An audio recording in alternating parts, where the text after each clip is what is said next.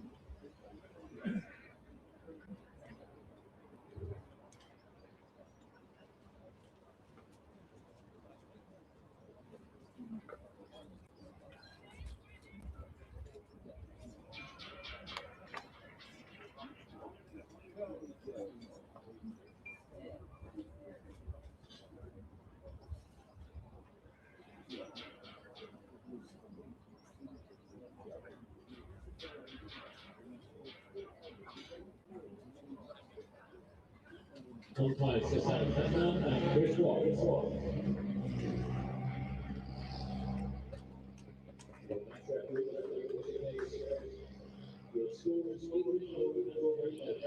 Good morning and welcome to Stillbacks TV, Day 2 of Northamptonshire versus Gloucestershire here at the Sitch County Ground.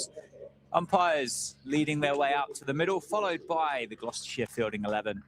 And just coming across the boundary rope now, Harry Conway and James Sales for Northamptonshire to continue the first innings in this championship fixture. The scores, just to give you a little reminder, Northamptonshire are 380 for 7. That was after Cameron Bancroft asked them to bat first yesterday morning. And it'll be James Sales not out on 42, joined by Harry Conway, who faced 19 deliveries for his 2 runs yesterday. Liam Guthrie, Rafi Weatherall are the final 2 wickets in the hutch for Northamptonshire. Pick of the bowlers for Gloucestershire yesterday, Christian Clark, the New Zealand international, with 5 for 81 from 20 overs. My name is Dan Jadzovic, joined by Aaron Viles. We're nearly ready to get back underway again, Aaron. We are. Good morning, Dan. Good morning to everybody tuning in across the country and indeed around the world. Yeah, great day of cricket yesterday, I must say. I mean, we've been waiting a while for the much heralded and anticipated return of the county championship, and it didn't fail to deliver, did it? We saw centuries, we saw a fiver from this man, Christian Clark, and it was just a really, really entertaining, not only few hours, but an entire day, which is fantastic. From start to finish, it ebbed and flowed fantastically well, and we can only hope, fingers crossed, that we see something similar here on day 2. Yeah, absolutely. Christian Clark, unsurprisingly, is going to open the bowling on day 2 here from the Lynn Wilson centre end. James Sales on strike, having a good summer in red ball cricket with the bat. Obviously an excellent one with the ball in T20 cricket. There are 14 overs remaining in this bonus point scoring scenario. As James Sales plays that nicely through the leg sides. Conway will come back for a second. So there's 14 overs to go. Northamptonshire have an opportunity of points at 400 and 450. Gloucestershire require another couple of wickets in order to get their 3rd and final bowling bonus point in these 13.5 overs now. So almost a game and a mini game and a game to open up day 2. Just the one that time. 3 slips in place for Gloucestershire. This ball still relatively new. 16 overs old. It was taken straight away. Still see it, can't you? Just the gold leaf still twinkling away in the summer sunshine. Indeed it is, but there wasn't excessive movement from this second new ball. I think the real key factor which led to those trio of wickets in the evening session was how the pitch actually reacted. So quite a few kept low, especially the one to Justin Broad, and that one pinned him in front of the stump. So I think that's what both teams will be looking out for over the duration of the day's play, just to see if a few do keep low.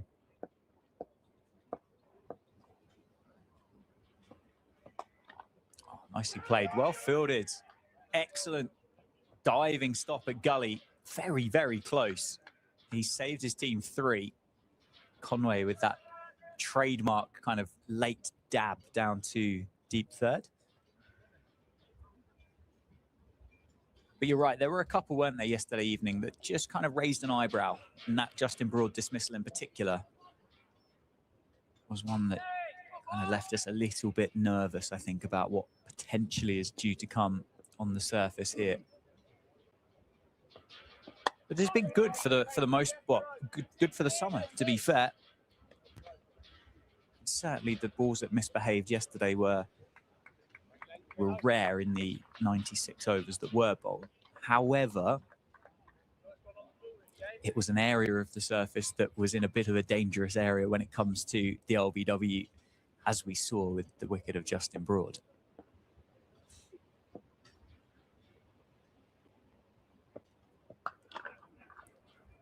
A good, productive over to start the morning, isn't it, for Northamptonshire here, as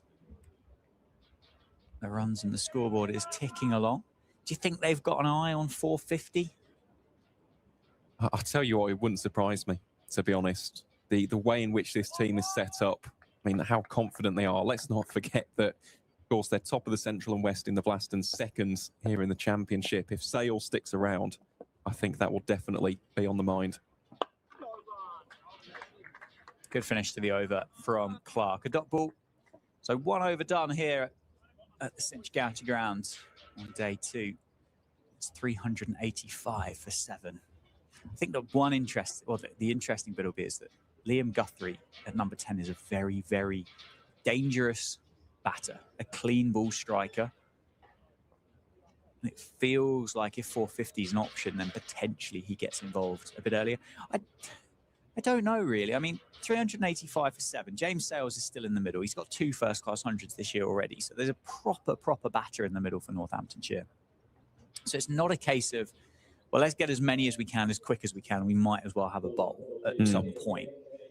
So it's worth keeping an eye on that and thinking for Northamptonshire, well, actually, if we can bat through till lunchtime just afterwards, maybe we only bat once in this game. So do you forget, are you happy to leave a bonus point out there in order to try and set the game up better for the overall victory? I don't know. It's something to consider, isn't it?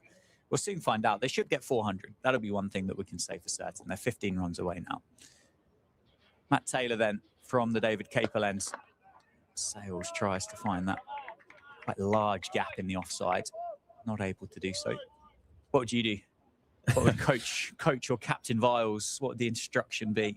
Well, first one, let's get to 400. That would be the team talk. Then after that, see where you position, see how many deliveries you've got remaining, and that's when you can attack it. Break it down almost into segments of 10. Yep, okay. So that's personally how I would go about it. But of course, things can change. And the fact is, an early wicket here for Gloucestershire could throw a spanner in the works. Certainly could. And the 5 pad, they will take it. Just the 1 added to the score.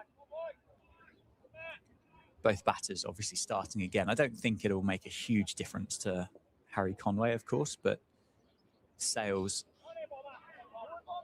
yeah, 42 not out he was overnight, I believe. Actually starting afresh here on day 2. He'll have watched that partnership, wouldn't he, with McSweeney and Zabe, and potentially he'll be looking at that scorecard thinking, well, it could be a third first-class hundreds on the table today if somebody's prepared to hang around with me. Long way to go, of course, but nicely played. Beats the fielder. They're going to certainly come back for a second. I think it will just be 2. It's going to be 3. Sales has run that incredibly well. And Conway, as we saw yesterday, casually striding back for the third. And Bracey skips the ball over the top of the bails. I think he might have been struggling there as well. Yeah, it is something we saw yesterday. Just got to drag the bat in. You've got to do that. Like, it's such a basic thing, but it can be very costly. So I would just like to see Conway utilising those fundamentals. But brilliant running there from James Sales. Really is. That should have only been 2. The fact that he's turned it into a 3 is tremendous work.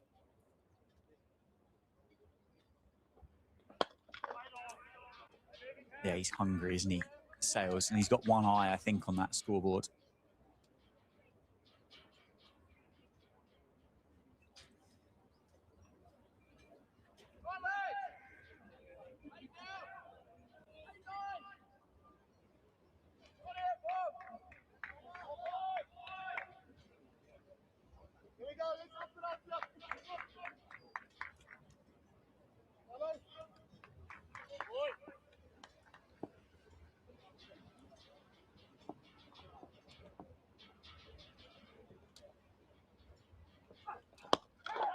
Nicely played. 4 runs for Sales. There was a cry of catch. I think it fell well short of the fielder at short mid-wicket. That's really well manoeuvred by James Sales to bring up his 50 through the leg side to the short boundary. Another milestone for James Sales, who is having a wonderful season, carrying on from the form that he found in 2025 with the bat.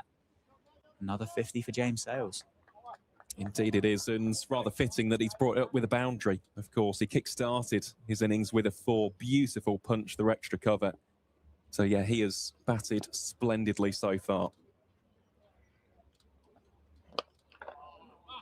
Overpitched by Taylor, and Sales a little bit early on it. Couldn't quite get the shot that he wanted. Into the over, dot ball to finish. 393 for 7.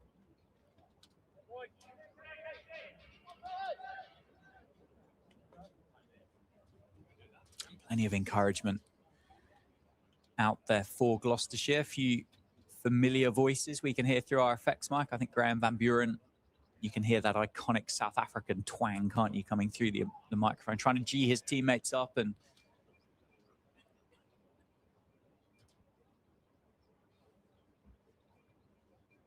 so I think that, well, Gloucestershire, I think, would have been pretty happy with 7 wickets at the end of the day's play. I think the rate at which Northamptonshire scored would have taken that aback slightly.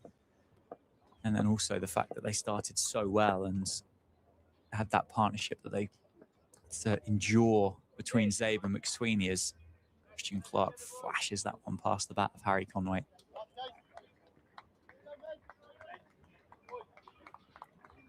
I really, really do enjoy watching Harry Conway at the crease. It's almost like it's kind of like the brain looks like it knows which of the shots could be played at the different times, but potentially doesn't necessarily. It's a great leave. Again, have that kind of instinctive batting prowess to pull the shot out at the right time. Yeah, completely agree. I mean, we spoke about it earlier this morning. If he executed the shots that he plays after the ball has gone through to the keeper, he'd be averaging 100. Ever so stylish, but the problem is you've got to do it whilst the ball's actually being delivered. But then again, it's a little bit of mind games as well, isn't it, against the bowler? The fact is his job is to survive. Yeah, good bumper from Clark.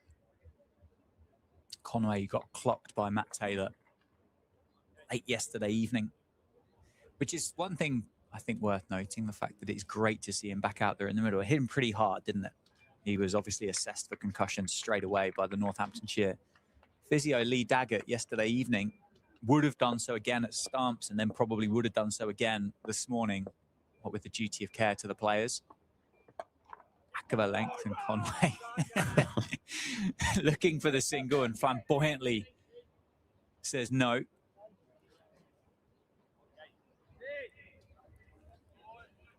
But yes, great news that there's no ill effect to that bumper from Taylor last night.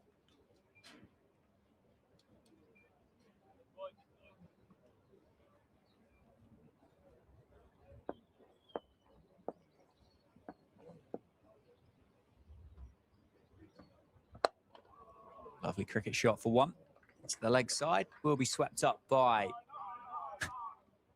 fielder as Harry Conway runs 1.5. We hope you're all doing well. We hope you enjoyed the broadcast and the cricket that was on show yesterday. I'd love to hear from you as to where you're tuning in from in the UK. Welcome in to those of you supporting Gloucestershire from the West Country. Those a little bit more local to home here at Cinch County Ground. Good to have you along. Good luck if you're playing cricket today or this afternoon. Whatever amateur and recreational leagues there are around the UK, it's be a busy, busy day. Down the leg side, what a catch that is by James Bracey. Absolutely superb work by the Gloucestershire gloveman. That's the big wicket as well. It's James Sales, departs for exactly 50. Bit of extra pace and a bit of extra bounce. I think just surprised James Sales. Off the edge, brushed the thigh pad, which I think took away a little bit of the pace of it, but a superb catch by James Bracey. Oh, that is an amazing catch. We'll have to look at the replay of this one. Just flings himself to his left, gets the gloves into an excellent position. And even the tumble, just making sure that he doesn't get the shoulder, having a hard landing. He's taken the catch comfortably. I mean, that really is wonderful work from James Bracey. We spoke about the quality of his keeping yesterday, and, well, that is a clear-cut example, a showcase of exactly what he is capable of. And as for Christian Clark, well, six wickets on Gloucestershire debut. I mean, that is quite superb. And if he gets one more, we'll be seeing career best figures for the New Zealander. Yeah, we learnt a little bit more about his journey, didn't we, this morning? We did. We were surmising yesterday as to how the signing came about. And obviously, the geographical distance between Bristol and New Zealand. But he'd actually been touring with New Zealand, hadn't he, for that Ireland test match as I don't really want to call him a net bowler, but I guess he probably was a squad backup or a travelling member of the squad, travelling reserve. Yeah. I think that's... Wasn't named, was he, in the touring party, so to speak, but obviously was able to have a couple of weeks of preparation for this county stint because of that time over in Ireland as New Zealand prepared for this test series against England and, of course, that one-off test match which they won over in Belfast. So the next batter for Northamptonshire, he'll be at the non-striker's end for the start of this over, which will be bowled by Matt Taylor. It's going to be Liam Guthrie. Can be dangerous, can't he, Liam Guthrie? He sure can, yep. Got his maiden rare half-century earlier this season. 2 slips and a gully in place then for Conway. Stickers, good length from Taylor.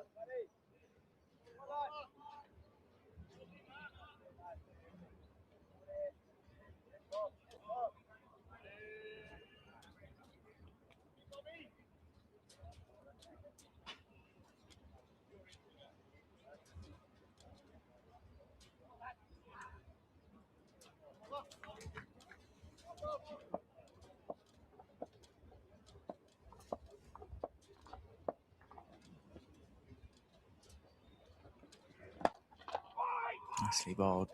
Mistimed by Conway. Can't get it through the offside. And England got themselves off to a winning start in the T20 World Cup yesterday evening as well. Oh, they certainly did. What a performance that was against Sri Lanka at Edgbaston. Exactly what you want as the tournament hosts as well. Getting off to not only a strong start, but an emphatic start. I mean, with the bat, couldn't really get any better, could it? No, dominant performance, wasn't it?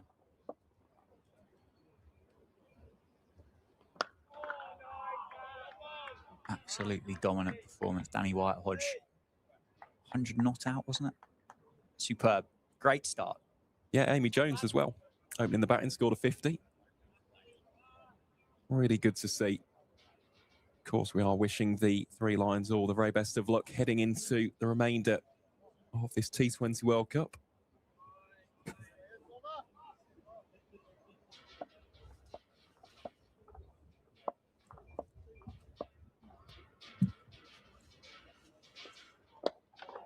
Nicely bowled, nicely played once again. 394 for 8 now, Northamptonshire. 3 games in the T20 World Cup on today. Nearly a full card of championship fixtures, minus Surrey and Hampshire. The return of the Metrobank One Day Cup as well. Plenty of cricket, club cricket, Premier League cricket, Division 12 cricket. I think there'll be a lot of club cricketers very excited about Saturday afternoon, because there would have been a lot that were washed out last weekend.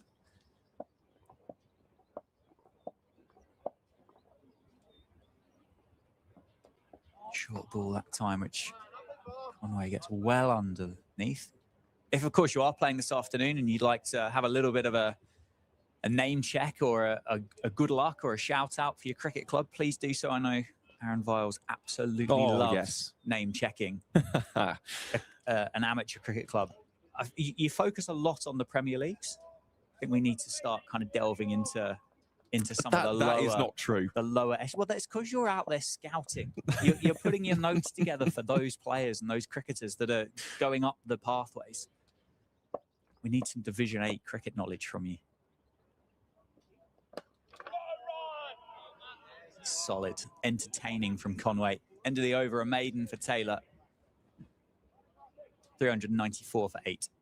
Well, it is funny you mentioned that, Dan, because we have had our first club cricket related comment come through this morning. Comes from Andrew Taylor, who's watching on from Wimborne in Dorset at the moment, but off to play for the Verwood Threes a little bit later on.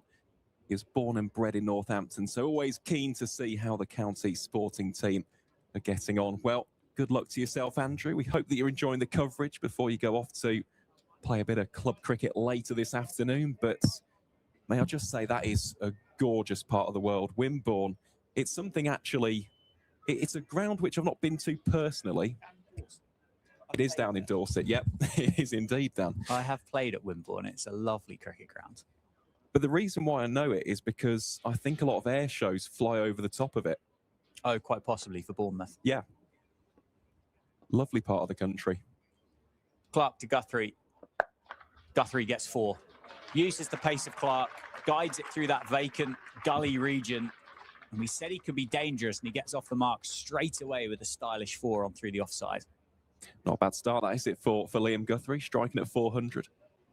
I mean, what a fantastic knock that was earlier on in the campaign for that maiden half century. It wasn't the fact that he was nudging and nurdling. He was crunching 4s and 6s left, right and centre. Remind me which game that was. Was it the Lancs game? Middlesex. The Middlesex game.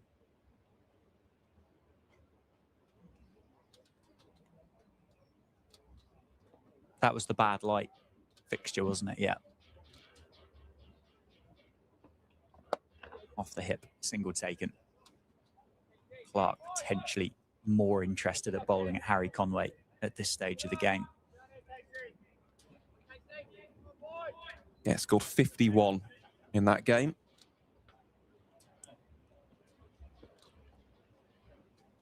Since then, of course, played the game down in Bristol against Gloucestershire and has been predominantly with the 2s since then. Of course, with the blast returning to the forefront.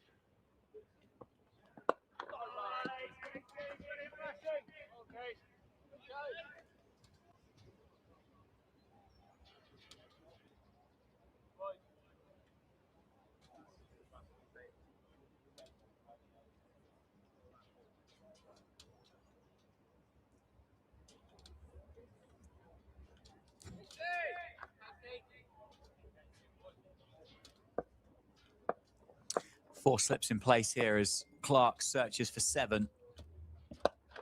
Conway with an answer at the moment.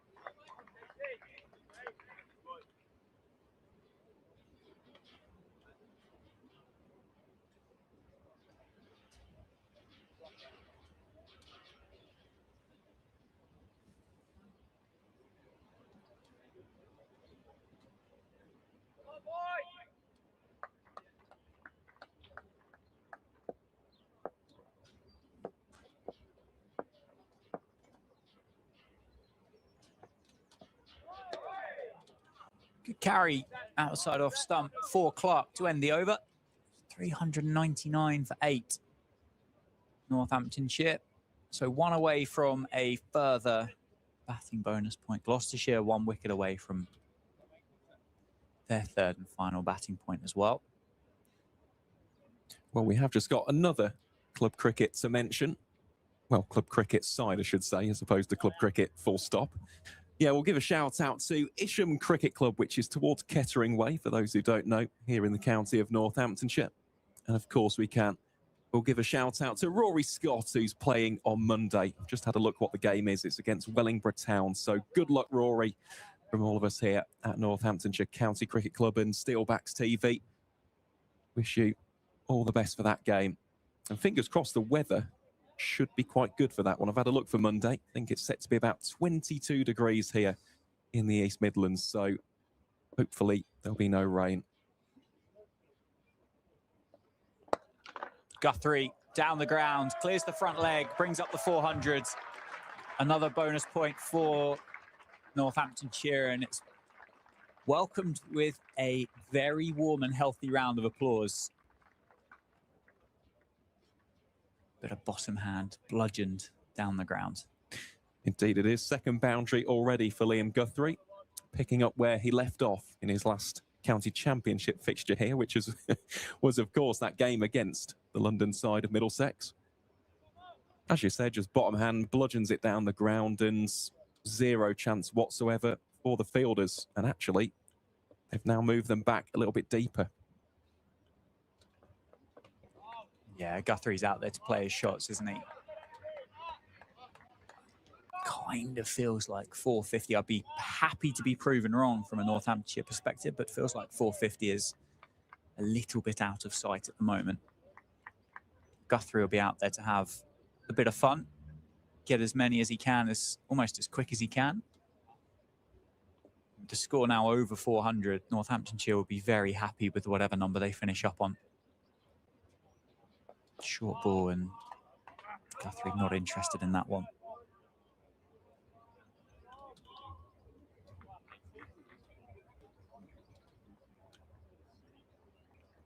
So we'll keep you up to date with the other championship fixtures going on around the country today as they get underway on day 2.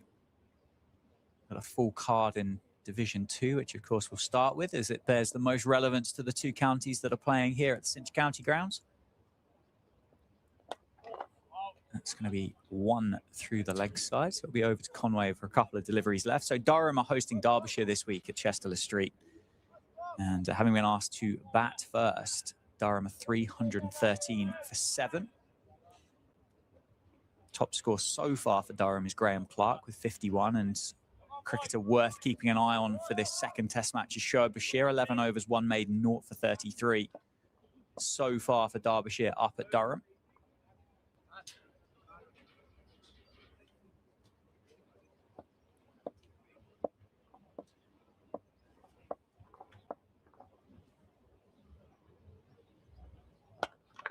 Glorious, overpitched by Taylor. Conway kind of carves it through the offsides, does get 4. Whilst he's celebrating towards the boundary, suddenly realizes that he might need to complete the run. He does get his boundary. Conway gets it away. I tell you what, there's a lot of scorecards when you look at this that you go, maybe winning the toss and bowling first wasn't actually the right decision yesterday morning, because the counties that have batted first, they've scored a lot of runs. Middlesex are 318 for 9 at New Road against Worcestershire, having been asked to bat first. You've got Luce Deploy top scoring with 85, and Seb Morgan currently 51 not out. 4 Middlesex, 4 wickets for Adam Finch, and 3 for Ben Allison. And the other game in Division 2 as well, which is all moving along incredibly quickly at Blackpool. Kent were bowled out for 178 yesterday after a delayed start. So you see the final delivery of this over. Conway ducks underneath that. So end of the 102nd, it's 408 for 8. And Lancashire are currently 24 for 4. 3 wickets for Keith Dudgeon, 1 for Matt Milnes. So they still trail by 154 with only 6 second innings wickets remaining. So a lot to unpack. Games going on in Division 1. Start down on the south coast. Sussex now have just trailed Glamorgan by 3 runs in their first innings. They're 152 for 3, having bowled Glamorgan out for 155. Yorkshire 411 for 8 against Warwickshire up at Scarborough. Somerset travelled to Trent Bridge. They're 309 for 8 against Nottinghamshire. But Archie Vaughan going well. I think about 65 not out at the moment. And the other couple of cricketers worth keeping an eye on this week for that second test match, both playing at the Upton Still County Ground at Grace Road, as Christian Clark, still hunting his 7th, gets heaved through the leg side, as well fielded on the half volley at short mid-wicket. Essex are 364 for 7. The 2 cricketers worth mentioning, one is Jordan Cox. He's currently 200 not out of 193 deliveries, including 26 fours and 2 sixes. And then Rayan Ahmed as well, another cricketer that's in contention for that final spot. 21 overs, no maidens, 4 for 94 for Rayan Ahmed. Wickets of Wesley, Porter, Allison and Thane. So 2 cricketers almost going head-to-head there for that spot in the Test 11. But if you go and score a double 100, maybe more still, let's not think he's not finished yet. And he's going over a run of ball, and he's got a few more gears to accelerate through, Jordan Cox, if he needs to. I don't know how you ignore that kind of score. No, completely agree. I mean, 200 not out from 193 is ludicrously, that's ludicrously good. Slower ball from Christian Clark, which Guthrie picks and respectfully defends back to the bowler. But 4 wickets for Rayan Ahmed. That's an interesting contribution thrown into the mixture. No wickets for Shoaib Bashir. He's only bowled the 11 overs. Rayan has bowled 21. That's another big, like a stark difference.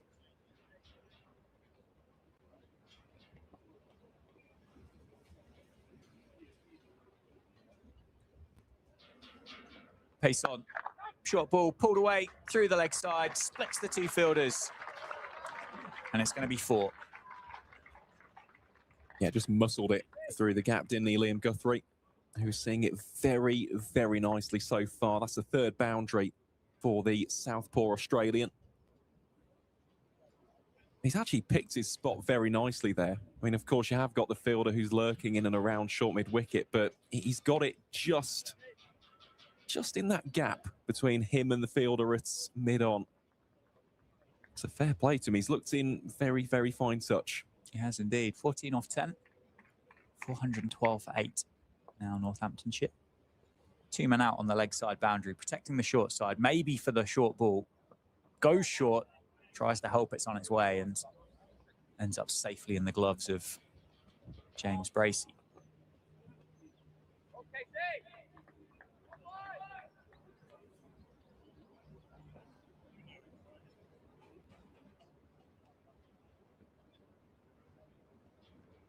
What a catch that was, by the way.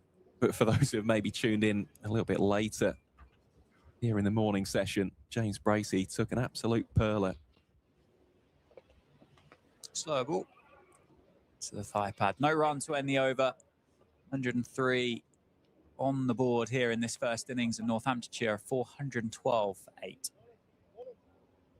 Indeed, they are. A couple of shout-outs to go through before that, Dan, before we see the resumption of the action from the David Capel end. First and foremost to Andy, who's watching on from St. Peter Port in Guernsey. I must say, that's made me a little bit jealous. The Channel Islands are absolutely spectacular. Northants season ticket holder over here working since mid-April, missing some great cricket, especially in the Blast. Yeah, completely concur with that sentiment. I mean, for both of these counties, in fairness, they are the top 2 in the Central and West Group. Shout out as well to NT4T as well, who's playing for Toaster tomorrow, hoping to finish top of the batting table. Well, good luck to you as well. Yeah, good to hear that we've had quite a few club cricketers tuning into the coverage today. Of course, it is the lifeblood of the great game, as we're just seeing the 2 umpires inspecting the Duke's ball out there.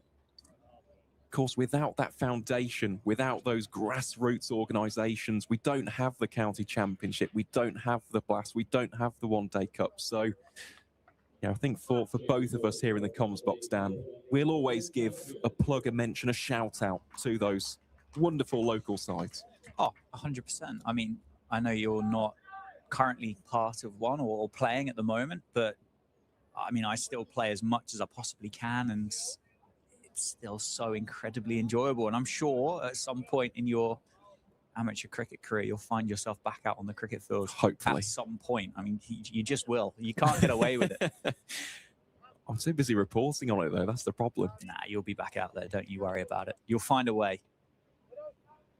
Well, I feel sorry for the team who gets my services, let me tell you that. Not the services I'll be worrying about.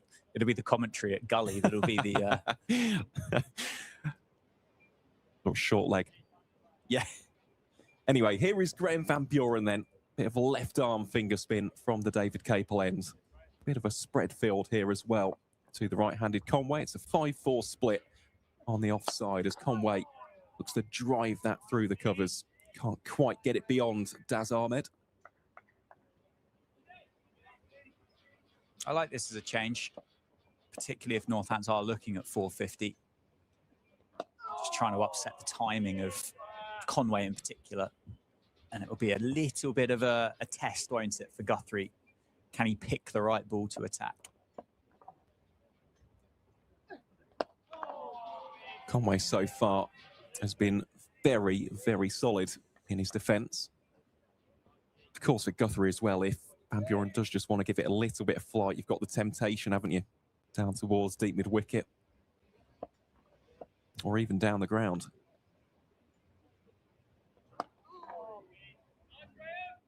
So far, Harry Conway doing a fine job.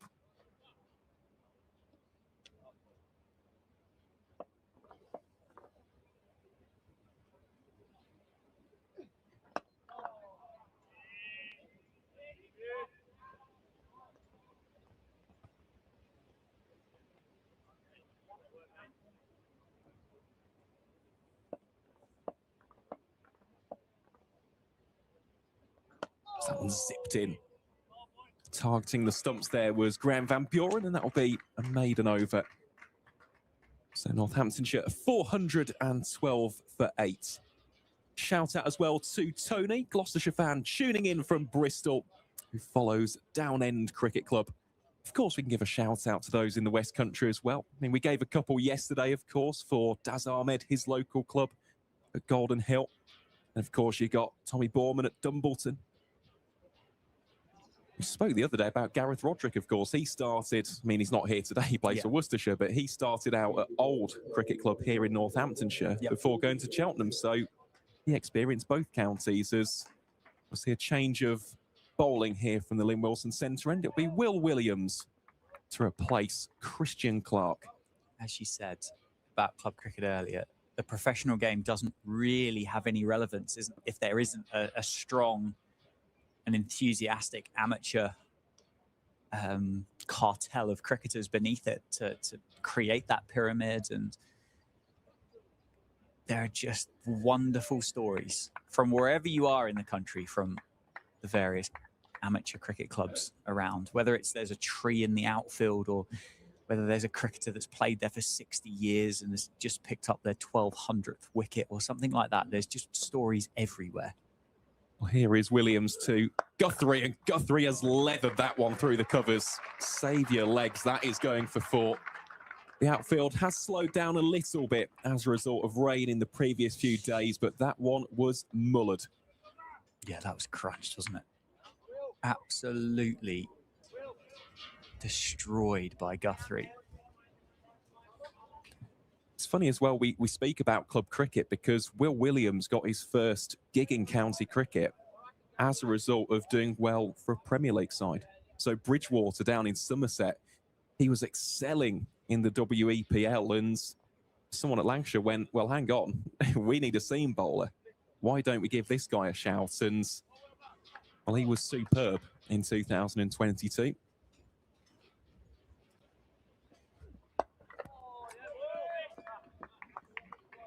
There's plenty of cricketers like that as well. I mean, someone who, of course, graced the Cinch County ground was a certain Richard Gleeson.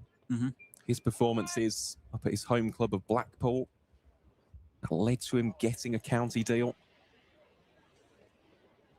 Jake Linsott was another one, of course. So, funny enough, plays for Bridgewater. Guthrie just drops the bats on that occasion. But no, it is amazing, and I know we've had this conversation on so many occasions, haven't we, Dan? But it's the history. It's the history of these clubs. Like, I wrote a feature the other day about Hockley Heath, which is a tiny little village in the West Midlands. Let me go in for 152 years. They were founded in 1874.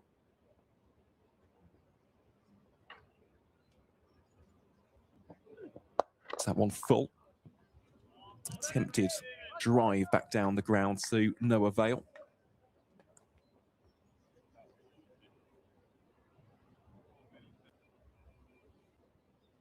It's great to see, and of course, with both of these counties, very strong intrinsic links to the local club ecosystem.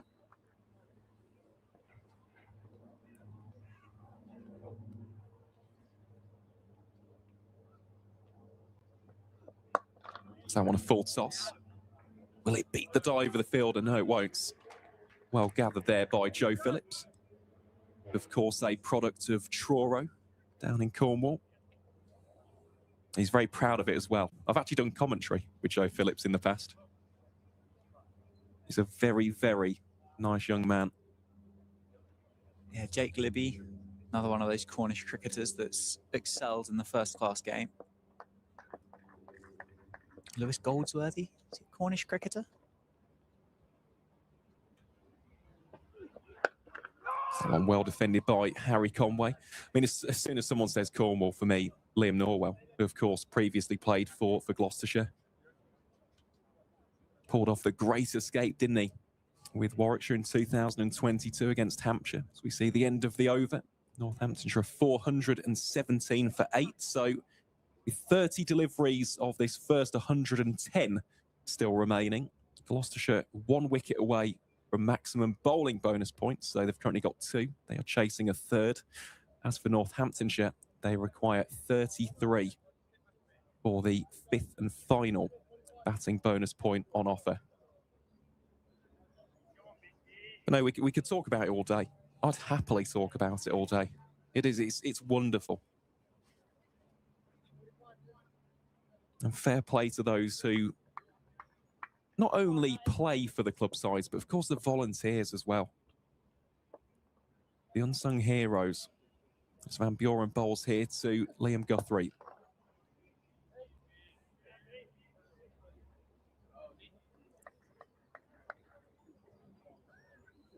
Very pleasant day here as well in Northampton. And slightly down the leg side. Bumps into the pad. Yeah, it's set to be around about 20 degrees with the gentle breeze throughout the day. So nice conditions. Of course, yesterday we did see, especially from this, the Lynn Wilson centre end, the wind does pick up. It's can be a stiff cross breeze at times, so you do see bowlers just having a retake their follow through. That one played down nicely for 1.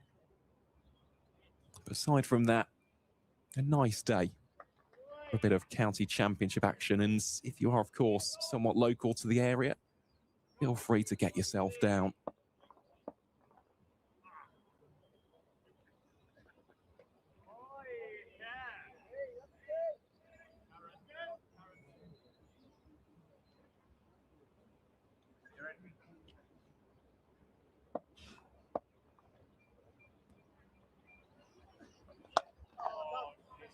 It's Conway that way. I should say that time decides to go a little bit more expansive through the offside, and that'll be a single to round out the over. So Northamptonshire 419 for 8 after 106 overs.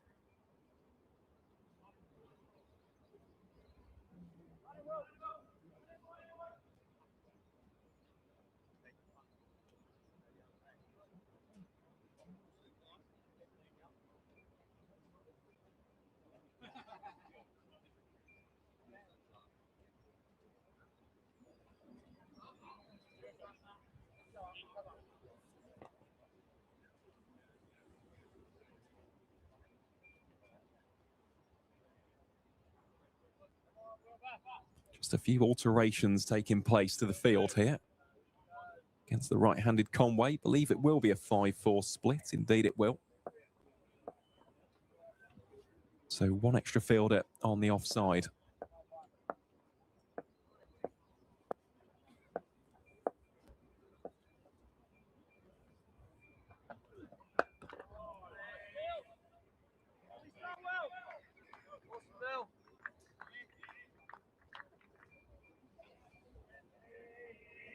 I suppose the question from here, Dan, do you see Northamptonshire going for it? I've been wrong several times in my life before today, but it feels too much left over, doesn't it, here? I mean, what is there, 3.5 overs left? I think at this stage, and in hindsight, when you thought about it this morning, and there's a long way to go, of course, if Northamptonshire can get to that 450, but it takes them another hour from here or 45 minutes from here or however long it might take, they're going to be in a much better position than having been bowled out for, say, 395, trying to chase 450 to pick up that additional point.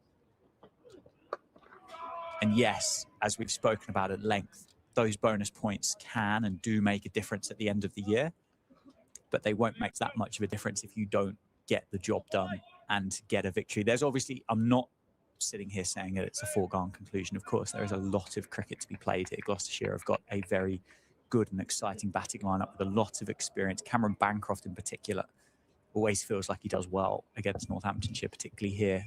James Bracey, another one. Down the leg side, casual and great one-handed take by James Bracey.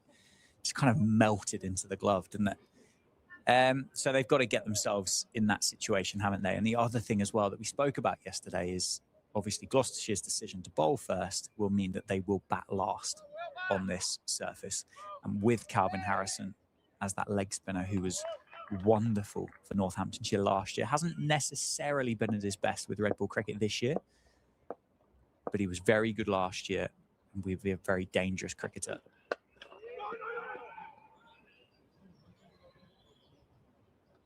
I think that last point is incredibly important, actually, just to recognise, because Harrison, it does feel like he's got a big game loading. And especially as we get to this stage of the season, it's part of the campaign. From June through to August, that's where the spinners really come to the forefront. That's where they get the majority of their wickets. So, yeah, he's got a prominent role to play.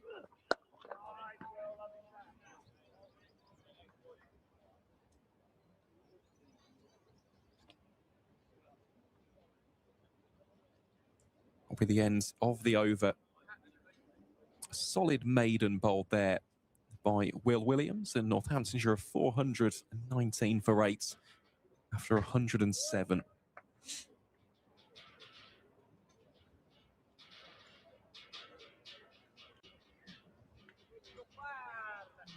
Yeah, you can see that Conway and Guthrie just in a longer conversation between overs there than what they maybe would have been normally, with a glance over to that scoreboard as well.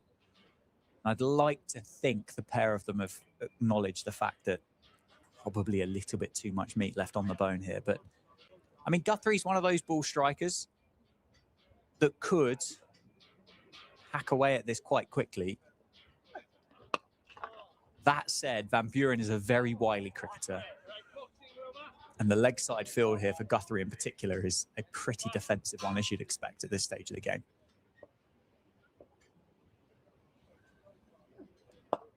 That one's slightly uppish. Does fall short of the field at patrolling a short cover. Well, because he is so bottom hand dominant, that's why you've got deep forward mid-wicket out on the fence, although that one has been swept very fine. There'll be a chase on here for the fielder. The ball has slowed down a tickle, and it will just be dragged away on the boundary rope by Matt Taylor.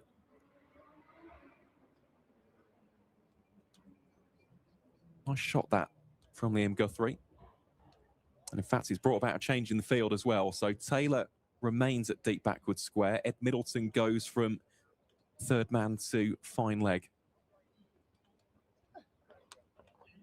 And straight away, the substitute fielder will come into play.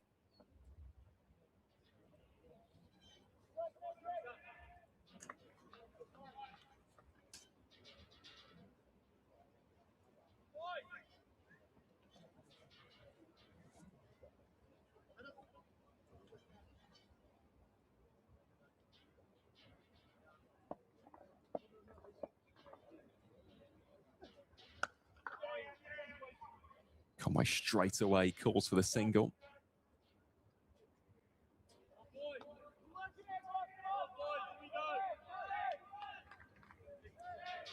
That was something that Gloucestershire did very well yesterday, even though at times it was very frustrating, especially during that McSweeney and Zay partnership. The ground fielding was top-notch. Guthrie chops that away on the offside towards deep backward point. That'll be a single to round out the over. So Northamptonshire are 424 for 8. There are still 2 overs, 12 deliveries remaining, where the bonus points are still in contention. I think of the 2 scenarios now, Dan, it appears more likely that Gloucestershire, of the 2 counties, if they can get this wicket, will be the one to secure the additional point. Yeah, 13 runs and over for 2 overs feels slightly north of achievable, doesn't it, for Northamptonshire? Particularly with the number 9 and number 11 in the middle, and the benefit of the fact that Gloucestershire could put their fielders on the rope and really stifle that attempt. So yeah, Gloucestershire searching for the wicket of Guthrie or Conway, pick up that additional point, one that they've toiled away pretty hard for over the 108 overs. I think generally speaking, they'll be, I think, disappointed having won the toss and chosen to bowl first and to be in this position.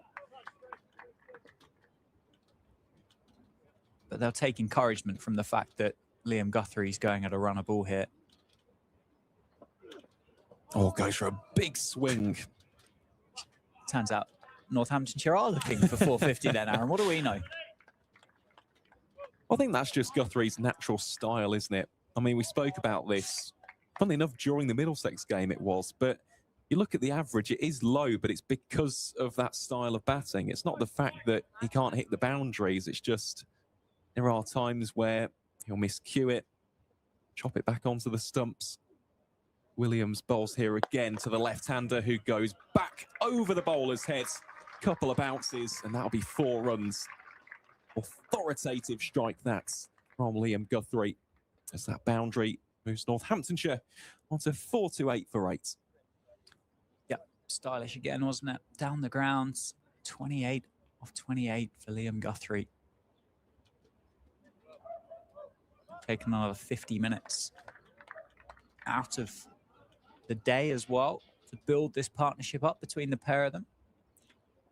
Conway's faced 55 deliveries. This ball's going to be getting towards the stage of middle-aged at this point, and it's not going to be offering much. Goes again. Connects with thin air. But you can definitely see the ploy here for Liam Guthrie. He's certainly targeting that slightly shorter boundary out towards the Jackson Grundy, which is to our left and to Guthrie's right.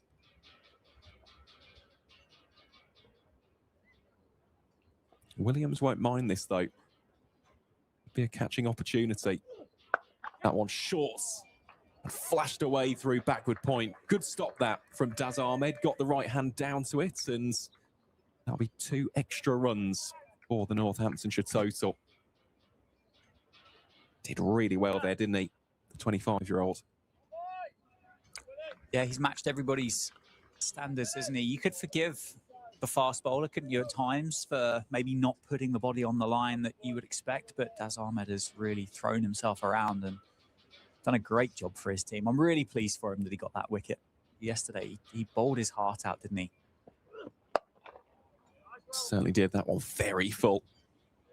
It was his first class wicket as well for Gloucestershire. What a wicket to get as well. Safe save. Good catch as well by Cameron Bancroft. Yeah, he was batting beautifully at the time, wasn't he? Really thick outside edge. Couldn't really have found Cameron Bancroft much better if he tried. So that one is up in the air. Actually, that might be a really good scenario for Northamptonshire because the single has been taken. Guthrie will still be on strike, and I do wonder if it will be Van Buren. Because if it is, you've got a feeling that Liam Guthrie is going to attack here. Although it won't be Van Buren, I think it's going to be Christian Clark. The Gloucestershire leadership group just having a little bit of dialogue. Clark puts his cap back on. I think both are good options. I don't think it's going to be Van Buren. Is it going to be Van Buren? The thing is with Van Buren, he's going to be a because he's obviously quite a short cricketer and he bowls flat and round arm, he's going to be a really tricky customer to get underneath. And if Liam Guthrie wants this 450, he's going to have to go and pick up, 19 off the over. I'll tell you what, though, I think Christian Clark, given the fact that Guthrie is going to be going for this, he wants a chance at a 7th, doesn't he? He's on for a career best here. Yeah, he does. Interesting conversation here between Christian Clark, who I think instigated this with the two umpires. Is that Miles Hammond there with his arms outstretched at this stage?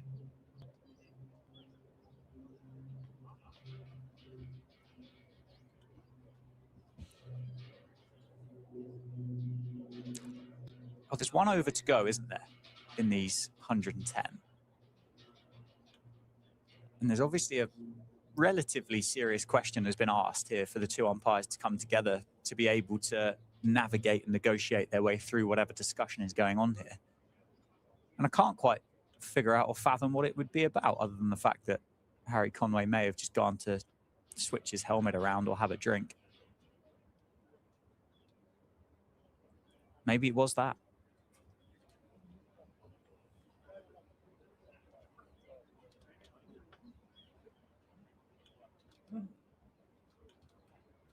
It's a strange situation, isn't it? Because we're still trying to figure out who's actually going to bowl this over. That's the first question. Well, I think it's going to be Van Buren. Conway now in discussion with one of the Gloucestershire cricketers.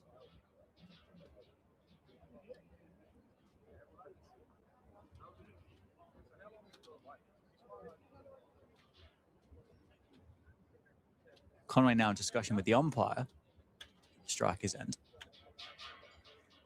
Maybe it was about whatever treatment or hydration that Conway picked up there. I don't know. Anyway. Yeah, back to the cricket.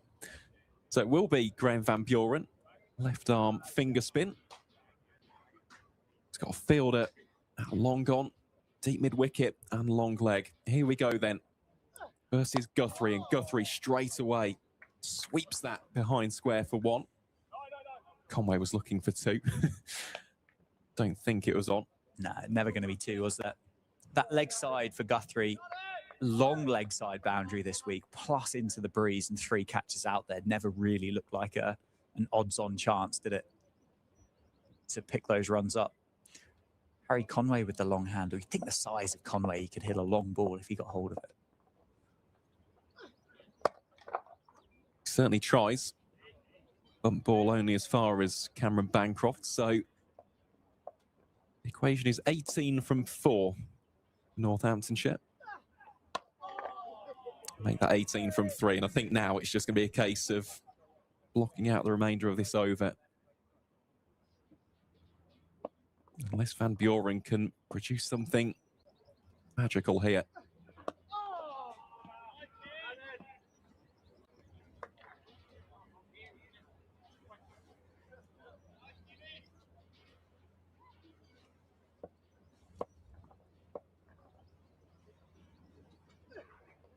Just give that a little bit more flight, takes the pace off. And Conway leaves outside the off stump. I think Bancroft's going to come in as the slip here. Indeed he is. Daz Ahmed will move to short extra.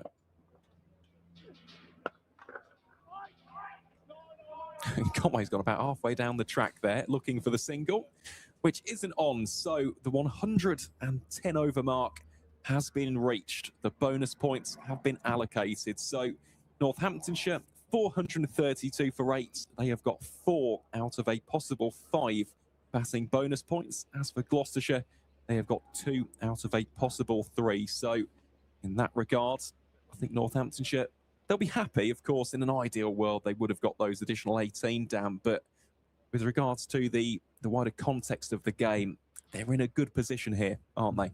Yeah, they certainly are. Conway's finding life relatively straightforward out there at the moment, isn't he? He's faced now 60 deliveries, and Guthrie, 32 off 33. Seems to be pretty happy out there with bat in hand as well. Plus, with Rafi Weatherall still to go, he's certainly no slouch with the cricket bat in hand. So they do find themselves in a strong position. And now it would be a case of just get as many as you can, really, without doing anything too silly.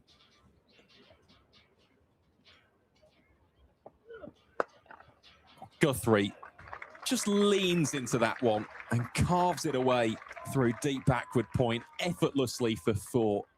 I'll tell you what, he has played some very aesthetically pleasing cricket shots in this knock so far. He moves on to 36. It's been stylish, isn't it? It really has been stylish. I think, here you go, here's something to mull over. Is it get as many as you can for Northamptonshire, or is it get through to a stage before lunch here that's awkward for Gloucestershire to go out and bat for a period? Well, I think Guthrie's just going to keep the foot on the accelerator here. Case in point, that shot right there rifles it through the gap. And that will not be successfully chased down by Joe Phillips. Yet again, an emphatically struck shot straight back down the grounds. No fielder down at wide long on. Wide long off, I should say, for the left-hander. It's another boundary for Liam Guthrie. Continues to deal in 4s.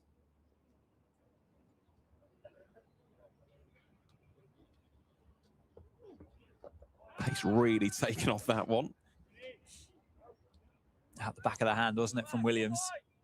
Got away with it, really. All Guthrie had to do was just help it on his way. It would have been another boundary.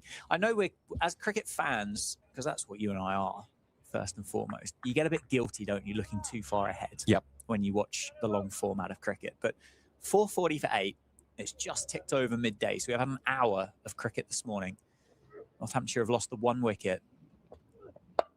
They've added, what, around 50? No, 60. I think from stumps last night. I think it was 380 for 7. So they've added 61 now. And it does get to that stage that, and I know they've still got to get there. Should you bat for half an hour here?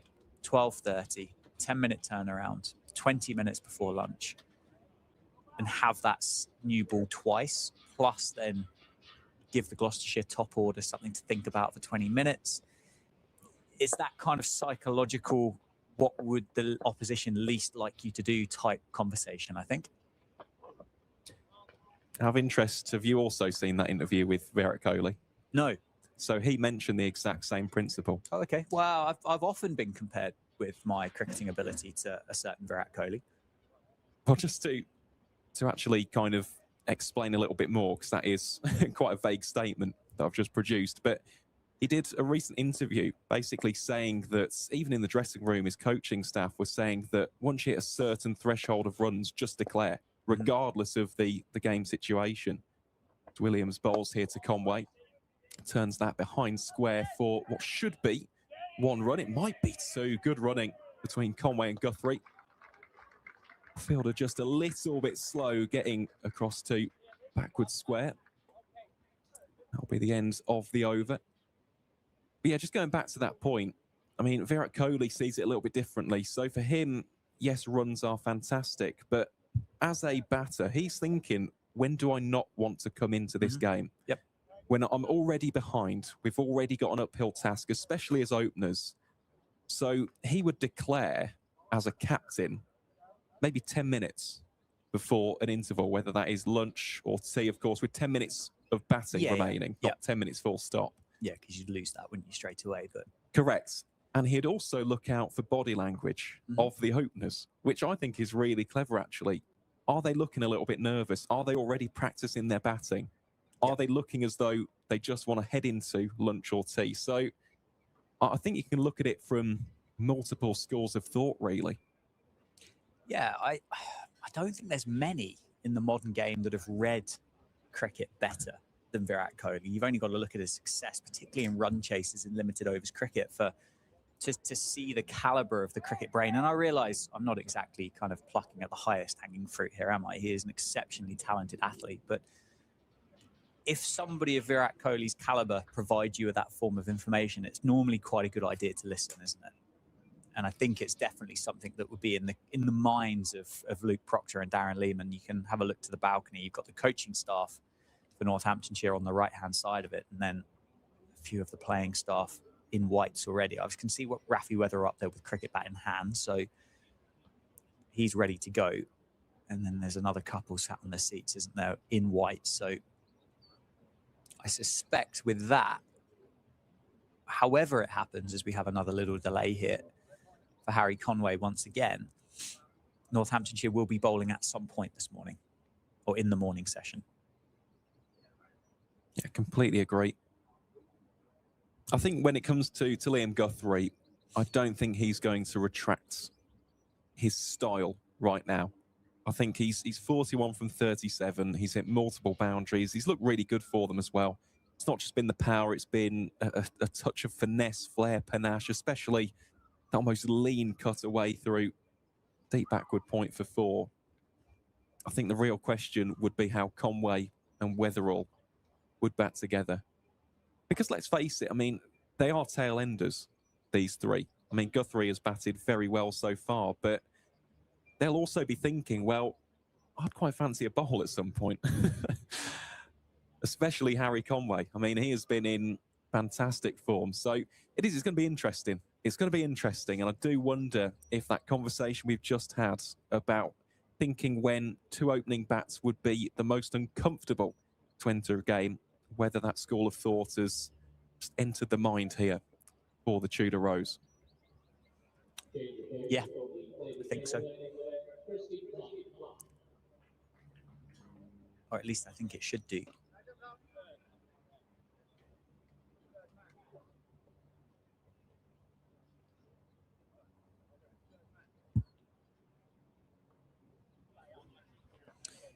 Looks like we're about ready to get back underway. Christian Clark has a change of ends and replaces Graham Van Buren from the David Capel end.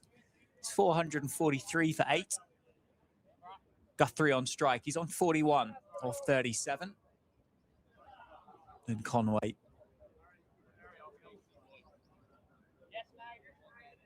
ready to go again. 15 off 62 for the night watchman.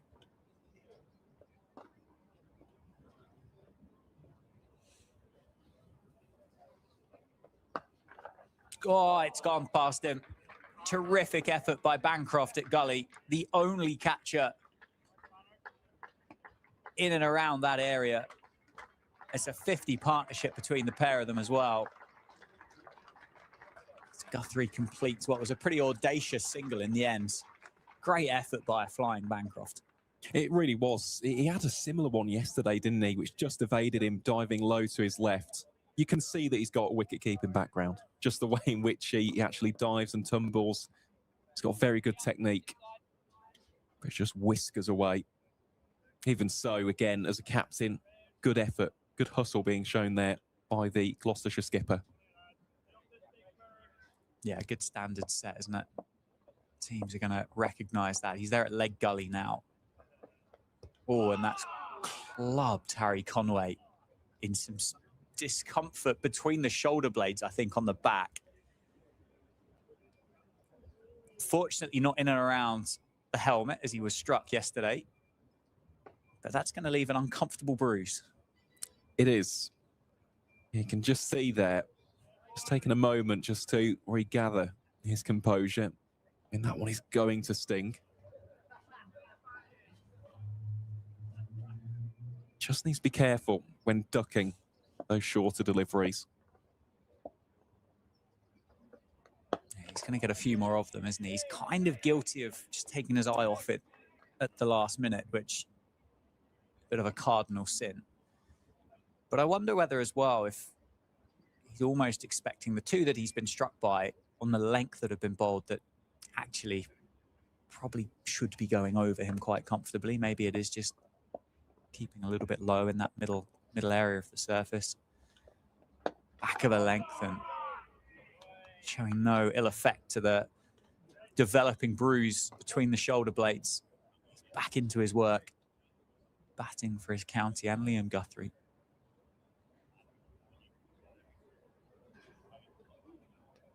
It's worth saying as well that it's great to see Conway for these next couple of games. Big games with regards to Northamptonshire's overall season as well.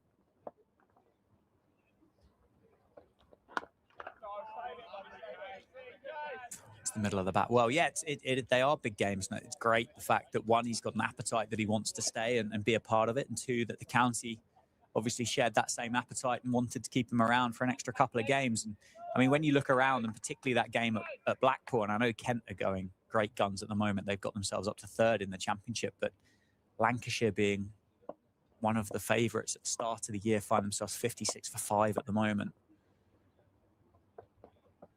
Very short, and potentially Clark has to bowl it again. He doesn't. It's a dot ball to finish. I think they might have taken a little bit of sympathy on Harry Conway at the end of the over there, as he ducks underneath the bumper.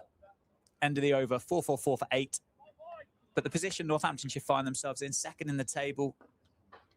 Durham are in a good position where they are against Derbyshire, but particularly with Kent breathing down their neck and Lancashire just slipping away a little bit.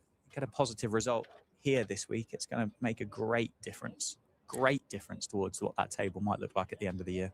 Indeed it will, and let's not forget who Northamptonshire's next opponent is. It's Durham at the Riverside, and if reports are to be believed, Ben Stokes could be playing as a specialist batter. Yeah, because that'll be over the weekend, won't it? Because the test match starts Wednesday. So Wednesday, Thursday, Friday, Saturday, Sunday. Friday, Saturday, Sunday, Monday. Yeah, and for the championship. In theory, that third test match, if Ben Stokes is selectable by that point, because I think they're back-to-back tests, aren't they? The second and third one. That'll be at Trent Bridge. That'll be interesting. Very interesting. Miles Hammonds has a bowl for the first time here on day 2. Liam Guthrie on strike. Short leg side with the breeze. If he goes that way, he's on 42. Hammond starts nicely. Good length. Expecting a nice bit of background music, aren't we, later on this afternoon? We are indeed, Northampton Carnival being celebrated this weekend with their parade around the town. Bit of a full toss. Down towards deep mid-wicket for 1. I believe it's going to pass down Wellingborough Avenue, past Abingdon Park, and then behind us here at the Lynn Wilson Centre round down Abingdon Avenue. Maybe we can get them to do a lap of the ground. That'd be good, wouldn't it? Is it the Steel Band at Port Elizabeth? Is that the... We can have our own version. Nicely bowled. Well played, Conway. Continues resolutely batting out there in the middle. He's faced 69 deliveries now, Harry Conway, for 15 runs.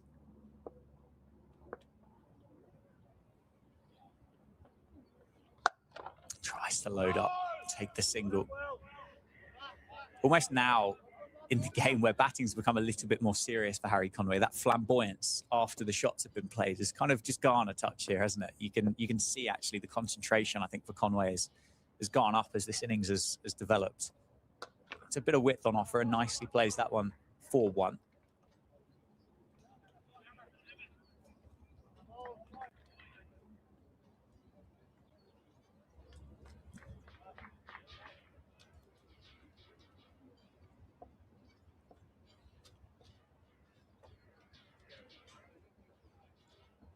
Full toss. Swept away, 4 runs for Liam Guthrie. Bit of a rank one for Hammond to end the over and brings up the 450 for Northamptonshire. Just had to be helped on its way by Liam Guthrie. Yeah, exactly the description for that latest boundary from the Australian. Not the best delivery we'll see from Miles Hammonds in this game. Just helped on its way. Nothing that the fielder could do, really. Just enough of a connection to increase the velocity as it skipped off the surface down towards those advertising hoardings. But will be a continuation of Christian Clark. How he would love a 7th wicket. And how fitting it would be as well, wouldn't it? The 700th cricketer to represent Gloucestershire in the first-class format. Getting a career best. Yeah, absolutely. He's bowled really nicely. Certainly been the leader of the of this Gloucestershire attack here. That's not the greatest delivery. He'll bowl as Conway takes that single. It's 12 minutes, well, 13 minutes past 12 now here at the Cinch County Grounds. Conway just having a glance over towards the balcony. Worth keeping an eye on just to see the movement, I think, over the next 15 or so minutes. See what the plan is for Northamptonshire. They obviously had a big appetite for runs down at Canterbury, didn't they, earlier on in the season when they posted over 600. He played once again, another single taken.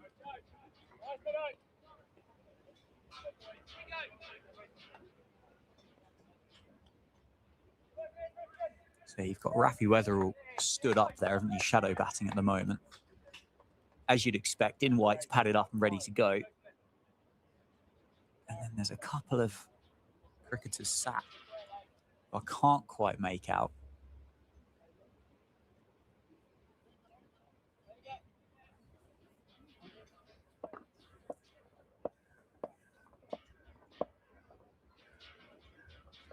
Short ball. Conway underneath it.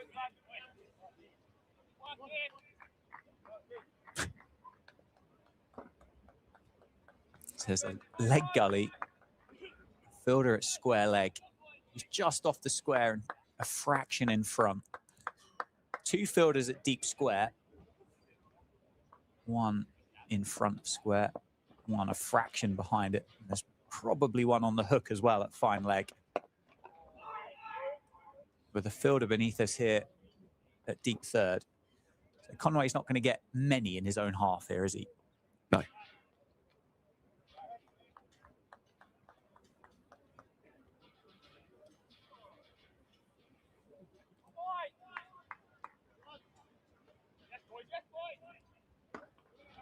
Another update in Division 2. Middlesex bowled out for 339. Worcestershire 4 for 1 in their response. Nicely played. Harry Conway just off the hip. He wants 2. And he sprints back for the second. Almost roars, yes, to come back for the second run there. Guthrie responds and gets down the non-striker's end. Lancashire have lost a 6th. 62 for 6. Durham still going 349 for 8 against Derbyshire. Tell you what, that's going to be a very interesting game at Stanley Park, isn't it?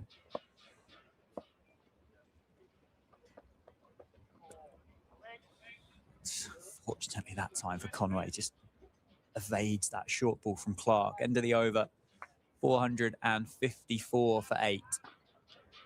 So Guthrie on 48.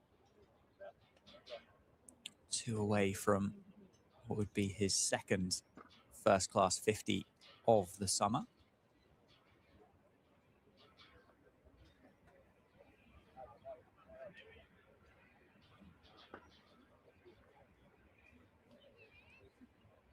And, of course, his career.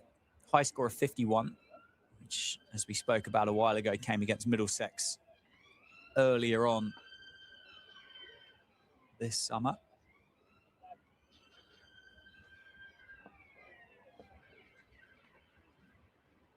Hammond is going to continue. half an appeal for LBW. So that'll probably be the first job, won't it, for Northamptonshire? We'll get through that personal milestone for Liam Guthrie.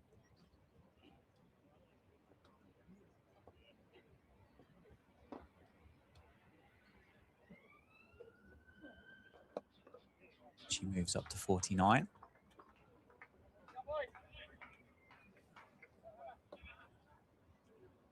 It's not a bad record, is it, for a tail ender to have at the home ground in 2026?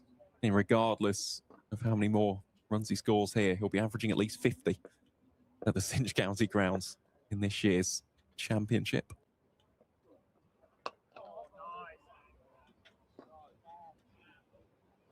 And as we both said, he's looked really good value for them as well. That's the other really impressive thing. Always a big bonus when a side can have the tail wag.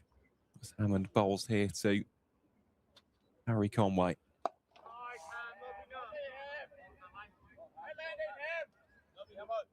Extra flight on there from Hammond. Trying to tempt Conway to a big shot down the ground. Not able to do so at the moment. There is a big shot down the ground and athletically stopped at short cover. Flying Gloucestershire fielder. Is that Phillips? It is Joe Phillips, yep. Aerial. He's been great. He really has. So too as Tommy Boorman. Seen a good stop from Daz Ahmed today as well. Yeah, does pride himself on his fielding. And a dot ball to end the over. 1 run from it. 455 for 8.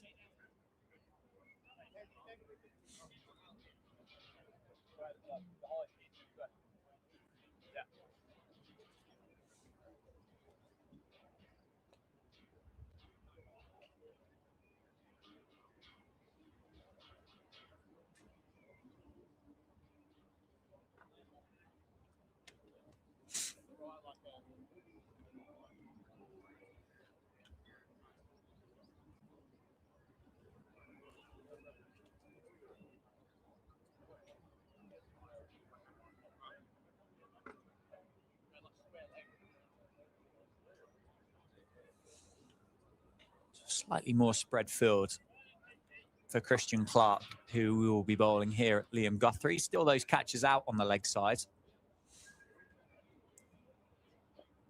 No protection on the offside boundary as well, which gives you an indication of what Clark's going to try and bowl. Oh, and he gets himself into a little bit of a tangle. Ramps it up over Bracey for 1. Or make it 4 in the fact. He's got it fine enough, has he? He hasn't. He's got 2 and he's got 50.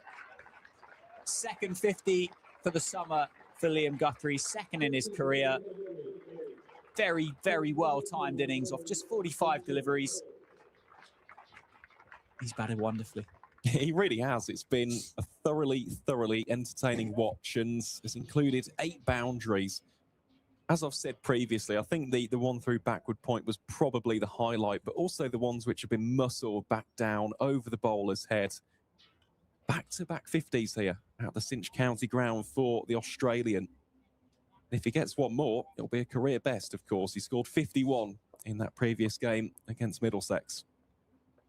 Short ball again, and he does get one more. So it is a career best for Liam Guthrie. 51 to 52. On for the statisticians out there to update their records. Yep, just sat next to one. So that will be an update in the stat sheet next to Liam Guthrie's name. And I think the balcony actually recognised that. I think you could hear the applause from his teammates. Why, don't you? There's a career best rounds on offer now that Liam Guthrie has surpassed 51 to 52.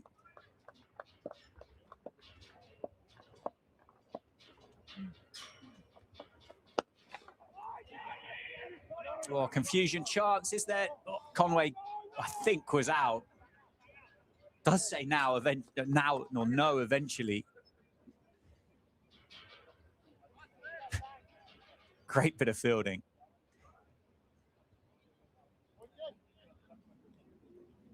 He's had an eventful couple of runs there, hasn't he, Harry Conway? Yeah, I think that's a rather apt way to describe it. Chaotic would be another. Short ball, well over the head of Harry Conway. Signal 1 for the over. But no, I think this is really smart from the pair of them, really. I mean, Guthrie has quite clearly been the aggressor, but Conway has done his job, hasn't he? Survived for 80-plus deliveries, and I do think we'll have a declaration sooner rather than later. I imagine that Northampton will want a little bit of a go in that passage just before the interval.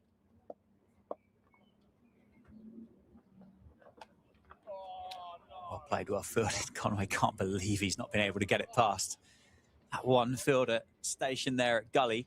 I think from a fan's perspective, I'd like Northamptonshire to have a bowl before lunch, but I don't think it's going to be game defining if they don't. So if they feel as though they want to battle all the way through to the interval and potentially bat a bit past that, I don't think it's going to be game defining at this stage. No ball overstepping.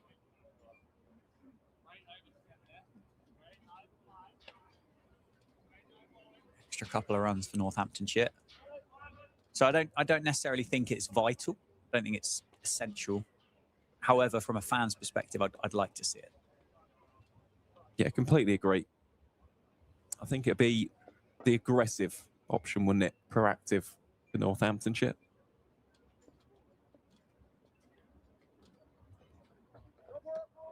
Short ball again, and that has really, really wrapped Liam Guthrie. I think that's probably got him in and around the kidneys there. He's been knocked to his haunches, onto his back. Hopefully he's okay.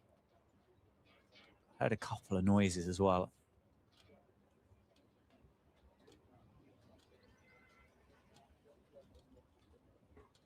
Yeah, he's just holding around that lower rib cage, isn't he? Nasty delivery from Clark. Yeah, Guthrie does appear to be okay, though. Lee Daggett, the physio, was about to come onto the field of play, but it's just been signalled to head back to the dressing room.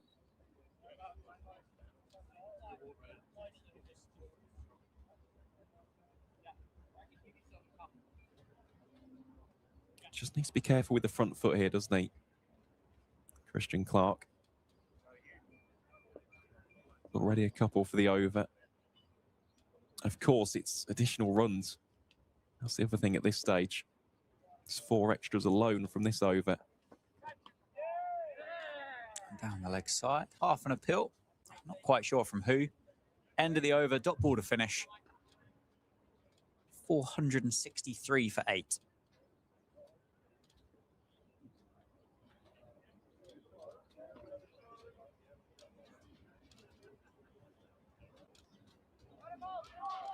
So it will be Miles Hammond again from this Lynn Wilson centre end.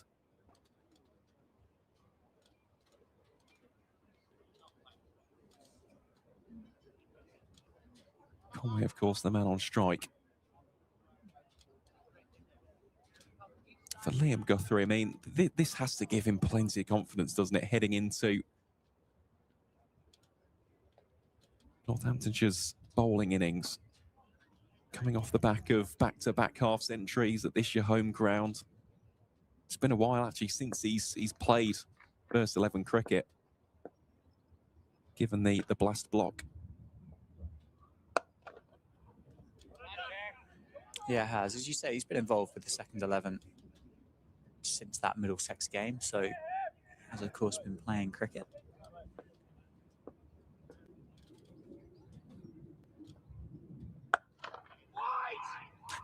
Nicely played down the ground by Conway. That time, electing not to have a look at a single as Jack Taylor starts to loosen the shoulders up.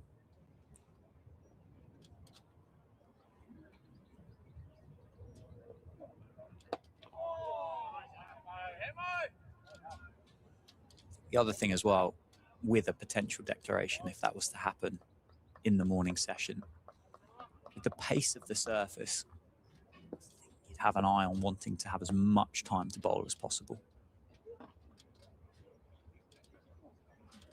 Straight down the leg side, because it's not turned sharply. It's got a little bit of zip for the seamers. Not seen huge amounts of lateral movement off the seam or through the air with this second new ball. I think if you can create a scenario where you can give Calvin Harrison a long spell.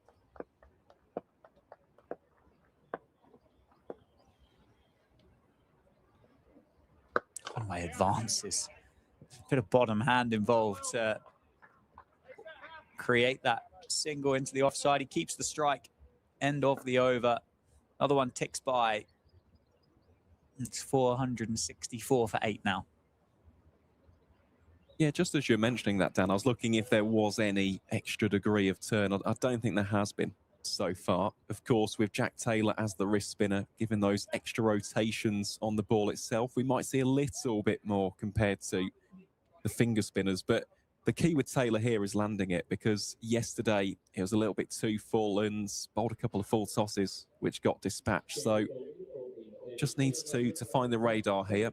Bowl a couple of those good length deliveries, trying to aim for a particular spot. Let's see what he can do.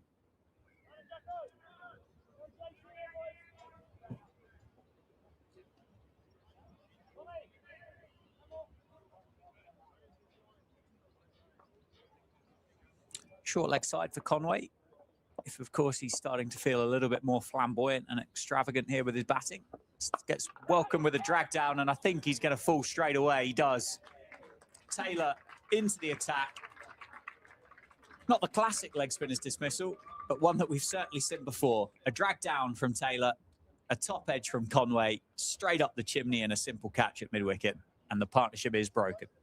You're slightly surprised by that, because Conway hasn't really shown that level of aggression, but then again, his side are in a good position. The eyes will have lit up, and he's probably thinking, let's club that to the boundary. But regardless, he's batted very well. Let's not forget that he was the night watchman. He's seen out the best part of, what, 89, 90 deliveries. So fair play to him. It's a rather unceremonious way for the innings to end, with that one just chipping up in the air. But either way, he's done a really, really good job. He's been the foil for the likes of Sales and now Liam Guthrie, and they are 21 very important runs. Certainly are. Did a great job last night with James Sales to get through 2 stumps. I think that was a shot with an eye on the clock. It was a delivery from Taylor that probably should have found the boundary. As it was. Gets the wicket, breaks the partnership. Rafi Weatherall has come out to the middle to join Liam Guthrie. So we get to 12:30. So we'll have 5 deliveries left in this Taylor over. Again, just having a look over towards the balcony, I can only see 2 of the Northants 11 out on the balcony edge with the whites on. I'm sure there'll be a few more in the dressing rooms ready to go. So Rafi Weatherall, the Northamptonshire number 11 in this first innings. Taylor, the leg spinner. And a drag down once again, and he's put it down. Punch back towards the bowler. Taylor sticks a hand out. Can't quite snaffle it.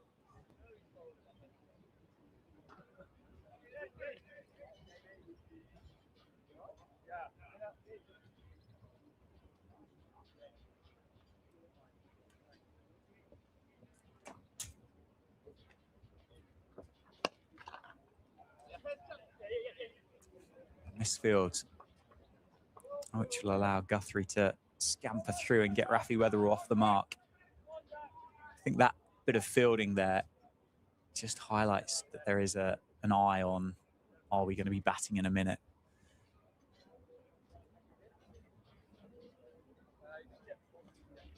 Over to Guthrie then. So there's 3 deliveries in fact left. No, 2 deliveries left in the over. Nicely bowled, weighted up above the eye line.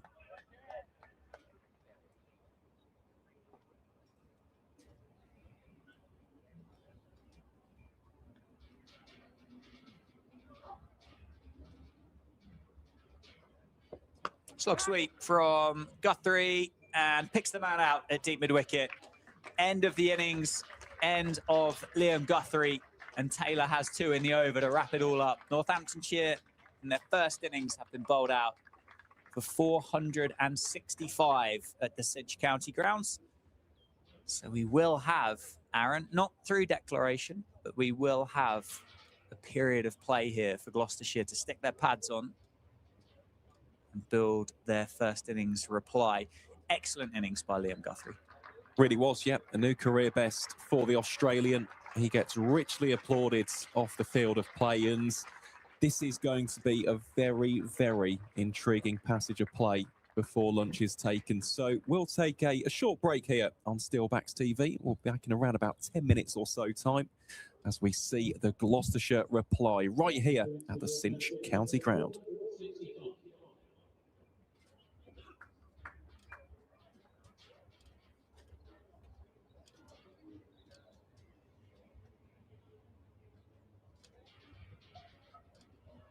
That final wicket is caught by Matt Taylor off the bottom of Joe Taylor for 52. That's his highest score in first class cricket.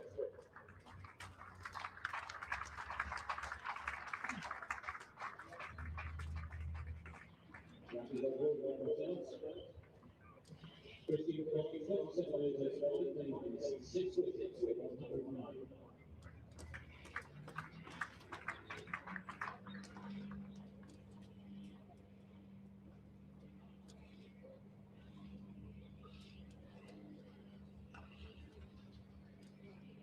The rest of the Gloucestershire bowling days, Williams 23 overs, 6 wickets, 38.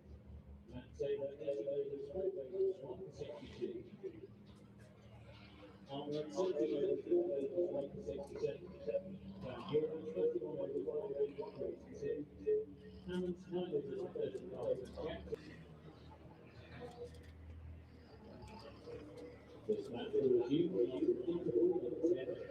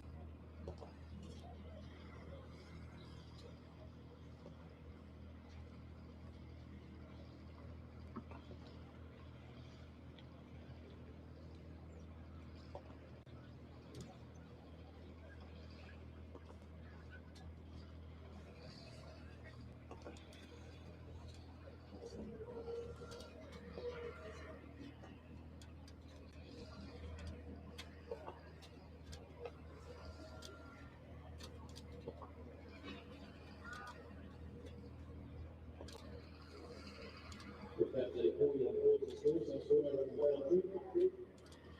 Rothesay, Essex 4-1 combined against Gloucestershire. At Trentbridge, Rothesay 55-2 against Somerset. Somerset made 310. At home, Celtic 2-48 against Northern 73. Warwickshire 19-1 against Northamptonshire, trailing by 420. Derbyshire 77-9 at Chester against Derbyshire. At Blackpool, Jackets 5-8 against Kent, trailing by 93. At Worcester, Gloucestershire 12-2, they trailed Middlesex by 237.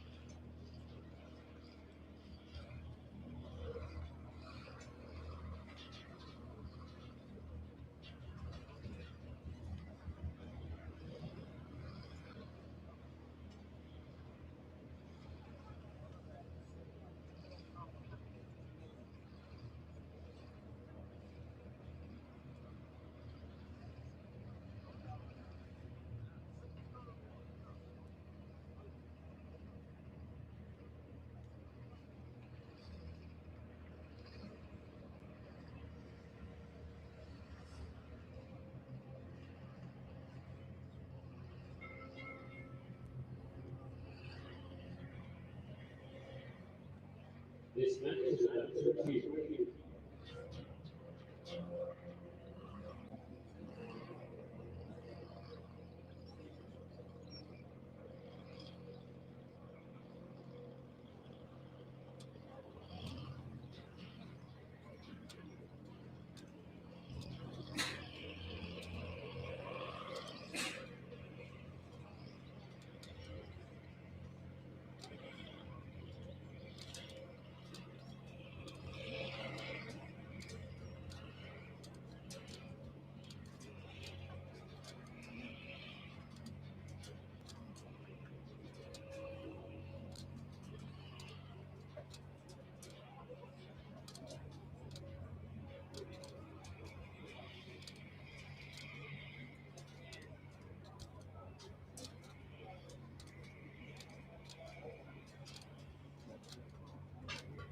Returning to the middle, umpires Hassan and Chris Watt. Your match referee in this case, your score is 2-2.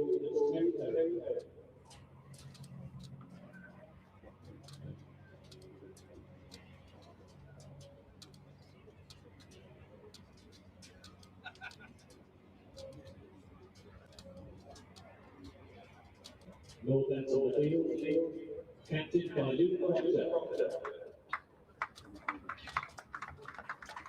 Welcome back to the Cinch County Ground where the sun is shining and we are just about to get Gloucestershire's first innings underway.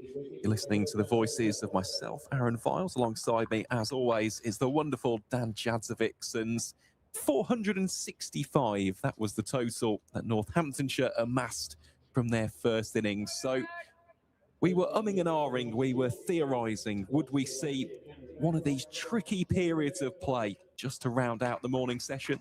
And Dan, that is exactly what has happened. We'll see the two openers for Gloucestershire taking on the bowling of Harry Conway. It feels like this could be not a crucial 15 minutes, but a potentially important one for the remainder of the day's play. Yeah, we spoke, didn't we, about doing what the opposition would least like to do themselves. And of course, the two in the middle there with Bancroft and, was it Phillips, isn't it, opening the batting there for Gloucestershire. They'll have the credentials to get through this kind of 4-over mini session, but I don't think either of them are going to be thrilled about the prospect of it as Conway starts. And the first ball, Bancroft attempts to turn that square of the wicket. Good fielding, restricts it to a dot ball. Yeah, just speaking about these two, I mean, it isn't the regular opening partnership for Gloucestershire in the county championship. No Ben Charlesworth for this fixture. Of course, that even goes as far as the top three. Ollie Price ruled out with a wrist injury, so we suspect that Tommy Borman will be carded in at 3. But two right-handers, two classy operators in Bancroft and, of course, Phillips. As Bancroft defends that back to the bowler. It's obviously a very, very clear plan here for Northamptonshire and Conway to start, because you've got safe save stationed at leg slip. He's obviously going to try and bowl very, very straight to Cameron Bancroft. 3 slips in place as well. 3 orthodox slip plus safe save at leg slip. Maybe trying to target that patch that just kept a little bit low for Justin Broad, whilst also bringing the leg side into play. You can see there Bancroft taking a couple of strides outside of his crease, just looking to meet the pitch of that latest Conway delivery. I know that you mentioned this earlier on in the session as well. Cameron Bancroft's record against Northants, it is very good. So in his last 5 appearances against the East Midlands County, he's got 1 century and a further 4 50-plus scores. So he does tend to cash in against the Tudor Rose, and I imagine Northants will be aware of that. He will be the prized wicket early on. As he advances yet again, looks to play that one through mid-wicket, only as far as the fielder. Rafi Weatherall it is. Yep, slightly new look slip cordon as well for Northamptonshire this week. Ricardo Vasconcelos has got the gloves on in the absence of Lewis McManus, who's just nursing a broken toe that he picked up in the blast. So I believe it's Justin Broad at first slip, Calvin Harrison at second, and George Bartlett at third with safe save at leg slip. Oh, very full. Good delivery that from Conway. Just to specify that run of form even further for Cam Bancroft, if we look at his previous 4 innings here at the Cinch County Ground, 60, 60, 53, 130 not out. Not bad going. Very good. Very good return. And that's why I think this mini session is so important. Make one of the best here start twice. And why not? And there'll be a maiden over then to kickstart the Gloucestershire innings. Well bowled by Harry Conway. Of course, for these two, it will be a case of let's just survive until the lunch interval. Still 12 minutes to go before 1 o'clock local time here in Northampton. From the opposing side of the ground, the David Capel end appears as though it will be Liam Guthrie. As we said, he'll be brimming with confidence right now. The left-arm gunslinger scored a career-best 52 in that first innings. Hasn't quite had the desired impact with the ball in hand, though, this season. No, he hasn't. He hasn't quite got it right, has he? The left-arm pacer. Very skillful when he gets it right. So you just throw your mind back to that opening spell he had against Kent in the first year, and he got Zach Crawley with an absolute miracle delivery that went straight through the gate and sent middle stump cartwheeling backwards. So he's got all the credentials, he's got the skill set, just hasn't quite been able to line it all up so far this year for Liam Guthrie. Well, here he is bowling to Joe Phillips. That one slightly uppish. It's found the gap through mid-wicket, racing away towards the boundary, and it will go for 4. Nice way for Joe Phillips to kickstart not only his innings, but of course the Gloucestershire reply in this, their first efforts with the bats. Yeah, it's that natural angle, isn't it, from the left-arm seamer, challenging and running it back into the pads. Just started off a little bit too straight. He'll be of a similar game plan of Christian Clark, won't he? He's a strike bowler, Liam Guthrie. He will concede boundaries in the search of wickets. That one down the leg side. I really like this, though, from Northamptonshire, because they've quite clearly done their homework on the type of cricketer that Joe Phillips is. So his go-to release when the ball is straight is at square leg, hence why you've got short leg under the lid. In terms of his main scoring area against straight deliveries, it's mid-wicket. So that is why Rafi Weatherall is there at short mid-wicket, just patrolling in case it goes slightly aerial. Of course, 3 slips in the cordon as well. So that almost goes to the fielder there, and that is the release shot that I've just spoken about. James Sales it is. Was it the Middlesex game that we saw those 3 Middlesex wickets fall to short leg with that new ball? Sanderson and Conway picking up 3 of them. James Sales, the man with the helmet on. Some great work. Got an update somewhere else in Division 2 just quickly, as Lancashire have been bowled out for 87 against Kent at Blackpool. Keith Dudgeon had 6 for 21, so they trail by 91. So that one has been clipped down towards deep fine leg by Joe Phillips. I'll tell you what, that's disappointing, isn't it, for Lancashire? It is indeed. We've got an update at Durham as well. Durham have been bowled out for 377 against Derbyshire. It's the end of their first innings. Up there it's 5 wickets for Ben Aitchison, who's having a great 2026. And then the other one in Division 2 as well, just quickly as we get to in between this over, is Worcestershire 14 for 2 at New Road in response to Middlesex's 339 all out. That one very full against Bancroft. I mean, this will be a very entertaining battle. Of course, these two both products of the Western Australia pathway. Bancroft, of course, a former Australia international. Guthrie, someone who now has got quite a bit of experience in these English conditions. Quite similar with regards to some other left-arm seamers we see on the circuit, looking to shape it away from the right-hander.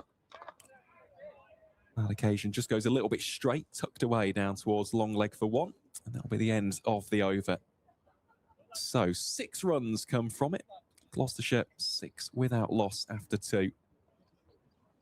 Yep, 8 minutes to go until the lunch break. So what do you reckon? Another over each for Conway, Guthrie? Potentially, if Conway bowls this over particularly well and it doesn't really leave the cut strip, there's a chance of sneaking a 3rd in, isn't there? But Northampton obviously want as many as they can in this mini session. 6 for no loss after 2. Here is Conway to Bancroft. just shuffles again down the track. And of course, if Sanderson was playing, that is a ploy that we've seen on many occasions, not only in red ball cricket, but of course in the shorter formats. You would see the keeper up to the stumps. However, both of the protagonists behind that plan are not playing today because Vasconcelos has got the gloves and Sanderson has been rested. Yeah. Cameron Bancroft's going to bat this way anyway, but I do also think it's a nod to the fact that he doesn't quite think there's the pace in the surface that he would like. So he's trying to generate a little bit of momentum. Oh, that one slightly opened up the face of the bat, just runs it down towards wide, deep third for 4. And so far, the plan is working for the Gloucestershire captain, because even then, as long as he plays it with soft hands, it would take an enormous deflection off the shoulder to carry. Yes, of course it will. He's played it well. Soft hands went straight down. It was always going to be 4, wasn't it? Yeah, we're not going to see Ricardo Vasconcelos up to the stumps against the seamers. One, because Harry Conway isn't the kind of cricketer to do that, and Liam Guthrie will be too quick to do so. I think the biggest challenge for Vasconcelos with the gloves on this week is going to be how he can keep to the leg spinner of Calvin Harrison. Lewis McManus is such a tidy wicket keeper. And if the ball is turning, Calvin Harrison will get some to do. You're going to have to be up to scratch, aren't you, with the gloves on behind the stumps this week? I'm sure he's been working hard at it to be ready for the weekend.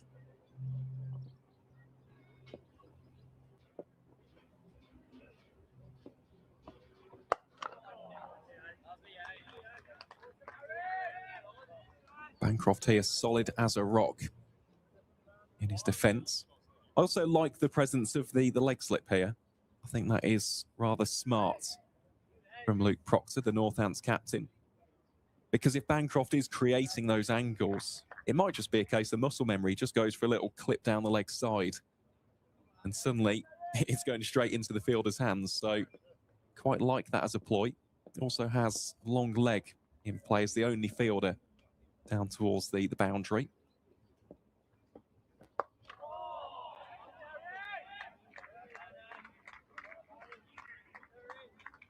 Dare I say, I don't think Bancroft will be too flustered at this stage. He knows he's got a job to do for these next 5 minutes.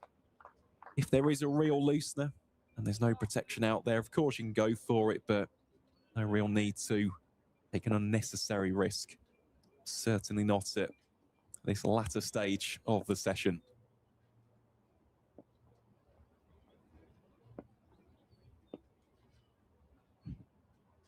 Bancroft advances again. That one tickled. Has it been? No, there was a slight appeal from Harry Conway for a split second.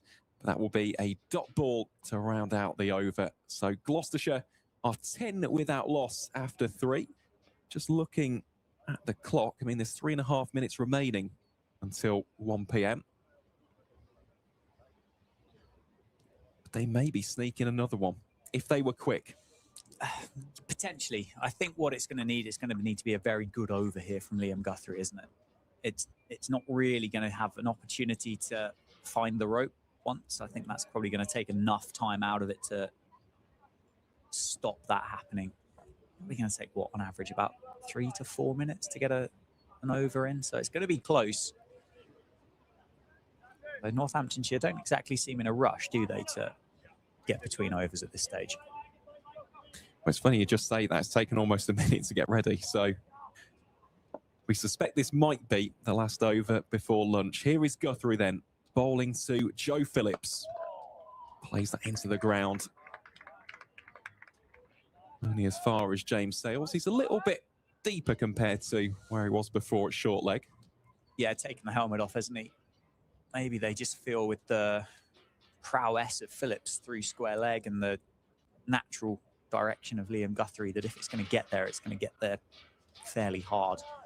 Just gives himself a bit of extra space.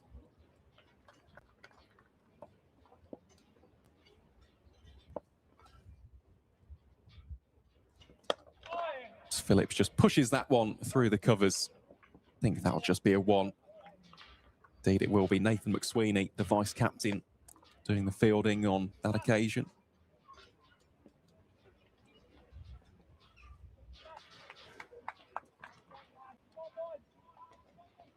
I imagine after lunch, though, the Northants players, they'll be very vociferous, won't they?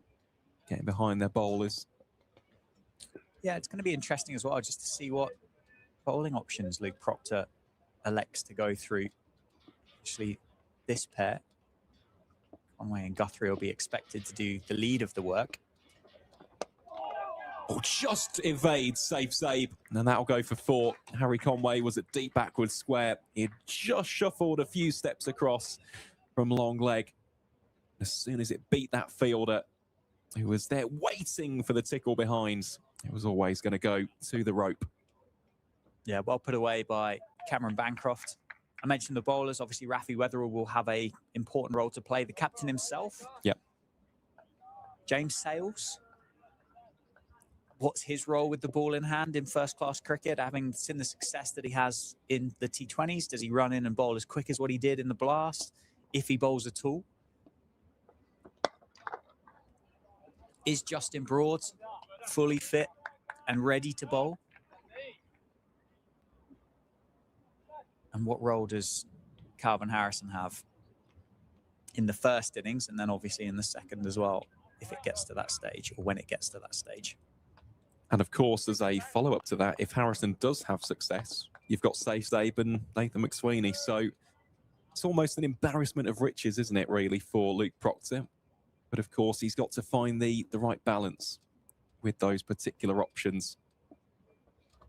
Guthrie forces a defensive shot again from Cam Bancroft. It has tickled over 1 p.m. local time, so we suspect this will be the final delivery of the morning session. One which has seen so far exactly 100 runs scored between the two sides. 85 for Northamptonshire, who started the day 380 for 7. Gloucestershire, as you can see, a 15 without loss.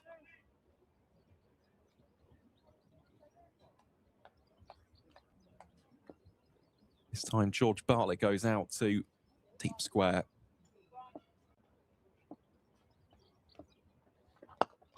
Is that one a Yorker length delivery from Liam Guthrie?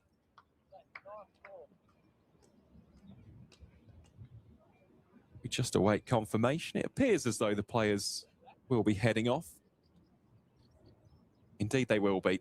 So that is the end of the morning session here at the Cinch County Ground. Gloucestershire in response to Northamptonshire's 465 all-outs, a 15 without loss. So I know we say it all the time, Dan, but heading into the afternoon session here in Northampton, that first hour, it's going to be critical. It is, isn't it? I think the timing of the end of that first innings was great for Northamptonshire. You have to say hats off to Gloucestershire and the pair that came out to open the batting. They've done exactly what they needed to do. Got through those 4 overs unscathed, 15 for no loss. They'll get the opportunity now to have a little bit of a breather and then obviously essentially restart their innings and start from afresh after lunch. So players make their way off, as do the umpires. 15 for no loss, Gloucestershire. Let's take a break and we'll be back after lunch.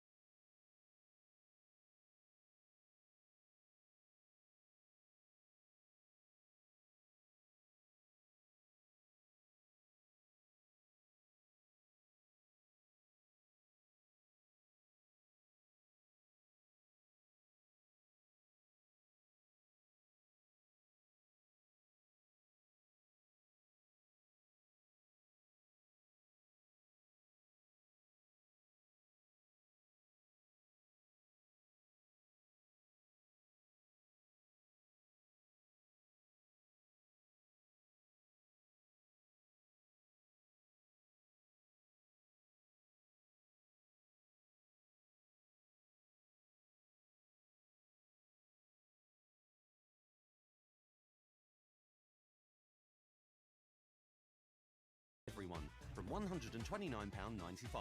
While your car gets sorted, catch up with free Wi-Fi and a frothy coffee. Now that's 5-star faff-free service. To book your next service, search Cinch Servicing.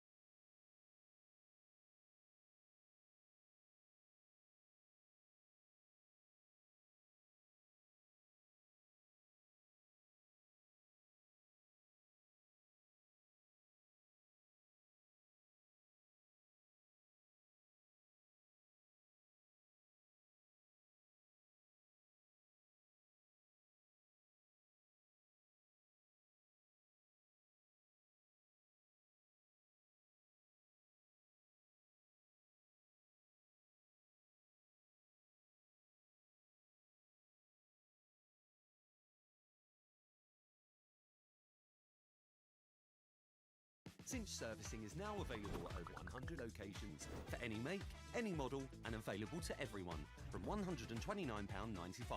While your car gets sorted, catch up with free Wi-Fi and a frothy coffee. Now that's 5-star faff-free service. To book your next service, search Cinch Servicing.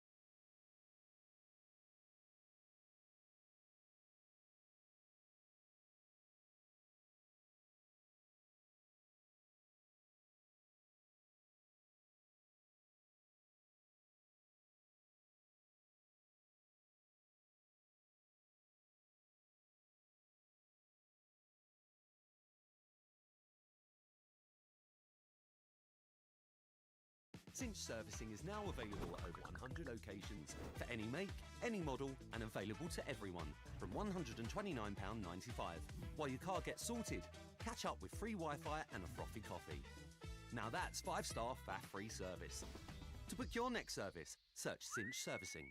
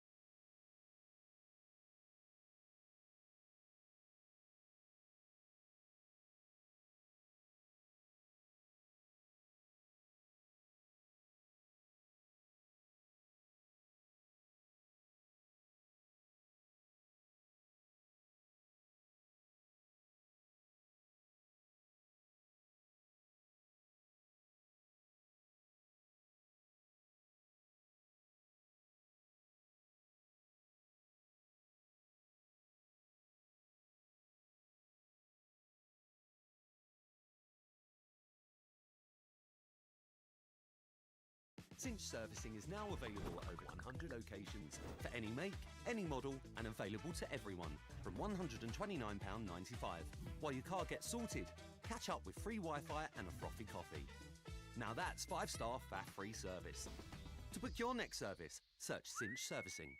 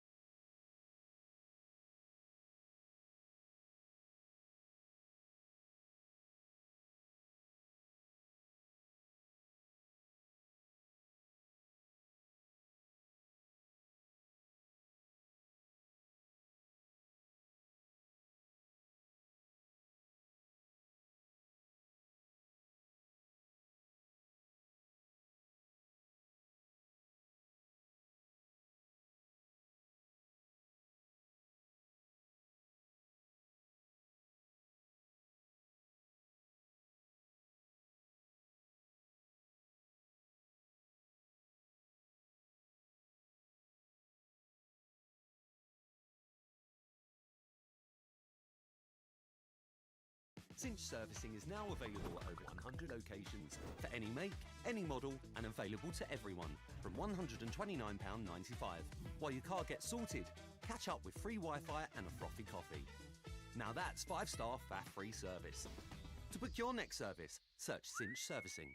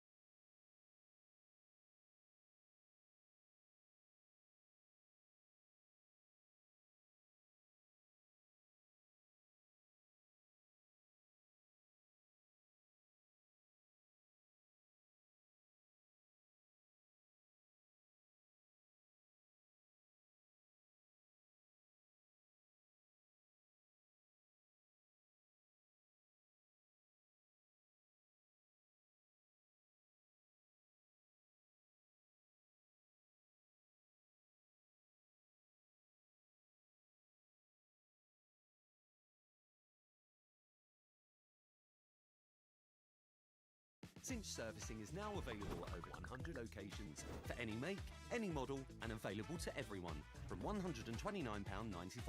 While your car gets sorted, catch up with free Wi-Fi and a frothy coffee. Now that's 5-star faff-free service. To book your next service, search Cinch Servicing.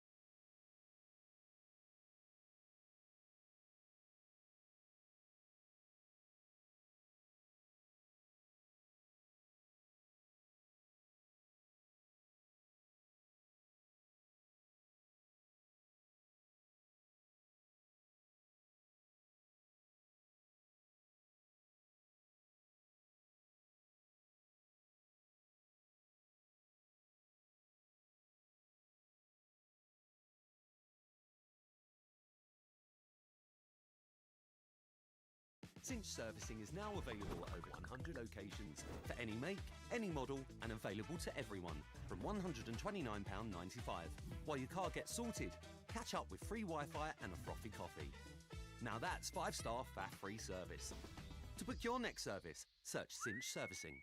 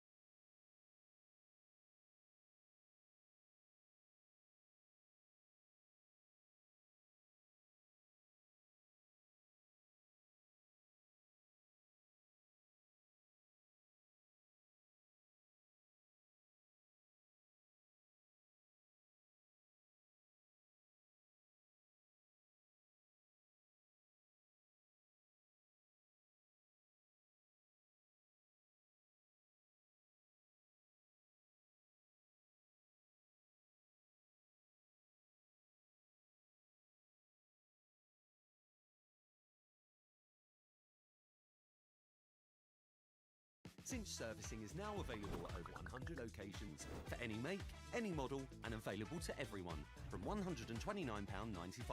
While your car gets sorted, catch up with free Wi-Fi and a frothy coffee. Now that's 5-star faff-free service. To book your next service, search Cinch Servicing.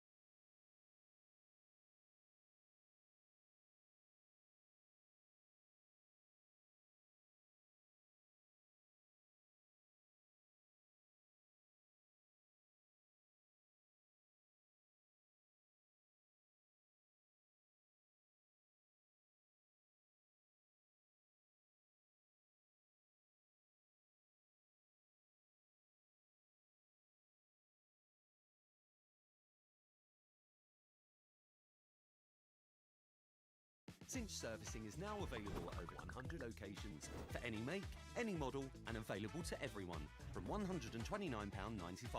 While your car gets sorted, catch up with free Wi-Fi and a frothy coffee. Now that's 5-star faff-free service. To book your next service, search Cinch Servicing.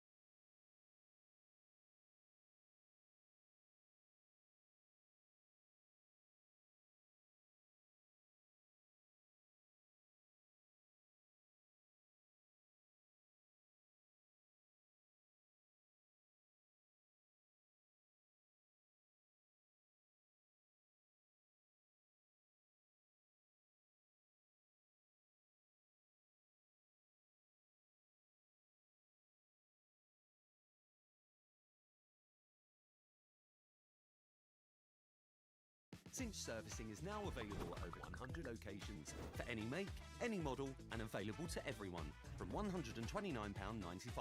While your car gets sorted, catch up with free Wi-Fi and a frothy coffee. Now that's 5-star faff-free service. To book your next service, search Cinch Servicing.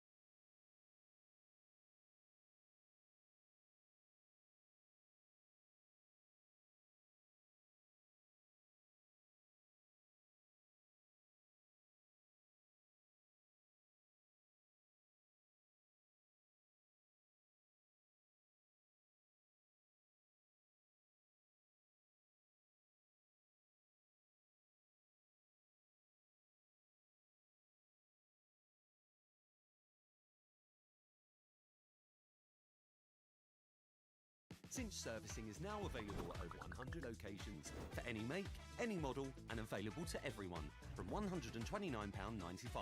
While your car gets sorted, catch up with free Wi-Fi and a frothy coffee.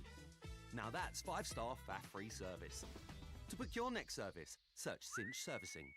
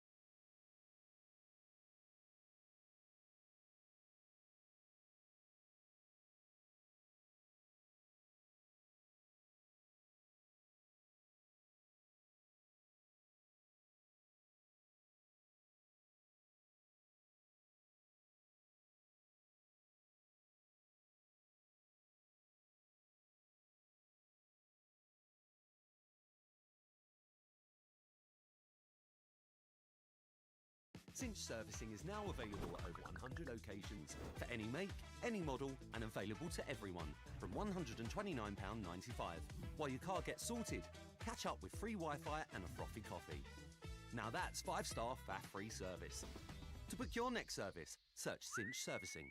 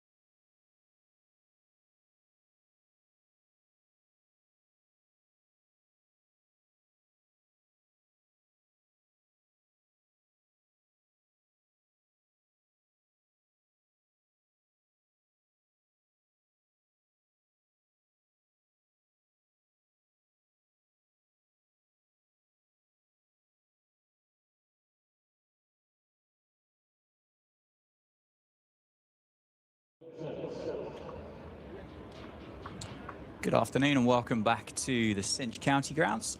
Hope you've enjoyed the 40-minute lunch break and thank you for being with us. Returning with Aaron Viles and myself, Dan Jads, for the afternoon session here on day 2 between Northamptonshire and Gloucestershire. Gloucestershire just started their first innings reply. 15 for no loss, having bowled out Northamptonshire for 465 this morning. Phillips on 6 and Bancroft on 9. We're powered by Daffabet here on Steelbacks TV. What did you make of that mini 4-over session? Yeah, I think it was probably what we'd expect. Again, the ball wasn't really troubling either of the Gloucestershire openers, given the overhead conditions. But I like the fact that Northamptonshire at least went for it and they opted for that school of thought. I thought there was sound logic, reason and rationale behind it. So even though it hasn't resulted in a wicket, as you mentioned actually before the interval, it's almost a case of you're having to start twice. Instead of just coming out here now when the innings starts, they've got to reset, refresh, refocus. So I didn't mind it, but I still think that these two early doors actually negotiated those opening 4 overs very, very well. They certainly did. Conway then to open the bowling from the Lynn Wilson centre end. Starts on the money. Nice looking defensive shot into the offside by Phillips. Yeah, you're right. It's a bit of a double go, isn't it, for Northamptonshire? They had 24 deliveries just before lunch. 24 deliveries that Phillips and Bancroft would have faced. They don't really mean anything now, do they?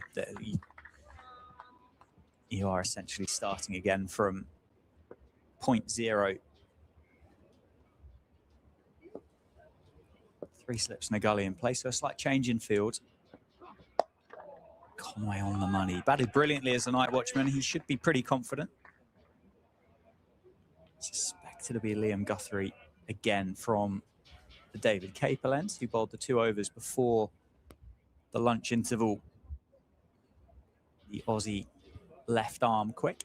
Sun is shining. Nice breeze across the grounds. Northampton Carnival will be firing up in the not too distant future. It makes its way around Northampton Town Centre. Nicely played. Can't get it past the captain, Luke Proctor.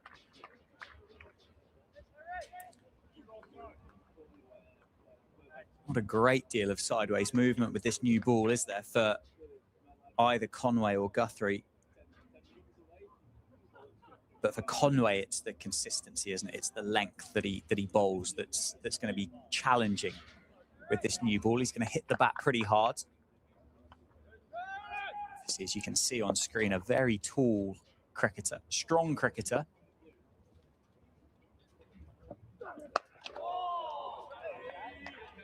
And he and Ben Sanderson in particular have built together a really nice partnership. I think they complement each other really well. They do, because they are 2 different styles of bowlers. The fact is, Ben Sanderson is one of these more stereotypical, quintessential English county bowlers. Gets the ball talking, nipping it both ways, whereas Harry Conway does hit the bat a lot harder. He is taller. He carries that extra degree of bounce compared to Ben Sanderson. So, yeah, completely agree. They are a very dynamic duo. In the air through the leg side, square of Rafi Weatherall. So we'll run down towards the rope for a couple of runs for Phillips. Well played by the Gloucestershire opener.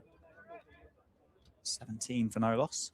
Just going back to that last shot, we spoke about it in the morning session. That is a common release for Joe Phillips. So obviously, while the ball is still new and he's still out there, I think they'll be looking to almost get him driving and snicking off to the slips cordon. But if that doesn't come to fruition, I wouldn't mind seeing a fielder in at square leg, along with a fielder at mid-wicket, of course.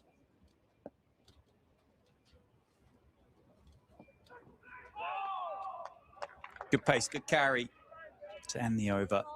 17 for no loss, 2 runs off the opening over of the afternoon session. Of course, for those who have maybe tuned into the broadcast a little bit later, do let us know where you're enjoying the action from, whether it is indeed here in Northamptonshire or indeed in Gloucestershire, the wider West Country, or indeed across the world. Let us know where you are enjoying the Rothesay County Championship from on this sunny Saturday here in the East Midlands. And I believe we'll have a change of bowling from the David Capel end. It will be the captain, Luke Proctor, who comes on to replace Liam Guthrie. Yeah, okay, interesting. They really recognise the fact that it wasn't swinging for Liam Guthrie. Luke Proctor should offer a little bit more control, I think, here with 3 slips in place.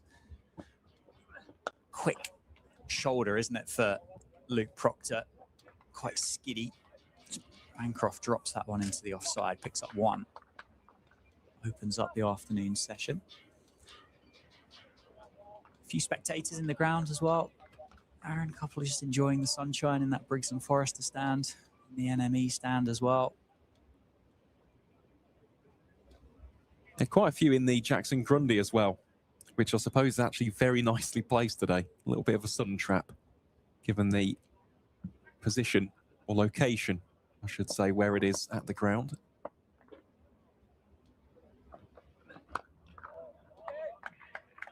Yeah, you just get the benefit of the breeze as well, don't you? Coming across from the west of the Cinch County grounds.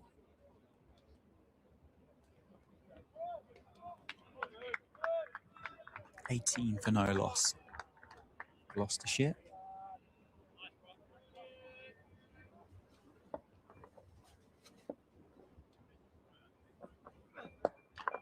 You're a little bit surprised that Guthrie didn't continue his spell in the afternoon session? A little bit, I must say. I don't think he bowled particularly badly, but I suppose with Luke Proctor, he's just seeing himself as an option. And he has got a big role to play here with the ball. It hasn't quite been the season that he would have hoped for in the bowling department. 7 wickets at 54.57. He'll certainly be looking to add to that tally. Yeah, he's not had that game yet, has he? That's really kind of affected the scorecard from a bowling perspective. So he's certainly due. There's no doubt about that.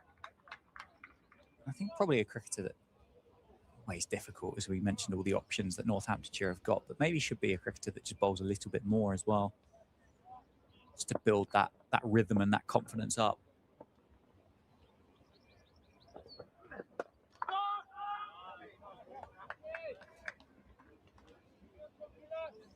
I do get the impression, though, Aaron, picking wickets up here is going to be pretty hard work.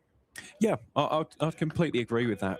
I think it's, aside from the opening hour on day 1 and that short little stint with the new ball, which actually saw the ball keep a little bit low yesterday in the evening,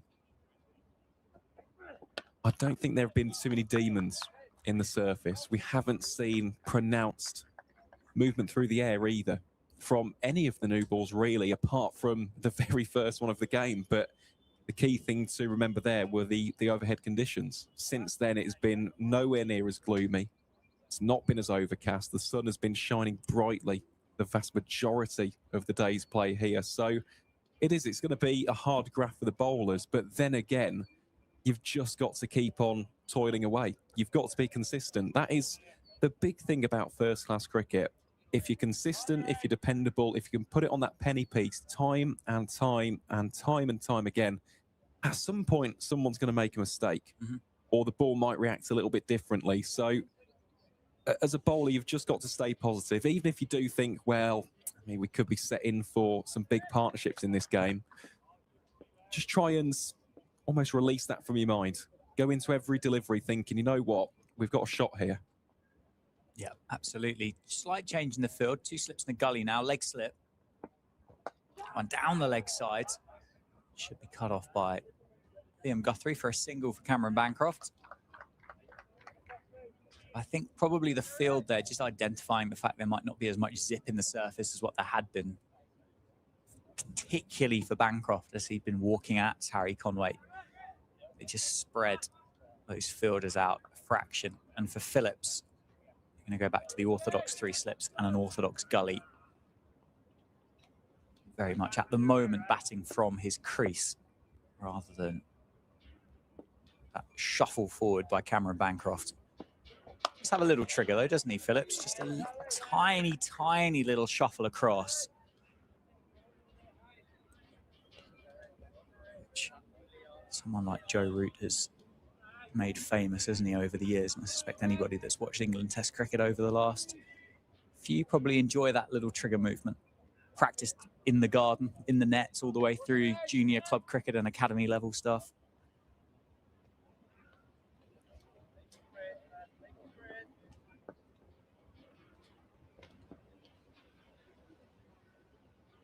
A shuffle forward that time, and early on it, and it doesn't carry to the captain.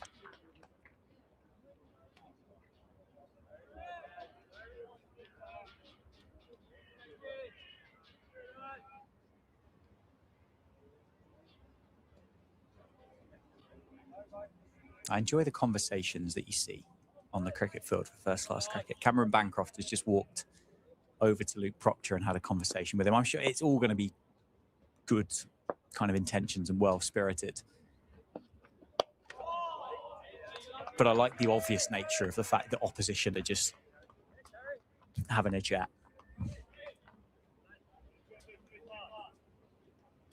Captain to captain.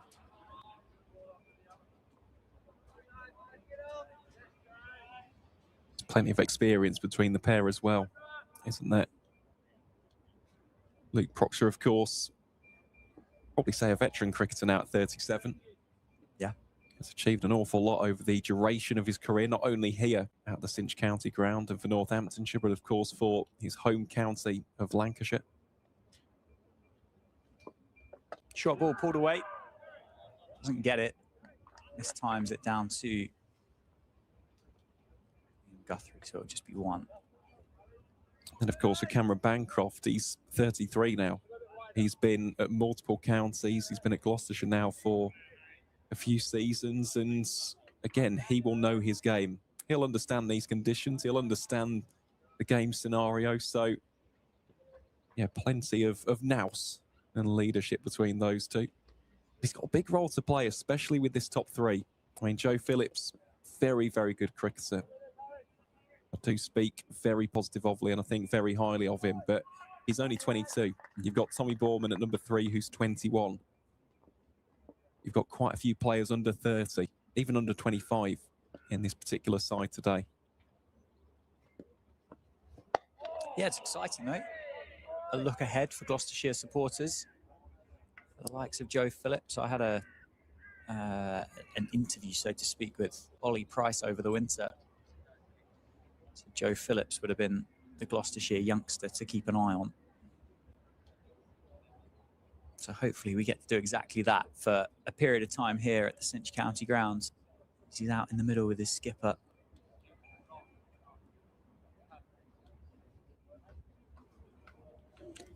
So it's 20 for no loss after 7 overs. His first innings reply. It's Luke Proctor will be bowling to Joe Phillips. 3 slips. Nathan McSweeney at a short and wide mid-off. And safe say, but a shortish mid-wicket.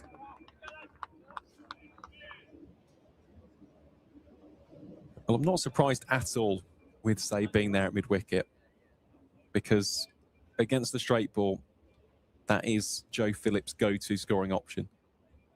He just leans into it and clips it away. But the other thing here, which is very interesting, we haven't actually seen it as of yet. We've seen a couple of pushes through the offside, but he's also a very good driver of the cricket ball. So watch out if he goes for the cover drive as well. He's not been given too many chances, has he, at the moment? Northamptonshire have held their length well.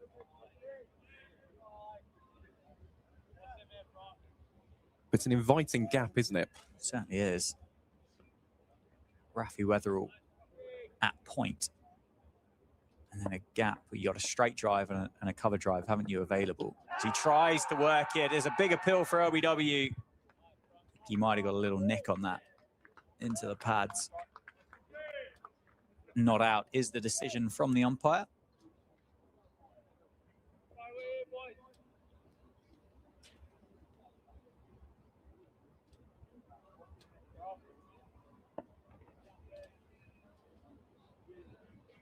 First sign of encouragement for Northamptonshire with this new ball.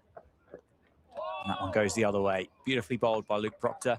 We did see that with that second new ball yesterday evening from Gloucestershire, actually. When it was new, didn't really offer much, did it?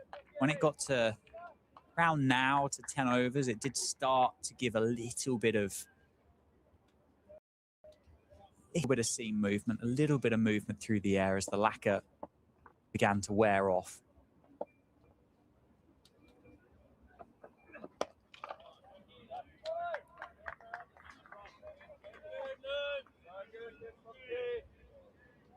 Good challenging start by Luke Proctor.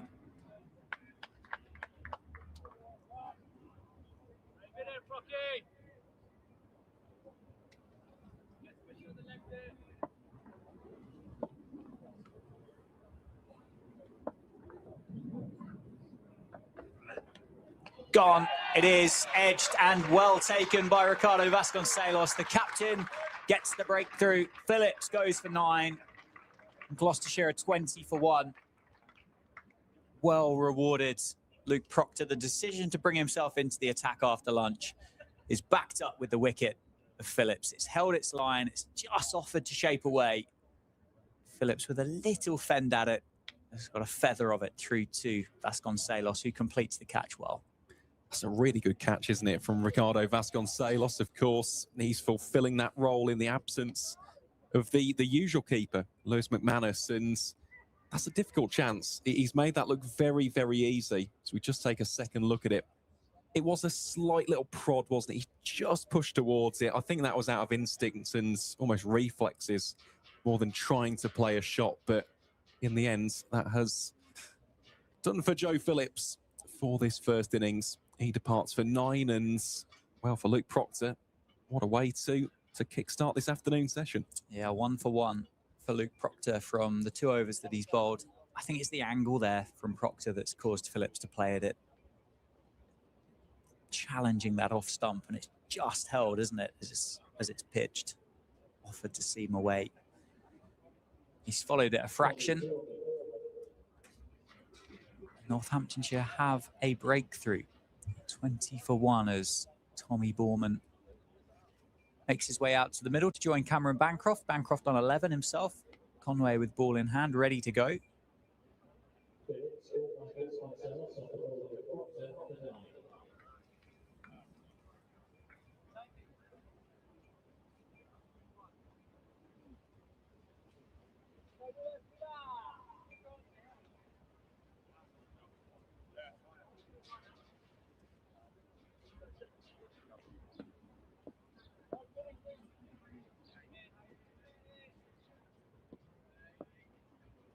Conway on his way.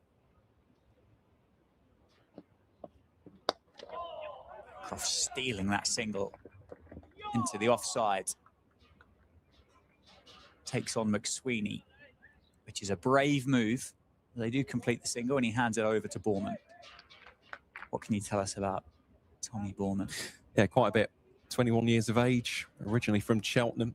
Attended Malvern College, plays his club cricket for Dumbleton in the West of England Premier League, and well, I was keeping close tabs on the Gloucestershire 2s versus Somerset 2s this week. He was opening the batting in that particular fixture and scored 66. So I think it was a case of almost putting him up the order for that game, just to get him nice and sharp for this one. 3 slips in place for Conway. It's left on length. Of course, it's not his first appearance of the season. He's already featured in 4 matches, scored 191 runs at 27.28, yet to register a 50-plus score. With regards to his style as a cricketer, he's incredibly strong on the offside, so whether that's playing it square through points or drilling it through the covers, they tend to be the go-to scoring options for the youngster. I will just tell you one more bit after this ball, though. He guides that away down towards deep third for one. He does sometimes have a tendency just to throw the hands a little bit too hard. So you'll see this. He just puts a little bit of extra mustard with the bottom hand, and the problem that generates at times, it angles the bat. So a common method of dismissal is being caught either at third slip or at gully. So just something to watch out for, of course. If he bats within himself, just plays the ball on merit and play it as late as possible. That's going to be the key for Tommy Boorman here.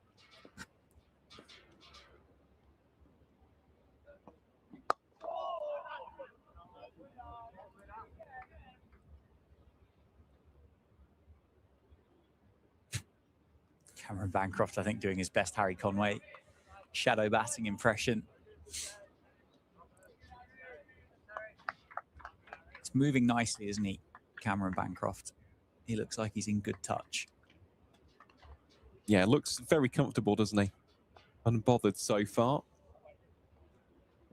Seems like he's got all the time in the world. I always think the key to a good innings is a solid defence. He's certainly showcased that so far. Shuffle forward, outside off stump.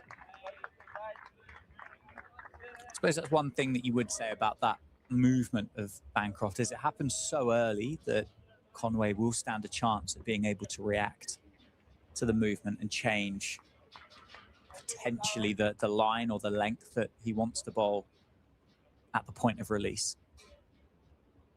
It's not like he's kind of moving into the shot, is he? He's moving into position before the ball is released. Two slips, the gully, leg slip as well. Shorter ball, which Bancroft leaves well alone. I suspect that's because they want to have a bowl at the number 3. At the end of the over, it's 22 for 1 after 9.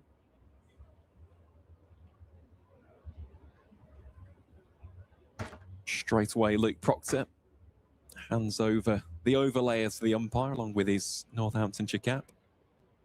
He'll be very eager to bowl this latest over from the David Capel end. Of course, he has been the man to provide the breakthrough, the captain leading from the front. Can he make it 2 in quick succession? Of course, Gloucestershire do have a very experienced middle order with the likes of Miles Hammond. You've got James Bracey, Graham Van Buren, along with the debutant Christian Clark. So still plenty of batting to come, but you need some partnerships. They still trail by over 440 runs. Driven, well fielded. Rafi Weatherall at point, picking that up clean. A stylish shot by Boorman. Not able to get it past Northant's bowler.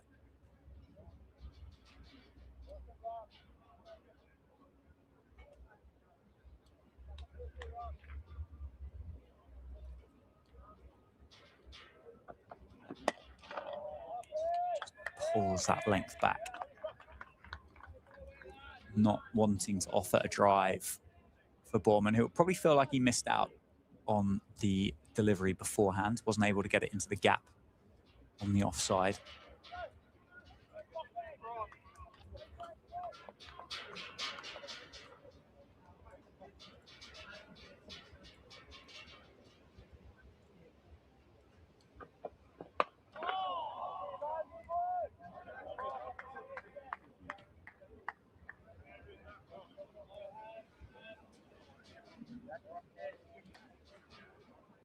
I really like that from Cameron Bancroft as well. He's just gone down to a little bit of gardening, of course, in and around the pitch, but he's also just had a word there with Tommy Boorman.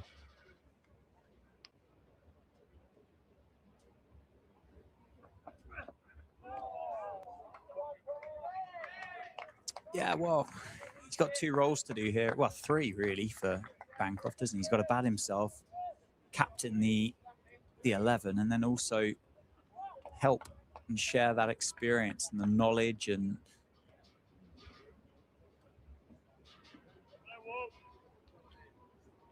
To Joe Phillips, his opening partner this week, and now Tommy Borman, who finds himself in the middle pretty early here. Short ball, and that has flown through nicely to Vasconcelos. Bit of extra zip that Luke Proctor's finding in the surface at the moment. He's played both of those last deliveries well, though, because he's identified the length very quickly, and straight away he's got the bat completely out of harm's way. He's not hanging it outside the off stump and tempting fate. He's dragging it across the body, making sure that there's zero chance there's any contact with the bat. Yeah, two fielders go out, so could be a bumper coming up. It's not. Length delivery to end the over, and it's well timed, well defended, well played by Borman. 22 for 1, and it's a maiden for Luke Proctor. Quality start, isn't it, from the captain? 3 overs, 2 maidens, 1 for 1. Can't really ask for anything better than that, of course. Basically filling the role of Ben Sanderson here, with being the foil for Harry Conway, who is the main strike bowler, and I do think a lot of pressure lies on his shoulders in this particular game if Northamptonshire are to really press on to these 20 wickets that they require for the victory. Of course, the other factor will be the leg spin of Calvin Harrison. He will also play a prominent part. Great shot. Lovely shot. Punch down the ground. He's had to wait, isn't he, to see if it got past McSweeney, and it did. So he will just take the 2. Good recovery from Nathan McSweeney. Well played by Cam Bancroft. It's very well played, and there's zero risk to that shot because he's played it late, he's played it with a nice straight bat, and he's identified the field straight away.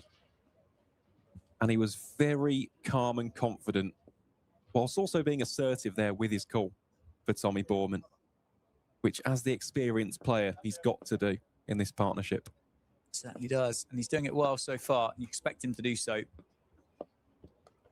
Oh, turned down the leg side, evades a diving Ricardo Vasconcelos. I think it probably was at a catchable height, but Vasconcelos could not get across to it. No, he's nowhere near it. On second look on that, it's a proper touch from Bancroft. Turned well wide of the Northamptonshire wicketkeeper. Ironically, if a fielder would have been there at leg slip, that could have been an opportunity. And right now, you're seeing leg slip is back in play.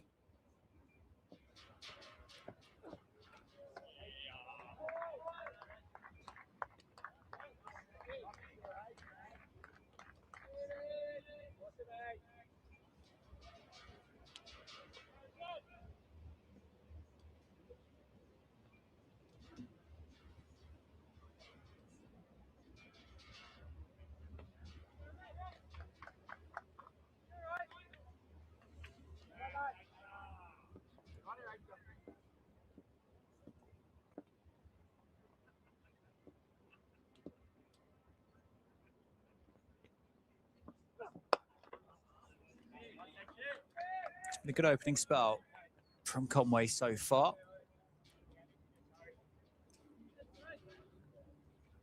Asked the questions, hasn't he? He's conceded 16 runs from the 5.5 overs that he's bowled.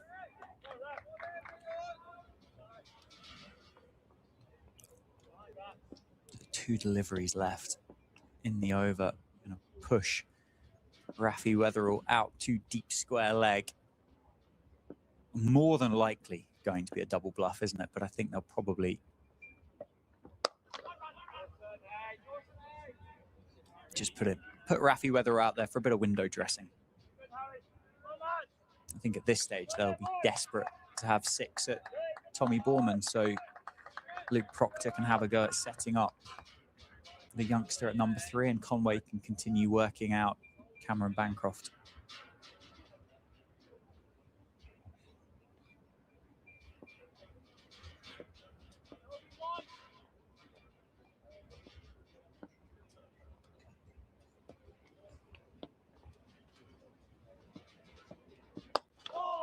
And it is a dot ball to end the over.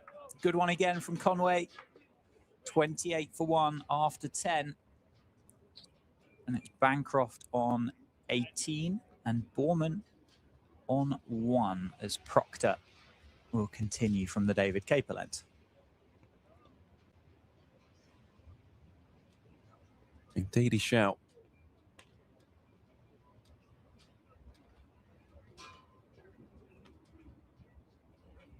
No real alterations to the field as of yet either. Of course, Conway down at long leg. You've got 3 slips in the cordon alongside the keeper Vasconcelos. James Sales at forward square. And here is Proctor. So Borman, shoulders arms to that one. Safe save is at backward points. Got Rafi Weatherall. He's more at cover point now. He's just taking a couple of steps to his right compared to his previous position. Sweeney is at mid-off. Liam Guthrie is at mid-on. Weatherall just getting those shoulders loose. Imagine he'll be champing at the bits for an opportunity. Borman plays that down to McSweeney.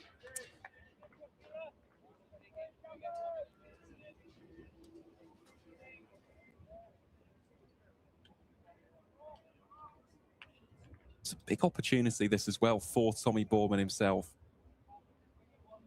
As we said, he's been batting in the middle order so far in this competition. He's got the opportunity to be at number 3. There's a slight shout there. A couple of the Northamptonshire slip fielders have hands on their heads. Harrison and Bartlett, the 2 men who are having a contest to see who takes them off first. But of course, as a result of this wrist injury that Ollie Price has sustained, which has ruled him out for this game, it's a nice way for him to, if he does get a big score, go, well, look, coach, look what I'm capable of. It's that one he plays adeptly off the back foot through mid-wicket, and that'll be 4. Pick that gap splendidly, did the 21-year-old. Got into position nice and early. Didn't overhit the ball, just kept his shape and races away to the boundary. Yeah, short leg side. It's going to be a productive one, isn't it? Of an area, a scoring area during the course of the game, down towards the T20 bar and the coffee van.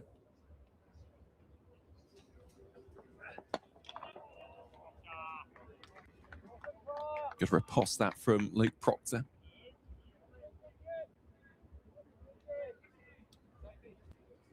And that'll give Borman a nice bit of confidence.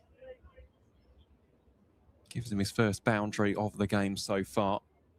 Real change in the field here as James Sales goes out to deep forward square and Safe Save goes to deep backward point.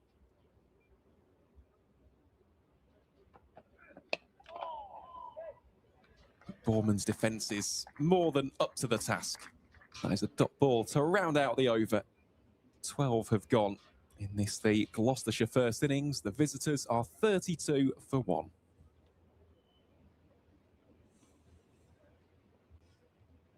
Yeah, been a good opening half an hour, really, isn't it, for Gloucestershire? They have lost that 1 wicket, but just 1 victim so far to the new ball, you'd say is a pretty good return. And importantly for them, the captain and Cameron Bancroft is still there.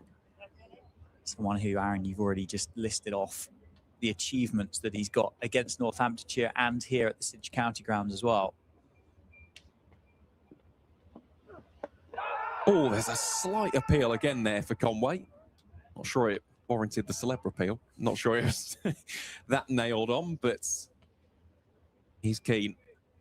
He wants to be the one to dislodge the Gloucestershire captain. Well, yeah, for those who maybe didn't hear about those scores prior to the interval being taken. So Bancroft in his last 4 innings here at the Sidge County Ground, scores of 60, 60, 53 and 130 not out. And that is quite some going. That's over 300 runs in 4 innings. And he looks completely unfazed as the quick single is taken shy at the striker's end. Borman was safely home despite the efforts of James Sales. definitely works like that, doesn't it, in sport generally? But if you've got happy memories of a venue or a ground or whatever that might be, or a particular bowling unit or a bowler or an opposition, the confidence that you'll have walking back into the arena will be hugely valuable.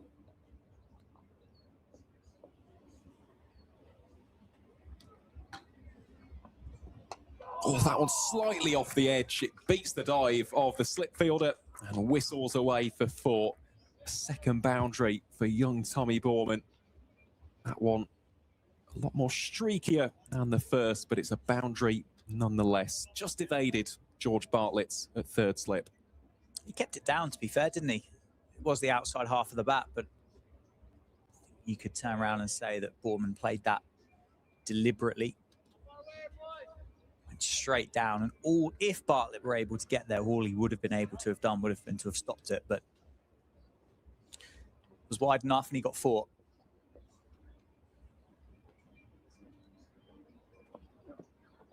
Great line from the big, tall Australian. This is a contest. Good battle here. Boorman will be well aware of Conway's prowess with the Duke's ball in hand. He really has had a fantastic campaign so far. 26 wickets at 22.92. Great numbers. Yeah, which is a bit expensive compared to last year, isn't it? I think he averaged 20 with the ball in 2025 in the 4 championship games that he was able to play. So he got an extended spell this time around.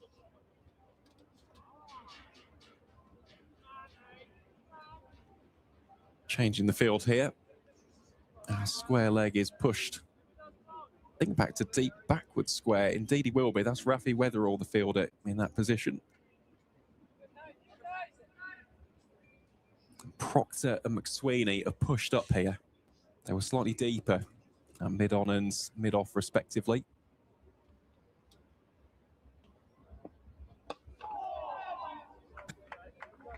It's Boorman this time, the latest Gloucestershire man to stride forward. Plays it for a dot ball. That'll be the end of the over. The visitors 37 for 1 after 13. Yeah, good over again. Hard work out there, isn't it? There is not the assistance for the seam bowlers at the moment. So there's no real live grass on the surface. It's not a cloudy day. It's a bit breezy. No floodlights as you'd expect. There's not that I'm offering them sympathy. But if they're going to get reward, it's going to be because of their control and consistency, isn't it? Plugging away on a line and a length, breaking the concentration of the batters as Conway receives a round of applause in the Jackson Grundy stands as he makes his way down to final leg for a graze at the end of his over. Proctor it is then. Bowling here to Bancroft. Animated appeal from Bartlett and Broad in the cordon. Always going to be tricky, isn't it, with that trigger that Bancroft is employing, that shuffle across and that shuffle forward. You're almost at that stage there. Firstly, I think he's got himself out the line, but from an umpiring perspective, you're almost guessing. The ball that's got that far to go, you're almost guessing.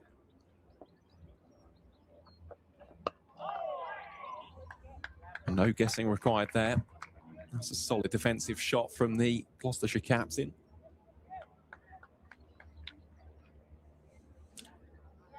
Don't necessarily think either Conway or Proctor is going to be quick enough for Bancroft here, but your option is to try and push him back, isn't it? But I don't know whether the bumper from Proctor here would be quick enough to deter Bancroft from staying in his crease. I don't think it would be. Especially given his background, the fact is he's a Western Australia lad. Like, the pitches out there have got so much pace. You think of the Wacker. I mean, it's one of the great seam bowling cathedrals on the planet, along with the Wanderers in Johannesburg. So players from that particular region of Australia facing off against the short ball is bread and butter, something he quite literally raised on. It's that one strays down the leg side, well watched by Bancroft. So it's one of those, I think, as a surprise delivery, it's not the worst thing to do, because out of pure instinct, he might attack it, but I don't think we'll see a quote-unquote short ball ploy against Bancroft, even though he is quite far outside of the crease at times.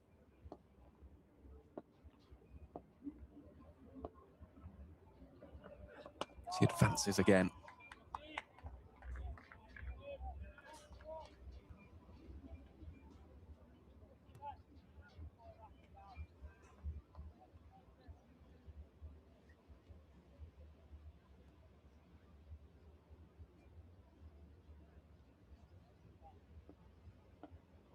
So we see Weatherall continue to just go through his warm-ups and stretches, keeping nice and loose. And that'll be why, because he's just about to replace Harry Conway from the Lynn Wilson centre end as Luke Proctor bowls yet another maiden, his third of the innings so far. 5 overs bowled for him, 3 maidens, 1 wicket for 5 runs. It's been a great start from the home side skipper. Yeah, both of them, Conway and Proctor, bowling nicely over to the youngster. Pretty lightly worked Rafi Weatherall in the last 12 months, isn't he, with injury and exams, the success of which Conway, Sanderson have had, Proctor himself, Sales, the seam bowling options. But he's got an opportunity here against Gloucestershire to make an impact, and it'll be exciting to see him go. Certainly will be. Yeah, just the 2 wickets so far this season for the 21-year-old. They've arrived at 64. So, again, a bit like Proctor himself, we'd be looking to improve those averages. Here he is bowling to Tommy Borman. It's a solid delivery first up. Getting the number 3 on his tiptoes. Yeah, always good to see a bit of Rafi Weatherall. Of course, last year was ruled out for the vast majority of the campaign through injury. He's someone who in senior cricket, you'd argue, burst onto the scene in the T20 Blast. He's someone who has definitely got those white ball skills. Let's see what he can do here with the Dukes. It's Borman. Pushes that one confidently to deep backward point for 1. Yeah, he had a great start, didn't he? As you said, I think, well, you summed it up really well. Burst onto the scenes. Really, really highly thought of. Really a lot of fans and supporters within the county of Rafi Weatherall. And he justified that support and enthusiasm when he broke into the team last year. Say, with a bit of a back injury and obviously finishing those exams as well, just kind of delayed the progress slightly. Oh, there's a huge appeal there. It's going to be given out. Well, Rafi Weatherall, in his first over, has struck here, and it is a massive wicket. It's the Gloucestershire captain, Cam Bancroft, got LBW, and Gloucestershire are 38 for 2. What a moment that is for Weatherall. Yeah, it's capped a fraction low for Bancroft, isn't it? I think he's going to be disappointed. The Gloucestershire captain's going to feel as though he's just got himself outside the line of off stump.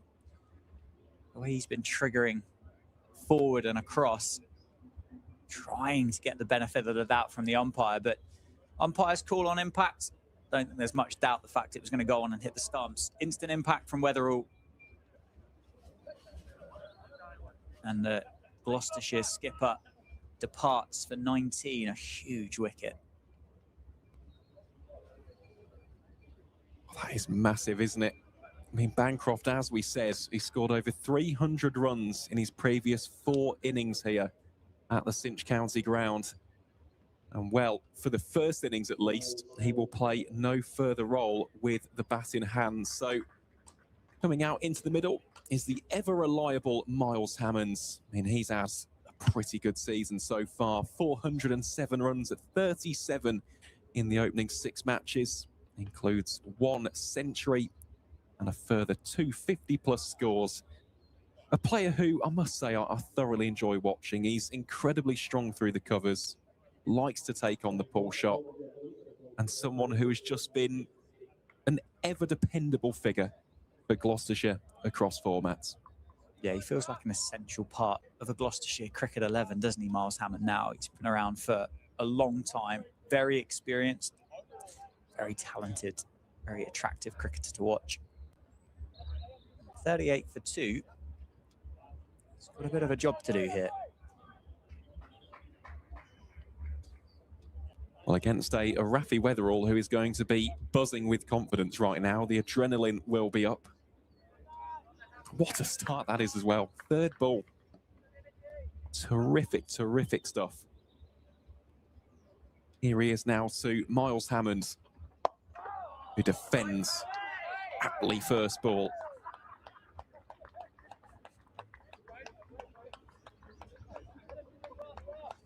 Yeah, and the energy and the adrenaline, I think just getting the better of Rafi on his follow through. Has a bunny hop in excitement on his follow through and slips over. Hopefully he's all right. I think he is. He's not hobbling on his way back. No, he's fine.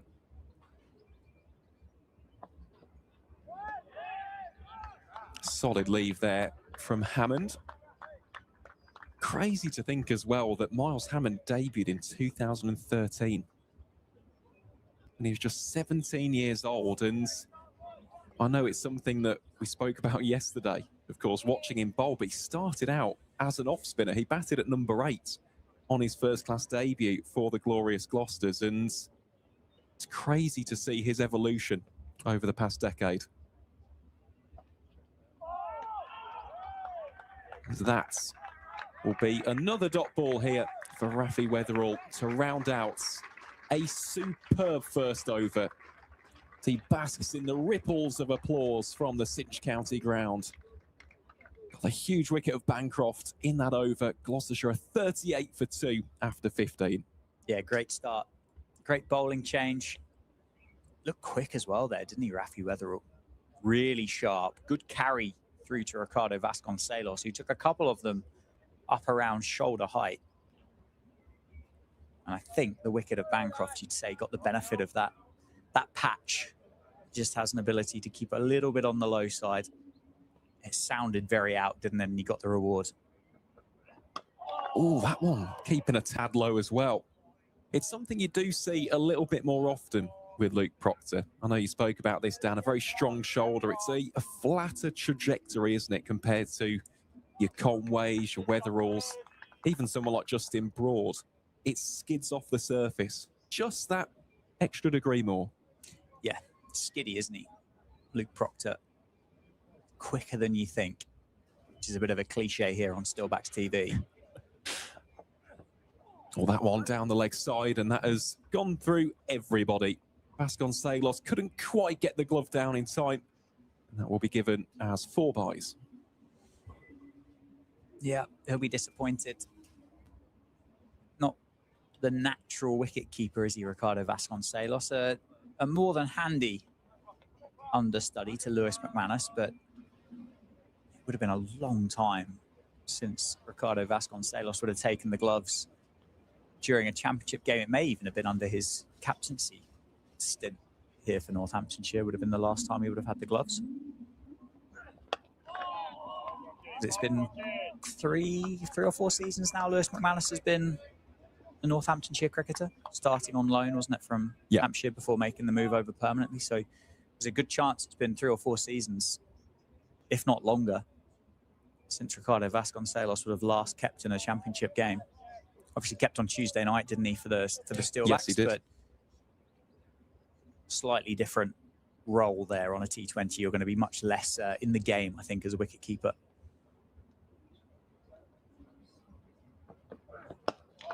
Sporman again. Compact. Granite-like in his resistance.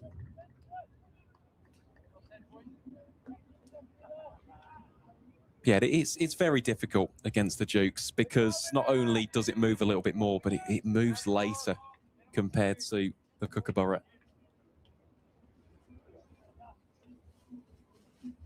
So it will be a challenge for Vasconcelos. Bournemouth again looks to just exploit that gap out towards point. The tumbling stop prevents the run from being scored.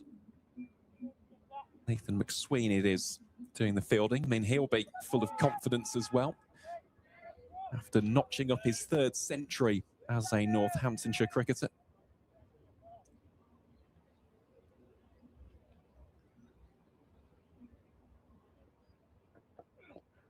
Oh, Bournemouth has a slight fence at that one. It will be a dot ball. Aside from the byes, it's another tidy over for Luke Proctor. His 4th maiden, because of course those byes don't go against the bowler. But 4 runs were scored, so Gloucestershire are 42 for 2 after 16. Yeah, and a little bit of a rebuild. It's over to Miles Hammond now, isn't it, to share the knowledge and the experience and the expertise with the young Tommy Boorman, who just showed during that over, I think, just a couple of signs maybe of nerves, maybe, as the pressure starting to build from Luke Proctor.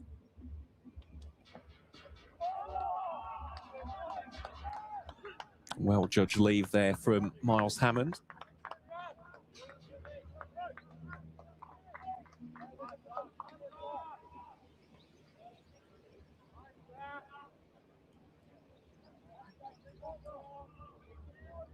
Completely echo the point about Weatherall here as well. He's looking very sharp, isn't he?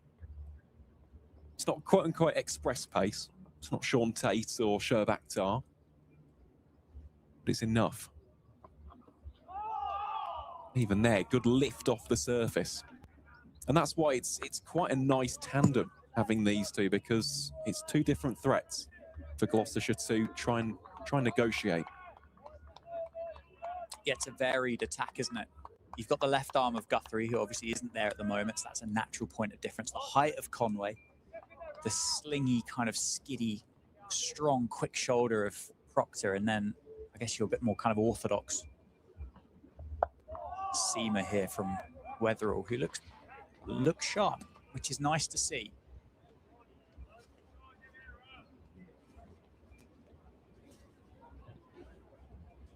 Well, it is great to see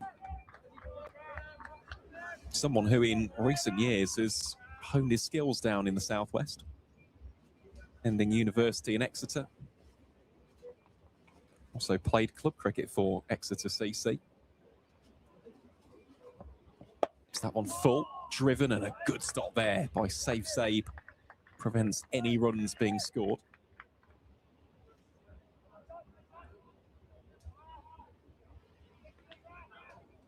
And prior to that, of course, I mean, we had that conversation about the national counties yesterday. Product of the Buckinghamshire age groups before joining the Northants Academy in 2021. And a couple of years later, he was named the Academy Player of the Year, and the following season, well, that's when the blast stuff happened. So it's been quite the nice rise here for Rafi. And I think all of us are just hoping he stays injury-free. That's the key. Because the more overs he bowls, the more experience he gets, until he's got a good ceiling in the game. Yeah, he played some England under-19 cricket, wouldn't he, a couple of years ago? Yep. He might even have played one of the test matches or the ODIs here, I think, for the England under-19s. Oh, that one just flicks away down the leg side. Will be given as a solitary leg by. So again, another tidy over, backing up the previous one, bowled by Luke Proctor. Gloucestershire are 43 for 2 after 17, and my ears may be playing some tricks on me, Dan, but I'm starting to hear a little bit of carnival music. Yeah, I think you're getting a little bit of a treat through the airwaves. Northampton Carnival taking part today in the town. Be making its way around from the race course. Yep. What was the race course?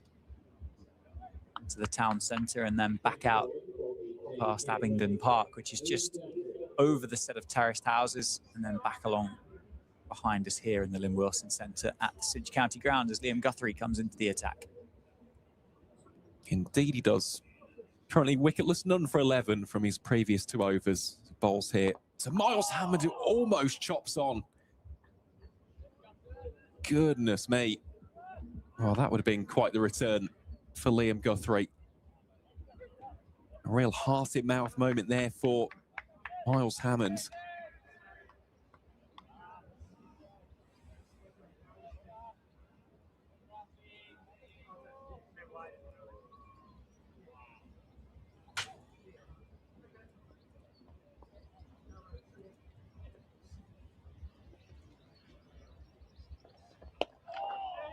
That one well played by Hammond. A good stop as well by the captain Proctor.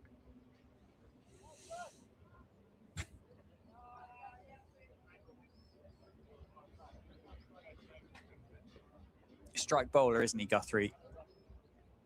He will concede boundaries, he will concede runs, that's just the nature of it, but he will go searching for wickets. Not searching in a bad way, but will want to make an impact on there. Those 2 overs that he bowled before lunch, they went for 11. So 5.5 an over for that opening set of overs. He's naturally just going to swing the ball back into the pads, isn't he? Which has got that short leg side as a negative.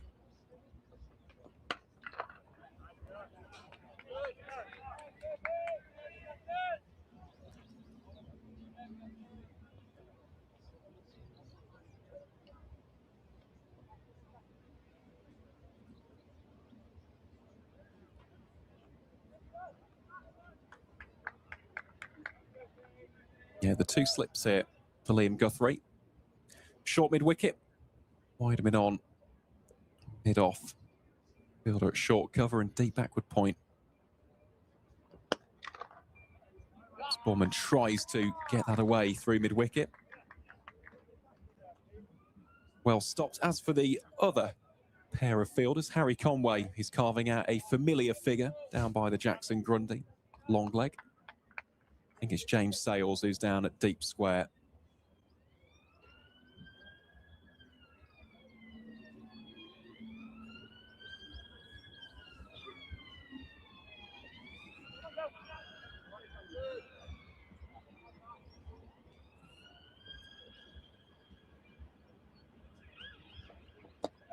That's that one clipped away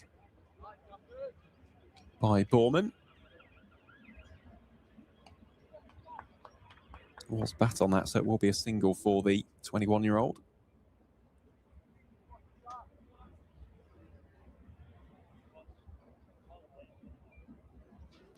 One delivery remains in this, the 18th over of the innings for Gloucestershire. As Conway now makes the customary journey, the venture across. Doing those long leg to long leg duties. 3 slips here against Hammond. He looks to whip that one away through the covers. Well stopped by the fielder. So will be a dot ball to round out the over. 2 runs from it. Gloucestershire are 45 for 2. Yeah, good over for Liam Guthrie. I was just having a look. I mentioned about the strike bowling nature of Liam Guthrie. If you look at his career economy rate from the first-class games, I think this might be his 31st, which isn't a huge sample size. His economy rate with his 82 wickets is just over 4 and over. So it'd be something that ideally would like to kind of bring that down a bit. But as I say, really does try and bring the stumps into play, trap the batters on the crease, has that extra bit of pace, which sometimes doesn't always go in the favour of the bowler.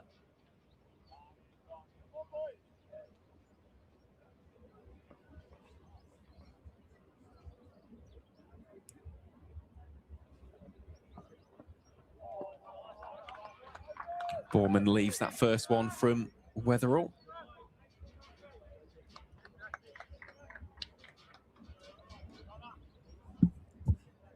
Still those 3 slips remain here against the right-hander. Still have that fielder at short cover as well, just in case he wants to attack Wetherall through the covers. Instead turns that one behind square. Should be two here. There are two fielders converging on that ball. Will eventually be scooped up by George Scrimshaw, who's the substitute.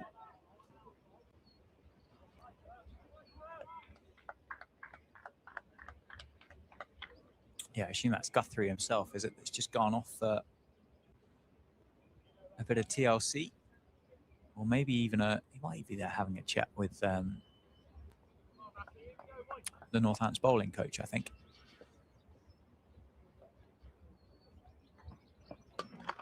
Well, that is beautifully played by Tommy Borman. Authoritatively played.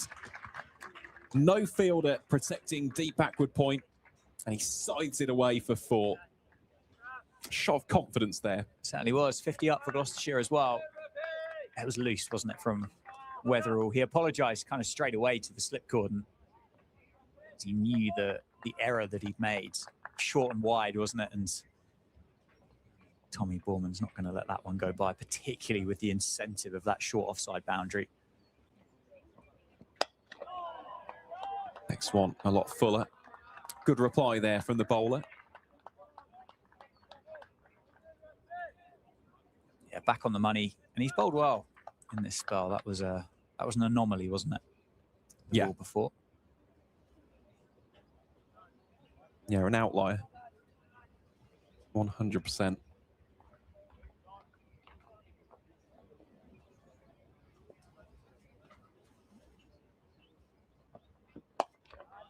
On the money again.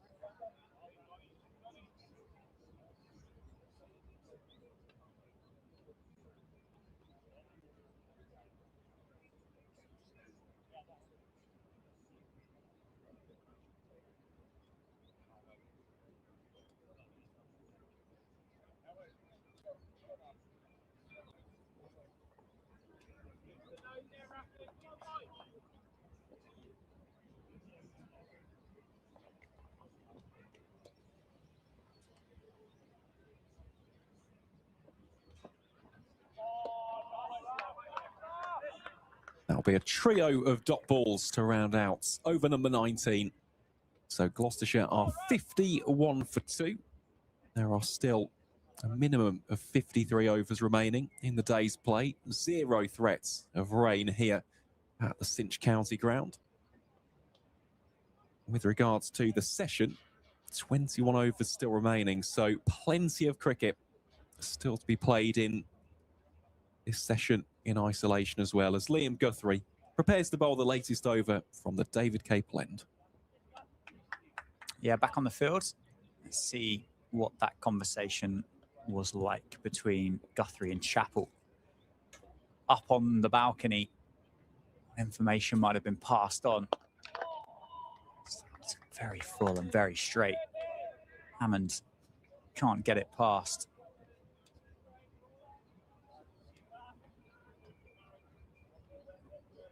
Luke Proctor at mid-on.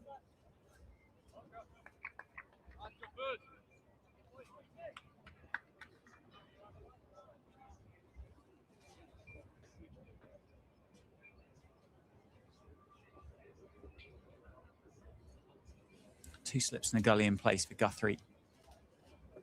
That one leg side and beautifully played through mid-wicket. It's going to run up towards the dressing rooms. Is it going to have enough behind it to get to the rope? It does indeed. A long chase for Luke Proctor. Finishes second and 4 for Miles Hammond. He moves to 5. Nicely put away, nicely timed. Yeah, I think I've lost count on the amount of times that I've seen him play that shot over the years, especially at Cheltenham. It's a real area of strength of his. It just makes it look very easy. Always tends to get a good direction on it. The key there, he's kept it along the turf as well, so 0 chance of a catch being taken. And just enough, as you said, for the momentum to carry it to the rope.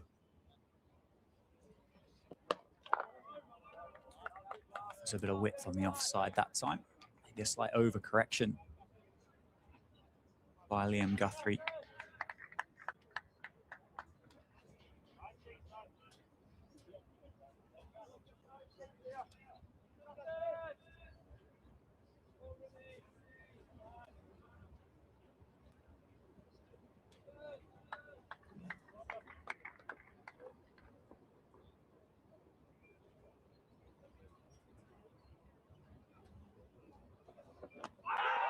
think he's hit it. He's given. Guthrie's got the wicket of Hammond. Oh, it was very full. It was very straight. But I thought I heard a couple of noises through the effects mic. Hammond does not look the happiest of batters to be walking off there. Maybe it was pad. But he's gone for 5. Guthrie strikes. Big wicket. Big wicket. Gloucestershire 3 down for 55. It is a massive wicket. Hammond there, you could see that previous boundary just starting to get into his groove. Of course, he had survived for 15 deliveries prior to this one is 16th. It was very full Yorker length delivery, wasn't it, from Liam Guthrie? Judging by the reaction, maybe he thought there was a little bit of an inside edge onto his toe, but if there wasn't, that was very adjacent. So Guthrie will be over the moon. He gets his first of the game. As for Gloucestershire, though, it's another one of the experienced players who has had to go early. And that was an issue for Northamptonshire at times yesterday. They didn't build partnerships early doors. At one point, they were 41 for 3. Of course, the 4th wicket didn't fall until the scoreboard was on 302. So the hope here for those of a Gloucestershire persuasion will be that Tommy Borman and the new man, James Bracey, can just dig in, toil away and graft for a little bit. I think actually on watching that replay again, almost looked like Hammond was beaten for pace, I think the two noises might have been like the front foot into the pad, I think. Whether he thought it was going down the leg side or not, I'm not sure, but there were definitely a couple of noises, but he looked late on it, on the replay. You just having a little bit of a refresh on it now.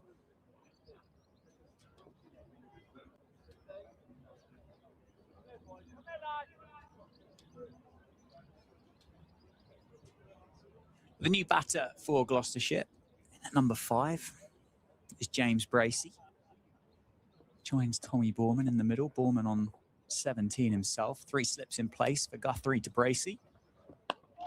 Bracey gets off the mark with at least 1 and will stick on 1.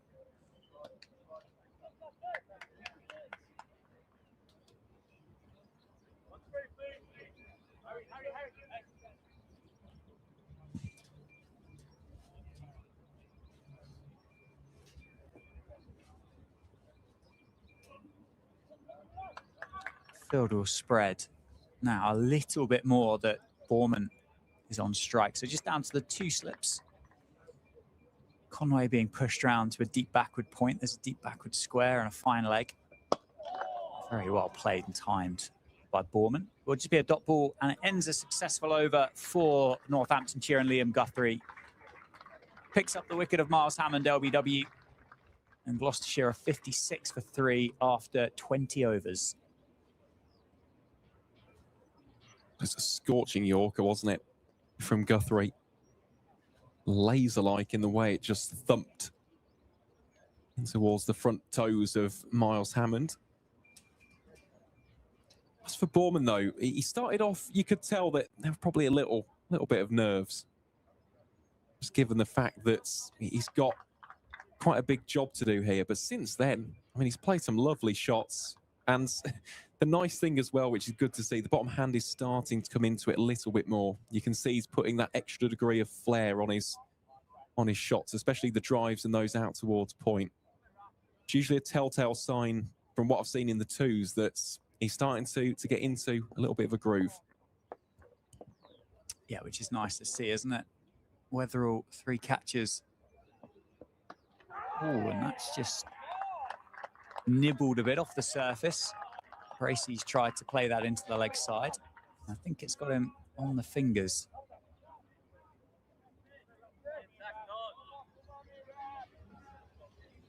So you'd say, I think, on reflection here of the 2 innings that we've seen so far, the Gloucestershire bowler that got the most out of this surface was the quicker of the set of seamers, that being Christian Clark, got 6 wickets. Rafi Weatherall, fractionally quicker than Conway, I think, to the naked eye. Just getting a little bit more out of the surface again. Yeah, he definitely is. You can see that there's a consistent degree of carry that Weatherall is extracting here. It's really zipping through to the gloves of Ricardo Vasconcelos. There isn't that degree of inconsistent bounce or sense that one's going to keep a bit low, which of course is a positive and a negative for both sides, really.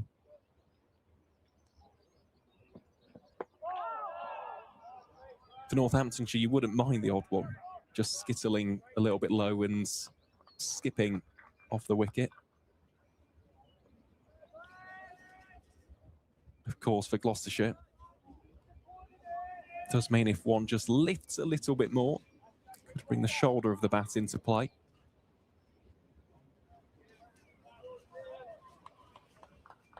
It has been a really impressive start. He's looked very good indeed.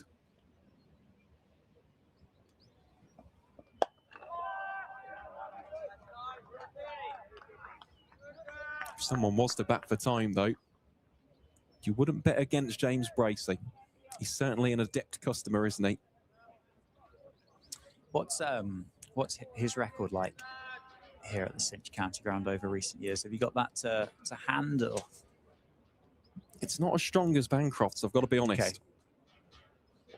In Bristol, it's not too bad. Mm-hmm. Hasn't quite had the same degree of success here. That one down the leg side, tidied up well by Ricardo Vasconcelos.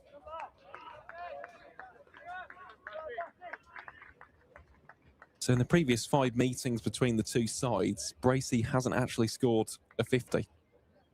Okay. Which is anomalous because, as we know, only someone who can really churn together consistent runs, not only over the course of 1 or 2 games, but over the duration of an entire season.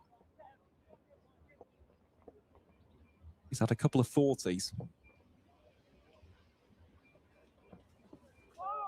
Yeah, that does surprise me a little bit. I suppose he finds himself a couple of positions higher up the order today than what he may have done in the last couple of visits here, so he gets a bit more of an opportunity in the middle. End of the over. Another good one for Northants. Weatherall now 4 overs, 1 for 7, and Gloucestershire are 56 for 3. Yeah, we didn't have time to discuss Miles Hammond's record, but he's also scored 80 and 112 in his 2 previous games here at the Cinch County Ground. So I imagine that's probably why there was such a roar let out by Liam Guthrie. They know it's an important wicket to take at this stage of the game. Absolutely. He's in again. Oh, and it's gone. He's got the big drive this time. Borman's frustrated with himself. Guthrie's got 2 wickets in 2 overs. This time it's the youngster at number 3. It's Borman. He's gone for 17. Caught behind by Ricardo Vasconcelos. And the Aussie left-arm pacer has got 2 in 2. And that right there, it highlights an issue that we've seen in the 2s with Borman. And it's just flashing the hands. He's gone at that far too hard. Up until that point in the innings, he'd played the ball with really soft hands, playing it on its merits. On that one, he's tried to go a little bit too proactive, a little bit too aggressive. It catches the outside of the bat. It's a simple catch, isn't it, really, for Ricardo Vasconcelos, who so far has been incredibly tidy. It has to be said. I mean, he couldn't really do anything about the byes that have been conceded so far, but yeah, that's frustrating. That's really frustrating for Tommy Borman. He'd looked really good up until that point. He looked compact. He looked confident in his defence. And this is the crucial thing about first-class cricket. A lot of players have an awful lot of talent. It just comes down to decision-making under pressure. And on that occasion, it wasn't the right shot. So he'll look back on that. Of course, he's got plenty of time to learn.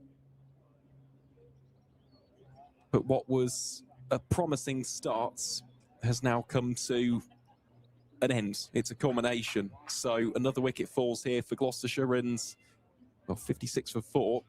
I'm not going to say it's perilous, but it's a challenging start, isn't it, for the visitors? Yeah, it's starting to look quite a long way behind that first innings score of 465, isn't it, for Northamptonshire at this stage. I believe that's Graham Van Buren. He's come out to the middle to join James Bracey. So, I mean, you're not going to get much more experienced for Gloucestershire. There's a partnership here between Bracey and the funnily nicknamed GVB. 3 slips, plenty of noise, plenty of torque, plenty of encouragement out in the middle for Northamptonshire and Liam Guthrie. Oh, and it's gone straight through the bat into the thigh pad. Big appeal. Starting to do a little bit more. Rhythm bowler, confidence bowler. He's a strike bowler. He wants to take wickets. When it doesn't go right, that's when it can get expensive. It can look a little bit ugly at times. When it does go right, it can be an absolute nightmare. It can, and Middlesex found that out firsthand last season, didn't they? 7 for 94. They were Guthrie's best innings of the season. Best innings figures, I should say. But no, I completely agree. He's someone, if he gets an early breakthrough, as he has done there with the LBW, just looks a completely different bowler. He looks like someone who is relishing every single delivery. He does go a tad bit fuller, and it is sometimes to his detriment compared to your Sandersons, your Conways of this world. But when he's on it, with the angle, he is very difficult to face. Yeah, the angle, I think, probably the bit that you've highlighted the best part there. He's obviously quick enough, isn't he, Liam Guthrie? That left arm angle, which is still a bit of a rarity in world cricket, isn't it? It's not exactly like you face hundreds of them on a daily basis. So it's going to be kind of an alignment difference for the batters. So when he's got his tails up, or when his tail is up, he looks like a different competitor. Driven through the offside, finds the gap between Zabe and Proctor. It'll be a long chase for the Northampton skipper, who will haul it back in, and Graham Van Buren will get underway with a couple through the offside.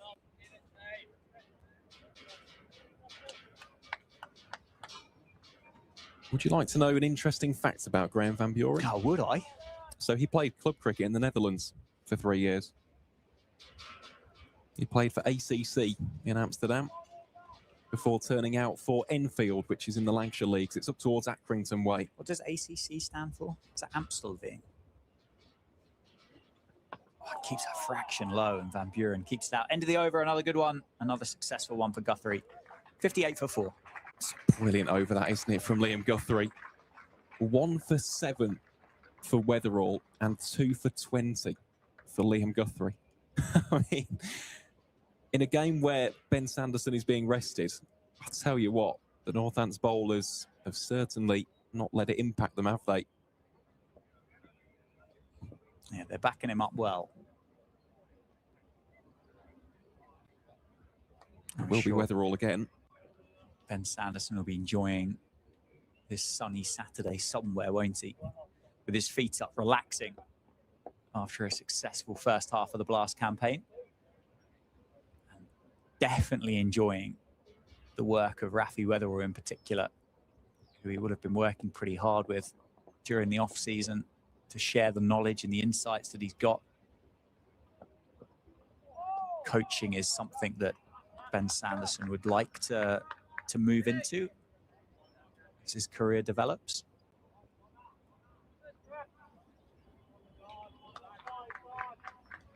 Something else which might also pique your interest, Dan, is the fact that in an alternative reality, Graham Van Buren could have been a Sussex cricketer. Okay, tell me more. I will do after this ball. Into the pads, very leg-sidey. Will just be a leg bye for Gloucestershire. So in 2015, when he was trialling, of course, after being in the Lancashire Leagues, he played for both Gloucestershire and Sussex in the second 11 competitions, and unsurprisingly, given his character, given his skills, both of them really liked the prospect of signing Graham Van Buren. And in the end, he had an offer from Sussex. But he liked the feel of Gloucestershire. He liked how he fit in the team. He enjoyed the ground. He enjoyed just the overall vibe of the West Country. And in the end, decided to put pen to paper for the glorious Gloucesters. He's been a great servant, hasn't he, to the Bristol-based outfit. Similar to Miles Hammond in a sense. It doesn't really feel like a Gloucestershire 11 if Graham Van Buren's not a part of it. Oh, absolutely. And let's not forget he was the former captain as well, was named the captain in 2022, stepped down ahead of last season. And someone who, by all accounts, is so popular amongst the members, the fans, the supporters. Just a great individual. Good again from Wetherell this spell. Just to take a moment here, 4.4 overs, 2 maidens, 1 for 7 for Rafi Wetherell. Been able to build the pressure. They've been able to build the pressure to then find that spot, or those spots in the surface that are going to offer a bit of assistance to the seamers.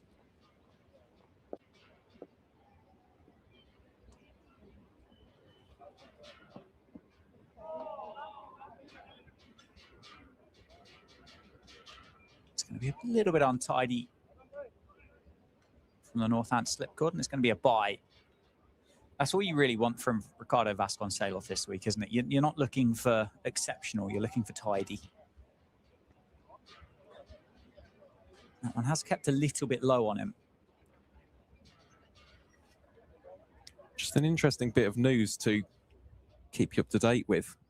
This is with regards to England. So Ollie Robinson expected to undergo a knee scan this afternoon.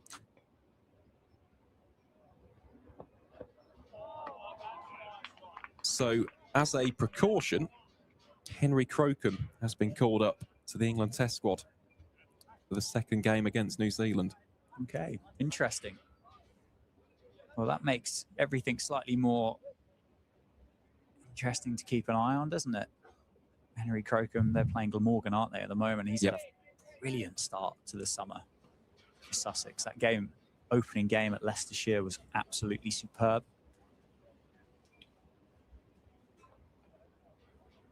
Better add Henry Crocombe to my England watch list, I guess, hadn't I? Yep, hashtag England watch. Quite difficult to say that, actually. Hashtag England watch. There we go. Say it 3 times quickly. Yeah. No, he's a seriously good young bowler.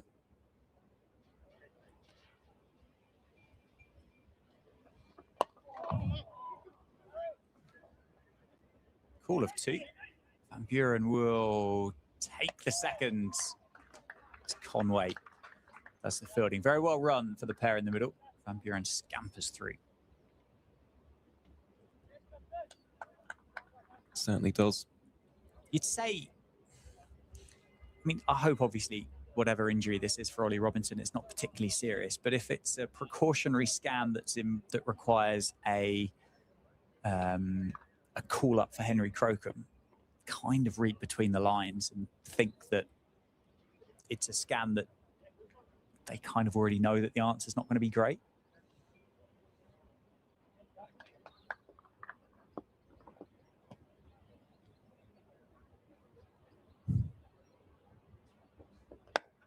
Glorious, lovely looking cricket shot, misfielded by Luke Proctor.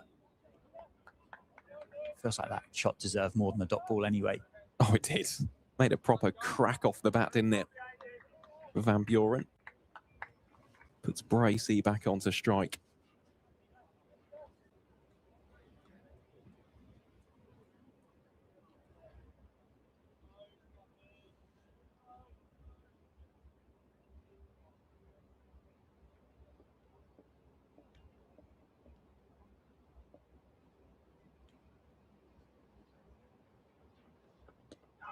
The leg side, drifting down the leg side, Guthrie. That time, couple of noises, but it will just be another leg bye. Added to the tally for Gloucestershire. Will allow Bracey and Van Buren just to start being able to rotate the strike. Start to build a little bit of a partnership.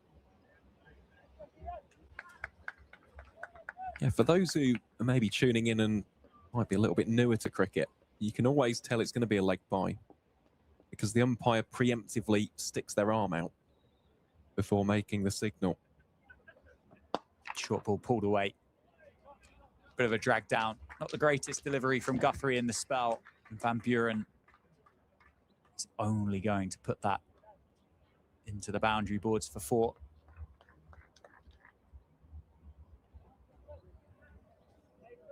Yeah, on that occasion, Guthrie didn't really bowl to his field. And actually, that has changed the field right now because the field has gone out to that very position at deep square. It's one of those, if you are going to bang it in a little bit shorter, you've got to make sure that you've either got someone in to catch it or you've got a little bit of protection. And on that occasion, you had neither.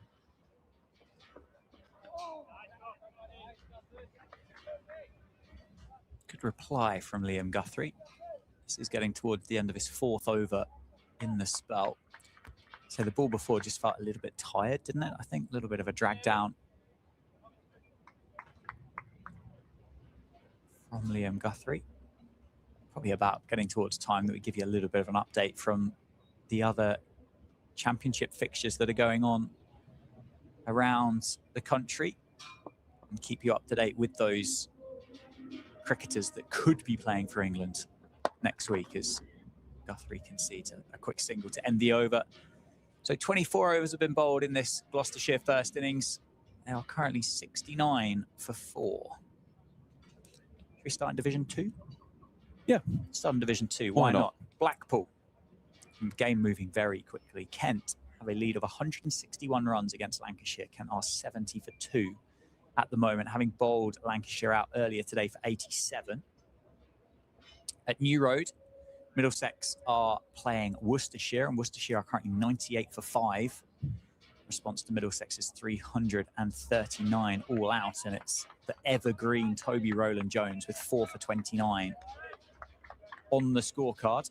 And then up at Chester Street, the league leaders Durham hosting Derbyshire this week. Derbyshire trail by 290. They're currently 87 for 4.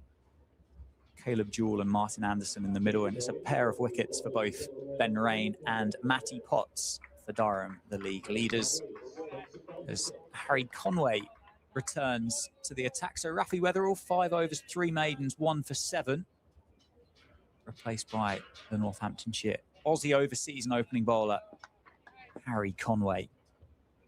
So if we keep an eye on those cricketers that could be playing next week, Shoaib Bashir for 1 for 43 from 14 overs for Derbyshire in the first innings. Short ball, muscled away powerfully by Van Buren.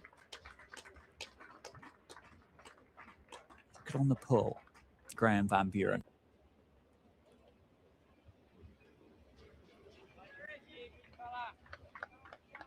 And that really is your one England player to watch in Division 2 so far. Game moving along quite quickly at Trent Bridge. Somerset all out for 310 and Nottinghamshire 115 for 5. They trail by 195 there with 5 first innings wickets remaining. Essex versus Leicestershire. This is one worth keeping an eye on. Jordan Cox and Rayan Ahmed involved.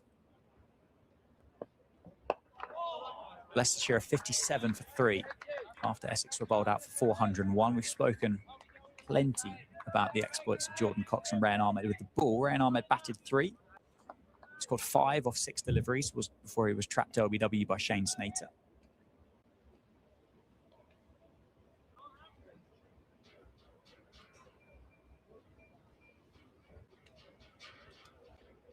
Yorkshire, Warwickshire up at Scarborough. Yorkshire all out for 469. Big 100 for Will Luxton at the top of the order. And Warwickshire are 68 for 2 after 32 overs. And then down at Hove, Sussex, 324 for 6 against Glamorgan's first innings score of 155 all out. James Coles is on 90.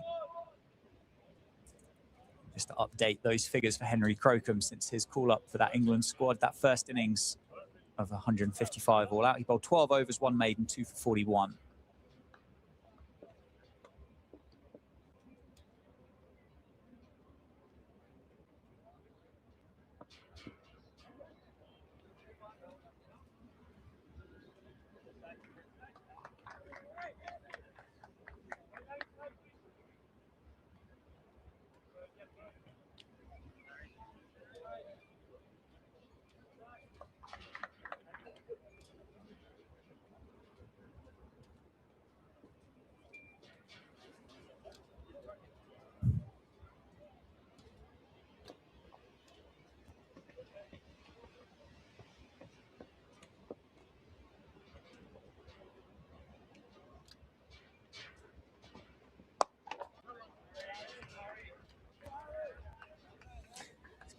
good response in this over from Conway after that initial loosener, which was pulled away by Graham Van Buren for 4.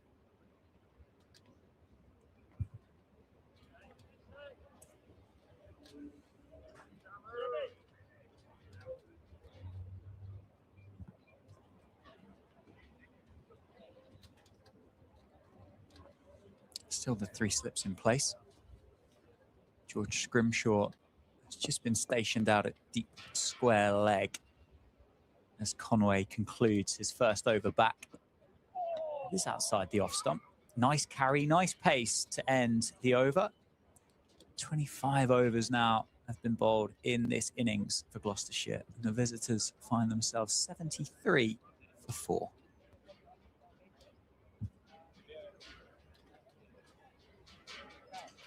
It's been a strong start with the ball, hasn't it, for Northamptonshire?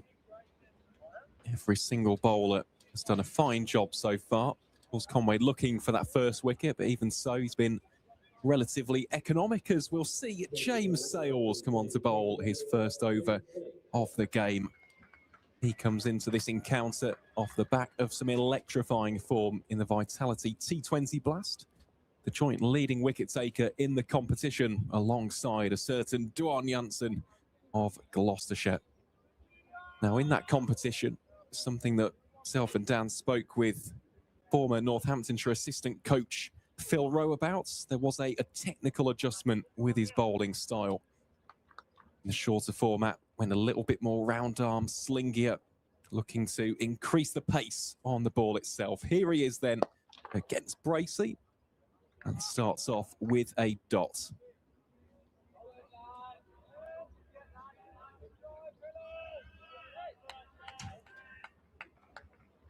Just to run you through the numbers of his championship campaign so far as well. 5 wickets at 56.6. So he'll be looking to prove those numbers. However, that one has just been flicked very fine down the leg side. And they'll be given as 4 leg byes.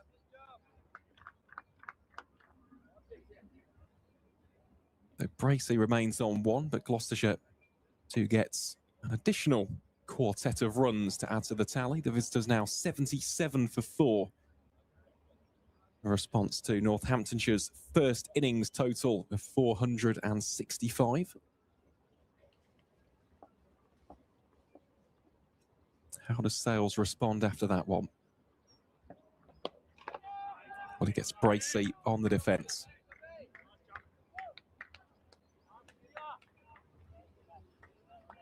Of course, for those who haven't already, if you are tuning in to the coverage, enjoying the action, please do give the stream a like.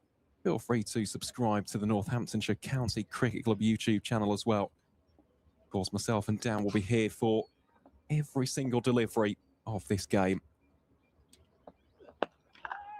Bracey again covers up in defence.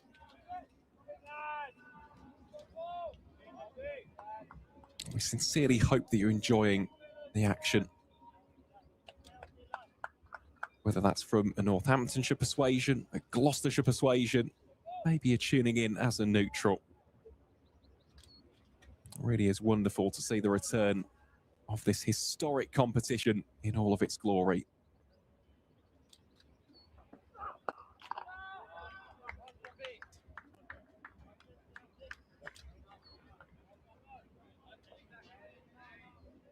Feels like for Gloucestershire a lot rides on this 5th wicket pairing. Plenty of experience out there in the middle. Spoke about Graham Van Buren, the fact that he's been at Gloucestershire for a decade. James Bracey made his first-class debut in the exact same year. 2016 it was, against Sussex. So we see the ends of the over. James Sales starts off with a maiden. And Gloucestershire remains 77 for 4.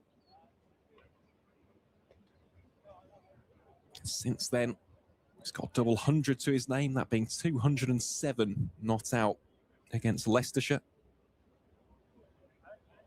Of course, has also gone on to represent England's in the international arena. Someone who, if you were to ask for my opinion, is one of the finest wicketkeepers in the entire country. Already seen an outrageous catch that he took earlier this morning to dismiss James Sales himself. For now, it'll be Harry Conway from the Lynn Wilson centre end. 3 slips in the cordon. Short cover, mid-off, mid-on, deep backward points. Short mid-wicket and long leg are the fielders. As Van Buren and Bracey attempt to drop and run. That attempt will be successful.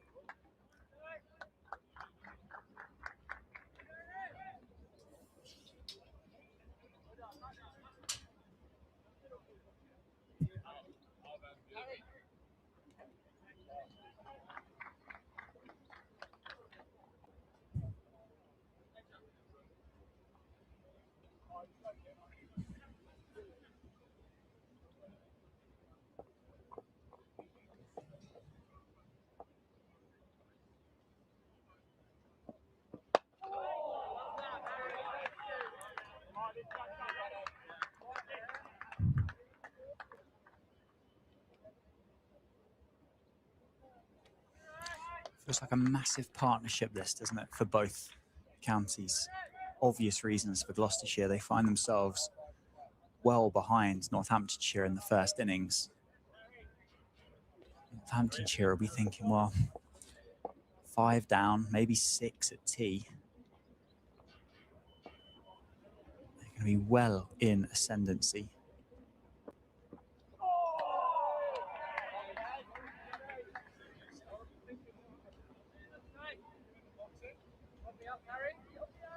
Well, if you take a look at the remainder of the Gloucestershire batting unit, you've still got Jack Taylor, you've still got Christian Clark, you've got Will Williams, who, let's not forget, this season has a high score of 98, which I must say I was gutted for him. I was gutted. 2 runs shy of what would have been a maiden first-class ton. I really, really wanted him to get it. Of course, Matt Taylor, decent with the bat, and Daz Ahmed has fulfilled the all-rounders role for the 2, so still batting to come. But if you are in the Gloucestershire camp, you want that batting to come with your side maybe 200 for 4, not 78 for 4. Yes, absolutely. Talent and run-scoring ability, but I'd say it's the experience, wouldn't you, that the pair in the middle have got at the moment, that need to rebuild this, that need to gain a bit of momentum back. He's opening 4.5 sessions. So we've still probably got, what, an hour until tea, give or take? Yeah, 13 overs, isn't it? Give or take, we're around that kind of 55 minutes if we want to be really pedantic about it. And there's a lot of cricket there. Don't necessarily see Harrison having a huge spell this afternoon. He might get the over before tea just to see if there's much going on.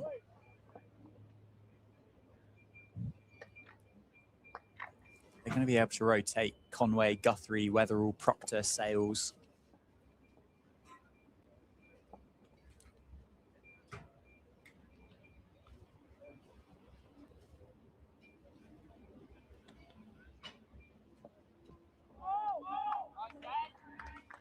Bracey leaves that one.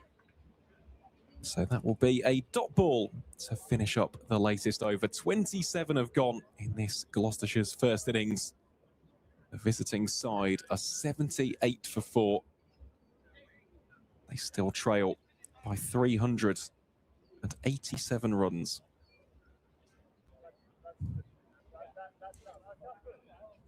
Yeah, it's a long way to go, isn't it?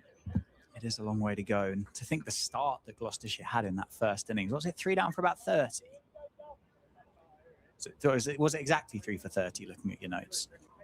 In which innings, sorry? In Northamptonshire's first innings. 41 for 3. Okay. So around that kind of number. And it was a magnificent partnership between McSweeney and Zabe. Here is Sales again. Van Buren looks to chop at that one.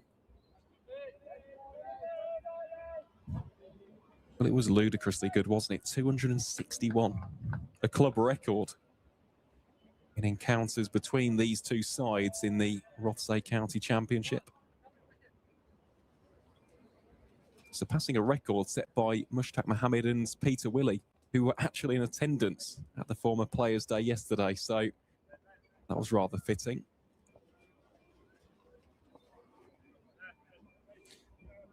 They witnessed a special partnership to go and break that record. I always wonder with the records that are kept with cricket, whether the players involved even know. How aware are you?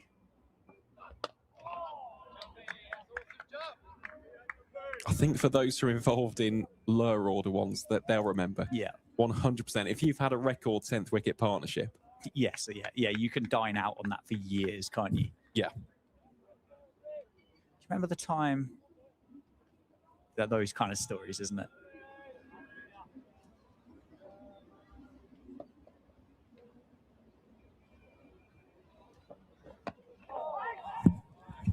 Good areas being bowled here by James Sales.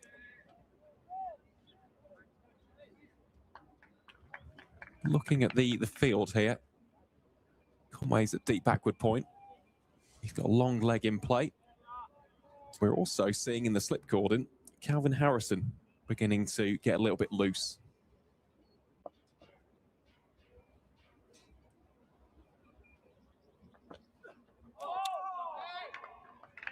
Well, we both had the same reaction there, Dan. Well, Sales has been in fine form in the Blast, hasn't he? He's been the quickest bowler for the Steelbacks by a distance, I think would be fair to say. So I'm fascinated really to see how long this spell is. I don't think he's going as flat out as what he has done in the Blast. As Phil Rowe would say, slipped a gear, I think is the technical coaching side. That one's a shorter ball. Van Buren tries to pull it away and can't get it past Bartlett.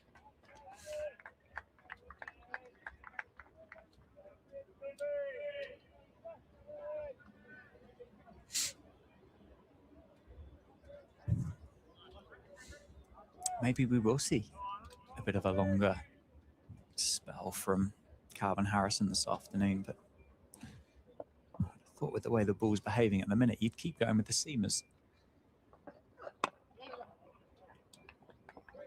Unless, of course, it's a match-up situation, which I have to say, I'd love to get access to some of that information. It's all good and well, isn't it? Being able to go back through an archive and have a look at previous innings and scores at particular grounds and things like that, which is really interesting and adds a lot of value to what has happened in the past and the confidence that players may have at different venues and things. But I'd love to be able to get into that real kind of nitty-gritty of strike rates and averages against particular types of bowlers. Wouldn't you? I've already done that in the past. That's fine. Look, it's a safe space. No. Embrace it. Embrace the nerdiness. Here is Harry Conway then, bowling to Van Buren. Yeah, so it was a couple of years ago now, 2024. Again, just did this on completely my own accord. That's fine. A rainy Sunday afternoon. Well, it was quite a few afternoons, in fairness. Going through, I might as well tell you who it was. So the matchup was Danny Briggs and David Beddingham. Mm-hmm. So early in his innings, so in the first 10 deliveries of Beddingham's T20 career, he'd got out disproportionately to left-arm orthodox. And at that point, Danny Briggs hadn't bowled a single over in the power play.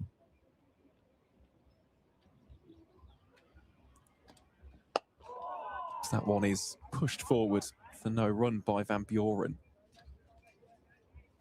And I said to my fellow commentators for that game, I said, if Warwickshire have researched this, they'll bowl Briggs in the power play. And in the fourth over, Danny Briggs came on to bowl. And I couldn't believe it. So it is one of those things. Analysts nowadays have got so much access to data. Bear in mind, I've done that as literally just a fan of the game. The way that they code every single delivery, line, length, the outcome of said ball as well. That one is squeezed out towards deep backward point for one. Of course, the big question, though, is as a captain, as a bowler, how close to that analysis do you want to go? Because the thing with matchups, and I use this as an example, David Bedingham in that over hit Danny Briggs for 19. Yep. So, yeah, at the end of the day, the data's not going to lie, is it? But you've also got to think it is historic. So it's all events that have happened in the past and doesn't necessarily have any impact on what may happen tomorrow. that's a lovely shot by James Bracey. Just pushes it through the covers. Don't think it's going to go all the way for four. Indeed, it won't. Safe save will do the mopping up in the outfield. Will be 3 runs, though, regardless. But if you get enough of the data, there starts to become a bit of a story, doesn't there? Yeah. I was thinking about this the other day, really, with the role of a cricket captain in 2026. And obviously leaders of yesteryear would have been hailed for their brilliance of being able to interpret scenarios and set fields with hunches and gut feelings, or having a bowling plan that's able to bowl to a particular field. And I'm sure there is still an element of that. But as you said, there's going to be so much information that's going to be available. Maybe more so in the shorter format, T20. You could almost captain by following instructions, couldn't you? Yes. And applying information rather than how you feel about that particular moment. We've seen it, haven't we, with the England's numbers that have flipped over from the balcony side and various bits and pieces that we've seen on the sideline in the IPL as well. So we're single off the bat of Graham Van Buren. And I'm not saying being the cricket captain isn't still an incredibly important job, but just a lot more information available to you now than what there might have been 20 years ago. Oh, there's tons. There's tons. And of course, there's sites like MV Play. So you can now see exactly how teams are playing at the second 11 level. So, for example, with Tommy Bourman, we saw it early doors, didn't we? The fact that they had those fielders positioned at backward point and gully. For Joe Phillips, they had a fielder at short leg because that's his early release shot. So, no, it's fascinating, and that will continue to develop and evolve. We saw the end of the over there, Gloucestershire at 84 for 4. And it can be useful, but then again, numbers aren't everything. We see Sales bowling here. Starts off with a peach.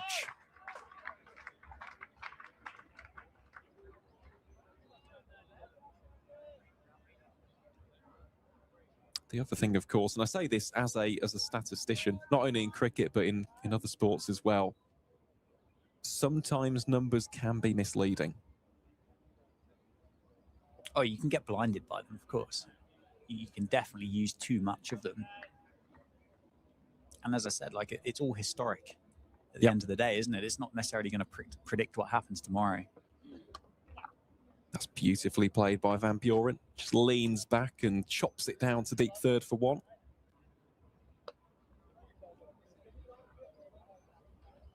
Yeah, certainly a field, though, which is continuing to expand, and not only with regards to on-field matchups, but for recruitment as well. I mean, we spoke about that recruitment for Northamptonshire in that golden era with Phil Rowe between 2013 to 2016. And at the time, that coaching setup, along with the analyst, used something similar to sabermetrics in baseball, which is why you had players like Richard Levy, Azarullah come in when other counties weren't necessarily looking for their services, and it paid off phenomenally. So that one is pulled very powerfully by James Bracey, rifled away through mid-wicket for 4. And he knew the second that it came off the middle of that bat, there was only ever one outcome off that delivery. Dismissive, that, wasn't it? Short arm jab. Using that bit of extra pace from Sales just to help. Takes the score up to 89. The partnership here between the pair of them building quite nicely. It stands at 33. Just providing a bit of stability here for the Gloucesters.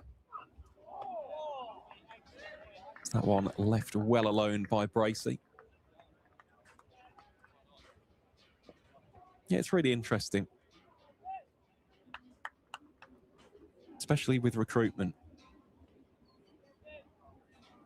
So it can help. It can help almost distinguish a certain archetype of player that you're looking for.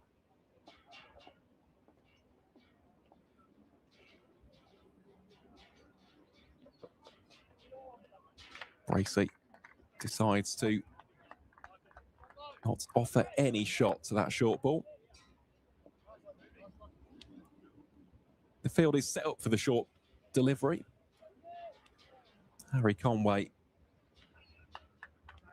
down at long leg, and you've got safe save at deep square.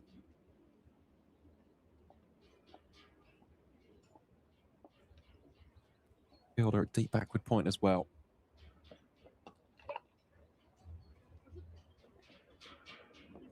Bracey here wants to push for two, and will get two. Smart running between the pair to round out the over. So 7 runs come from it. Gloucestershire are now 91 for 4.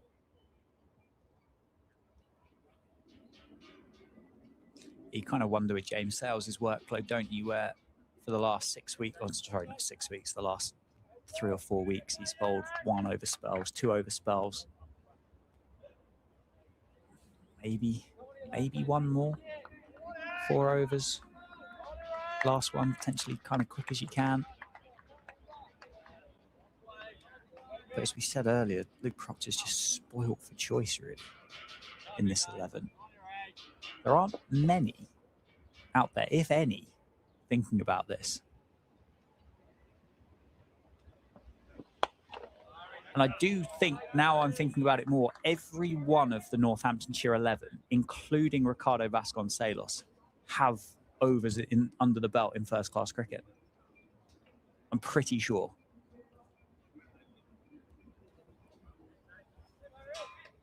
Yeah, they will have done. Yeah. Yeah, you're right.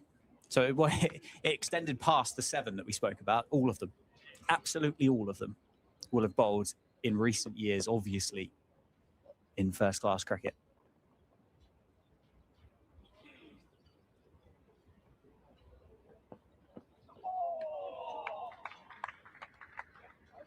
Dare I say, it would be audacious if we do see Vasconcelos bowling in this game. Who takes the gloves if he does? Oh, that's a good question, isn't it? That's the bigger question, I think, here. Not quite sure who the... I reckon Harry Conway would do it. That's a really good question. Perhaps Bartlett. Safe pair of hands. I said I highly doubt this scenario will actually play out. Conway bowls here to Van Buren. Just works it wide of mid-on for 1.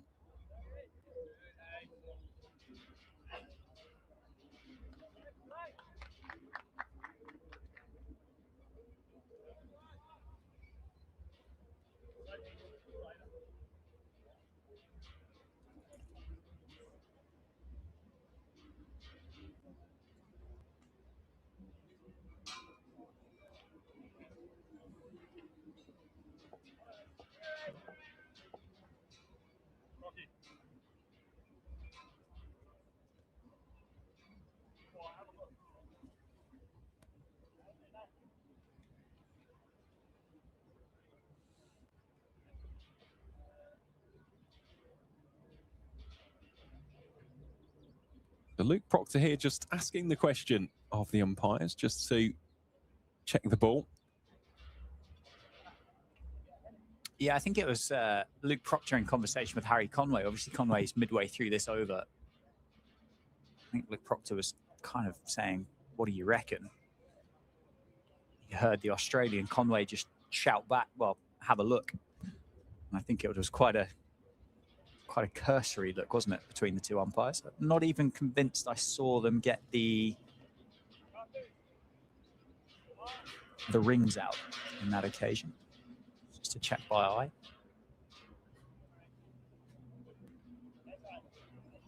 But change it at your peril, that's the other thing. You don't necessarily, you're not necessarily going to guarantee to get anything better out of the box. That's the battle. There was one game in particular, wasn't there, that the ball was changed for Northamptonshire this year, and it worked wonders. So you can kind of see the appetite to be able to do so if this one isn't quite doing what they want it to do.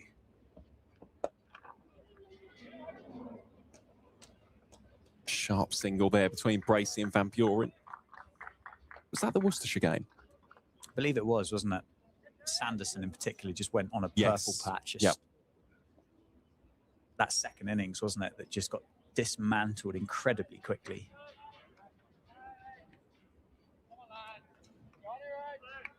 That was some of the best bowling we've seen in recent years, full stop. Felt as though every single ball was going to result in a wicket. He's a very special bowler, is Ben Sanderson.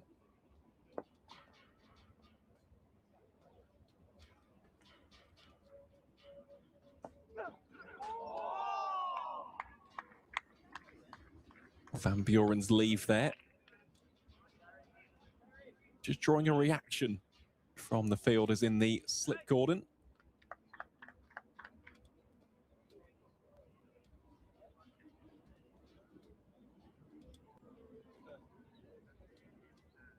On second viewing, I don't think it was that close. It wasn't as though it tailed back in. Bit of theatre. Aaron, nothing wrong with a bit of theatre. If you don't feel as though anything's happening with the ball or off the surface, you kind of have to create that yourself, don't you?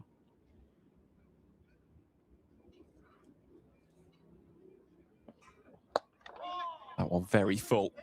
And this could be two here. And these two have scarpered the first one. And indeed, they will convert it into a second. So we'll see the ends of over number 31 in Gloucestershire's first innings. The visitors are 95 for 4. And the partnership grows to 39 between Bracey and Van Buren. And something which I think people will notice straight away is the quality of running between these two. They are very quick between the wickets. Not only that, they're very early on the calls as well. You can tell they've batted together for quite some time over the years.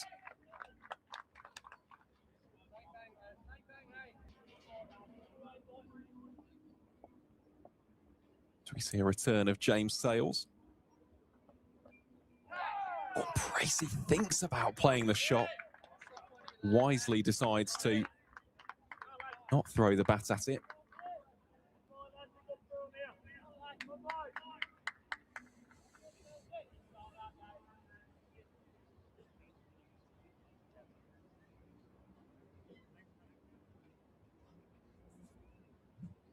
Give encouragement to James Sales.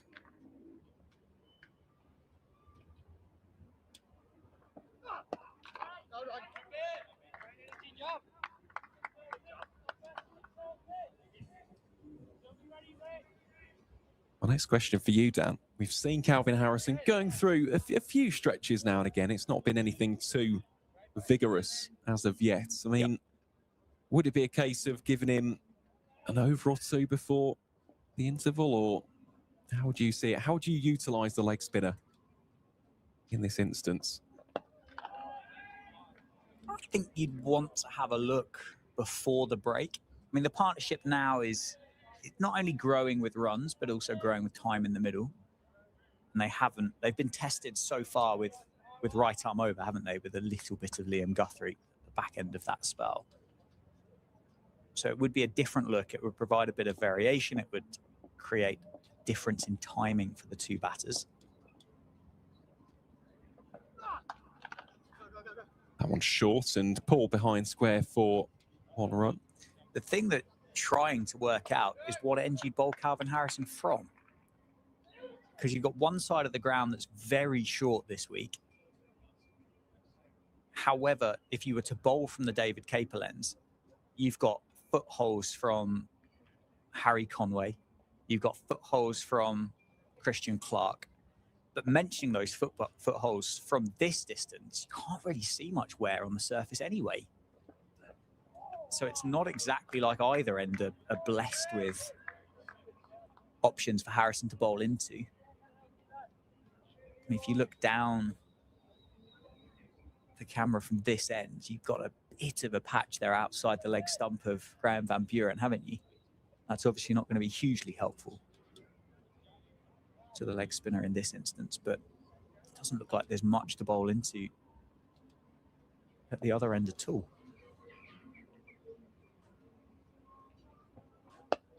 So I think you'd probably have to go with what you pointed towards. You'd have to go for the geographic benefits, wouldn't you? And go for the longer boundary. There's a bit of protection down to the leg side towards the signal box and the scoreboard. Yep, end of the over then. Gloucestershire 96 for 4. They still trail by 369. And I mean, you're a spin fanatic, aren't you? So you just get him in the attack anyway. I would, and I've got to be honest, I'd do it from this side of the ground, the Lynn Wilson centre end. Just because we have already seen this season, we saw Jack Taylor yesterday get dispatched for a 6 and a couple of 4s to that short boundary. Yep. And also Luke Holman in the Middlesex game. I feel like with leg spin at times, even though Harrison is a very, very talented bowler, they are prone to a drag down. Mm-hmm. And at least you've got a little bit more protection with the longer boundary. So that's just my thinking. And also Liam Guthrie has been bowling from the opposing side of the ground, so there might be a little bit of rough. It's not pronounced, it's not exaggerated, but just a slight bit more outside the off stump of the right-hander. Well, he's not going to bowl immediately from the Lynn Wilson centre end because Luke Proctor's come into the attack himself. He's replaced Harry Conway, so we are going to get Seam for a bit longer from the Lynn Wilson centre end. So I think we're going to get proven completely wrong in Calvin Harrison. If he does bowl, he's going to replace James Sales at the David Capel end, which is complete. Hey, difference of opinions. It is, and to be honest, I don't mind either way. I'm just saying from the bowler's perspective, you might prefer that extra protection with the longer boundary, but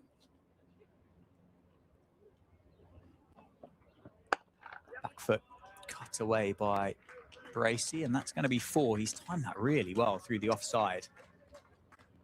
Bit of width on offer from the Northant skipper. And Bracey duly punishes it and brings up the 100 for Gloucestershire as well. Good recovery job so far for Bracey and Van Buren. Yeah, partnership goes to 44 between these two. Just doing their job. Not doing anything outside of the box.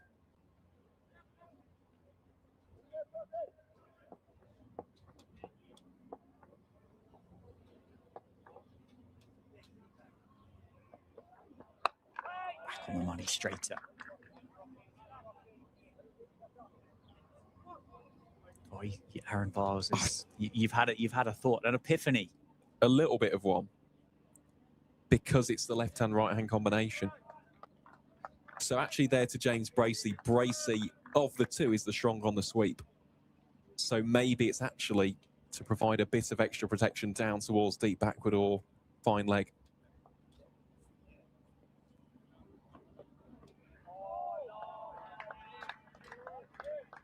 Because from this side, as we've seen with Guthrie this morning, we saw it with Safe Save yesterday. If you get a decent connection, it's very difficult to stop on that short boundary. So maybe that's why. But either way, I think it's a good time to bring on the leg spinner. Mm-hmm. A, to see if there's anything in the surface, and B, to disrupt the rhythm of these two. Because you don't want it to all be a trial by Seam. Yeah, and it won't be a huge spell, will it, for Harrison? It'll be, what, 4 overs, I think? Yeah.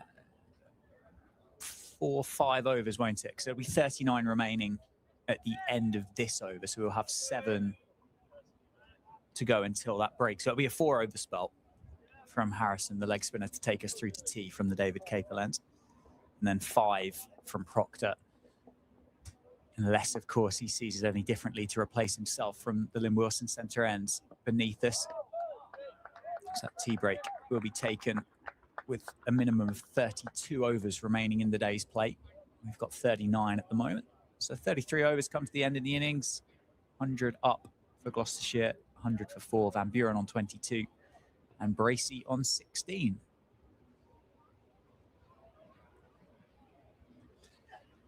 And it is, of course, going to be Calvin Harrison. Leg spinner comes on. Bit of protection has made its way out to the middle. For Ricardo Vasconcelos, who, interestingly, is currently putting, I think, wicket-keeping pads on.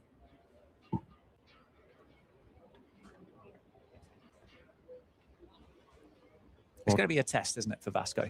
It is. It is. This is going to be the real test, isn't it? The challenge for someone who hasn't kept that much in first-class cricket in recent seasons.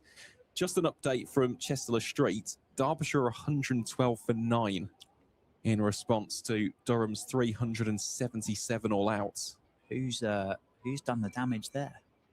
Casey Aldridge and Ben Rain. So 4 for Aldridge, 3 for Rain. And that's all happened within the space of 29 overs. So that has accelerated incredibly quickly in the northeast.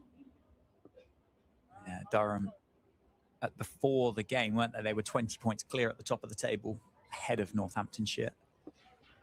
Like they're going to put themselves in a great position to go and get another victory.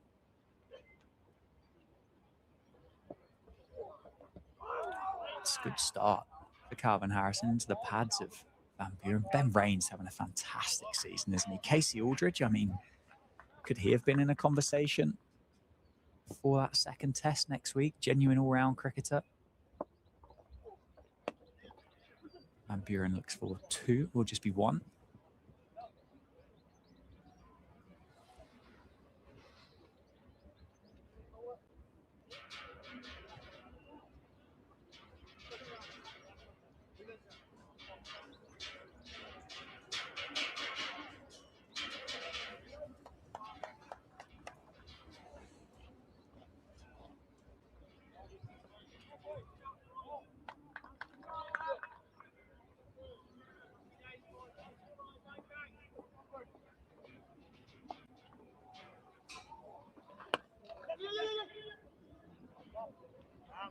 Another relatively straightforward single taken for Gloucestershire.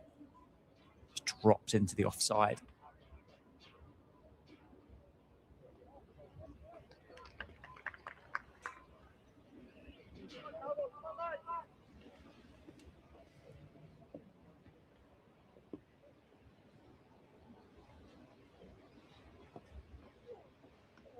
Nice from Harrison. Nice flight, nice line. So the biggest question, the biggest bit of excitement will be whether there's any turnout there for him, won't it?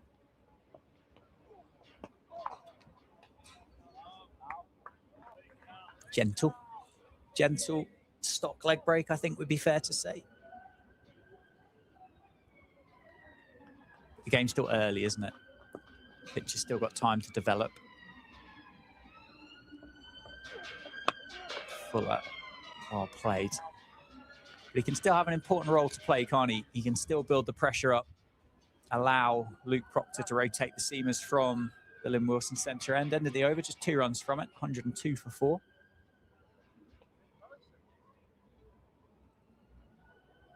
Yeah, that last one was a slider. He's bowled that at the front of the hand, which I'm not surprised about, because as a leg spinner, he will have been watching a few of those deliveries yesterday, even this morning, which have kept a tad bit low. So why not? Why not just give it a go? But the stock will be the leg break.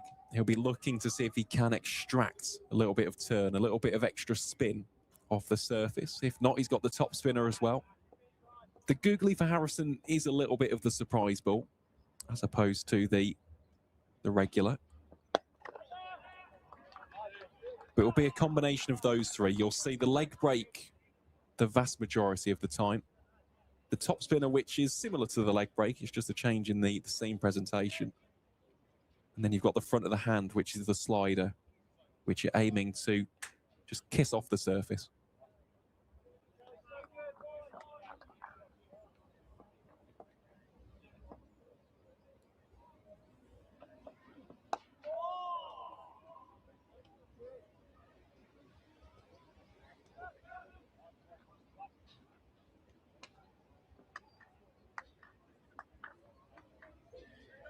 He started the blast well, didn't he, Calvin Harrison?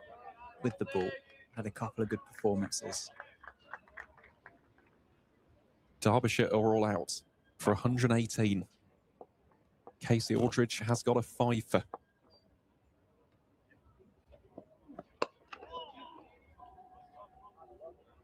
I can't, what's that off about 8 overs?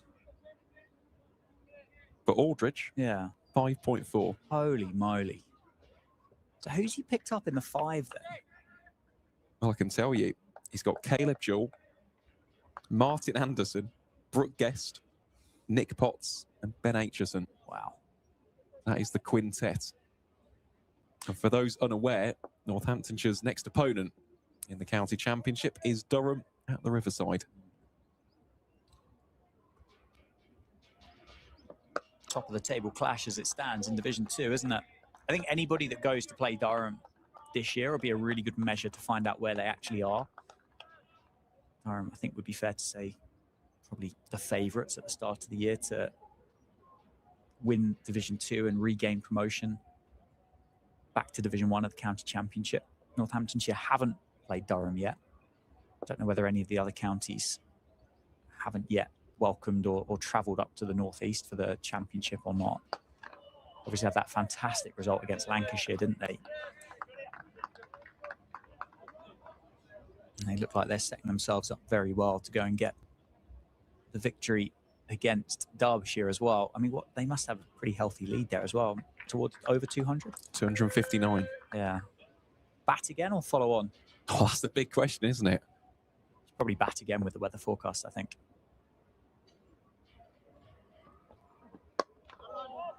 Good over from Luke Proctor. Good pace, good length. Challenging, 103 for 4, just 1 run conceded from it. So it's 8 overs for Proctor, 4 maidens, 1 for 10. Van Buren on 23, Bracey on 18. Back over to Calvin Harrison.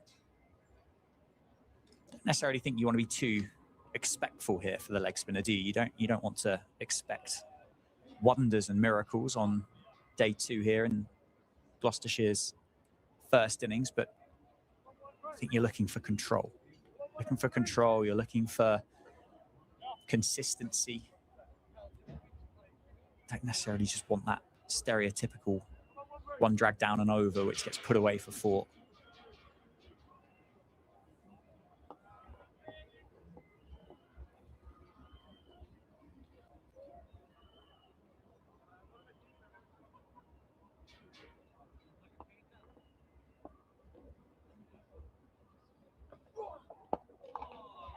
Good start.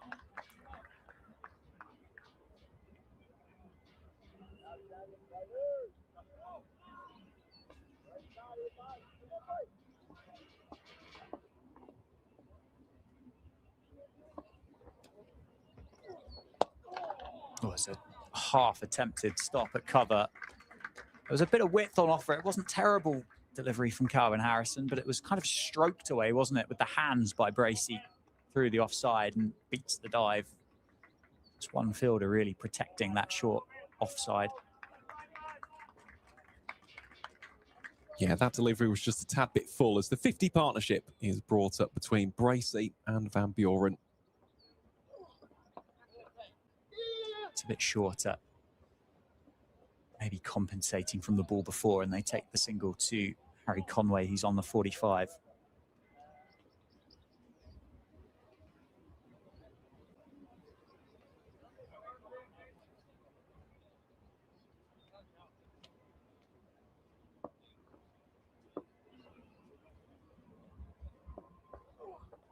Oh, big appeal for OEW. Feather on it from Van Buren. Umpire unmoved, but looks like a nice matchup here for Calvin Harrison against Van Buren.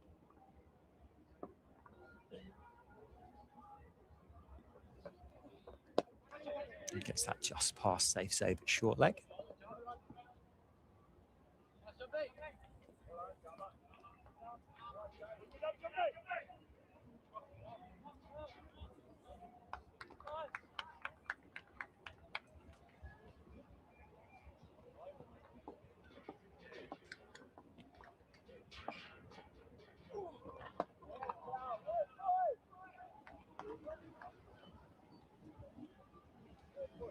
End of the over.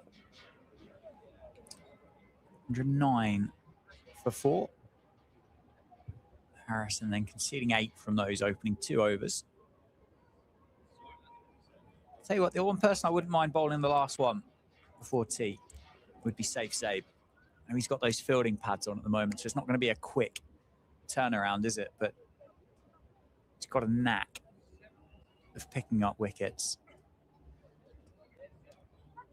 And he bowled nicely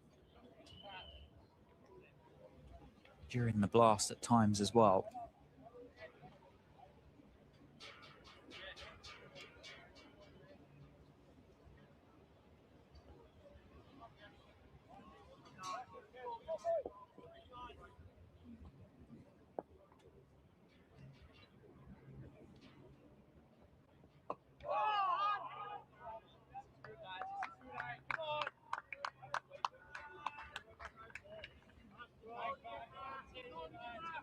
Gloucestershire here has just been desperate to get through to tea, won't they?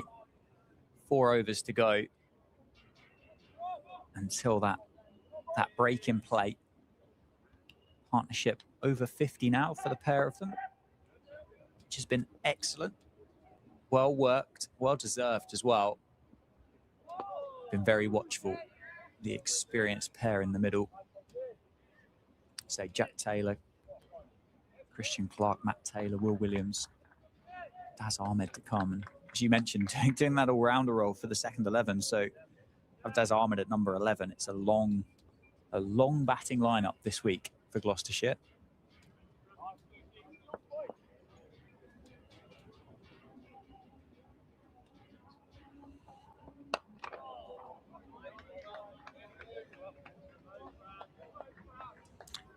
In answer to your question, I believe Durham have enforced the follow-on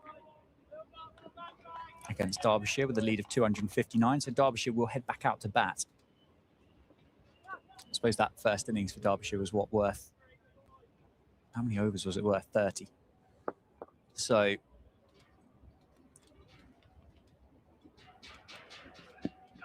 plenty of miles left in the legs of those Durham seam bowlers.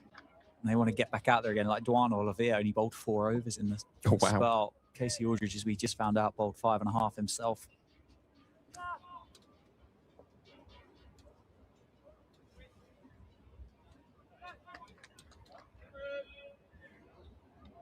Kent going well up at Blackpool. They've got a lead now of up to 229. 138 for 2 with Harry Finch on 66. Another one of those teams up and around the top half of the table, aren't they, Kent? They were sat in 3rd place before the start of this round of fixtures. And then Worcestershire having somewhat of a recovery, 143 for 5.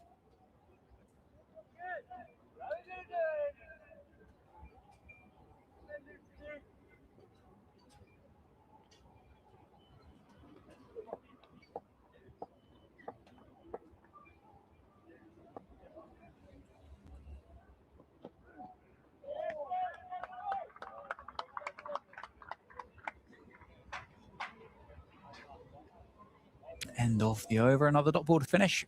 Just 1 run conceded. 110 for 4. 133 for James Coles down at Hove for Sussex as they get to 405 for 7 against Glamorgan.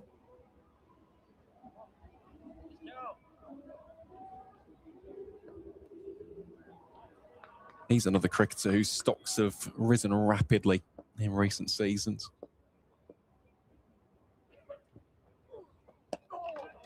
Works into the leg side. Cry of 2. They should get it, I think, but they'll err on the caution side. Nathan McSweeney doing the fielding. Very, very quick across the grass.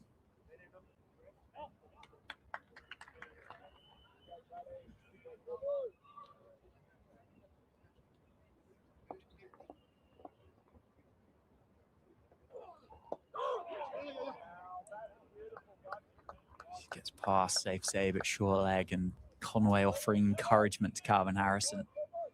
Gets the inside edge of Bracey. The ball just squirts past Safe Save.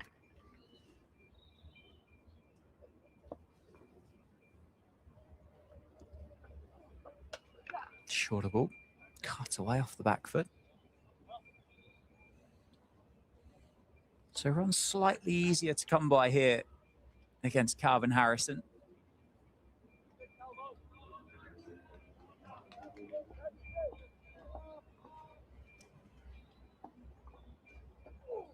Nicely bowled, nicely played. Good cricket all round. It's always going to be difficult, isn't it? Trying to really tie an end up, but equally get frustrated by those easier singles that are taken. You don't expect a leg spinner to be perfect, do you? No, he's changing up his pace, though. Very nicely here is Harrison.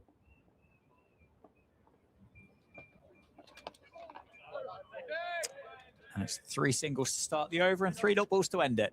113 for 4. Just tick past 4 o'clock, so we have got those 2 overs before the tea break is taken. Proctor will bowl the final one of the afternoon session from the Lynn Wilson centre end. It's been a good spell for the Northamptonshire captain. Got the first wicket of the day. That of Joe Phillips, caught by Ricardo Vasconcelos for 9. This will be his 10th over total so far in this spell. It's 3 overs, no maidens, 0 for 6. 2 slips and a gully in place, as you'd expect. The radar is zoned in for Luke Proctor this afternoon. Really offered any real opportunity to score against Luke Proctor. He's conceded 11 runs from his 9 overs before this one. So he's going at 1.2 per over. Oh, it's a big appeal for LBW. I heard a couple of noises and the umpire with a quick shake of the head, much to the relief of Graham Van Buren, I'm sure.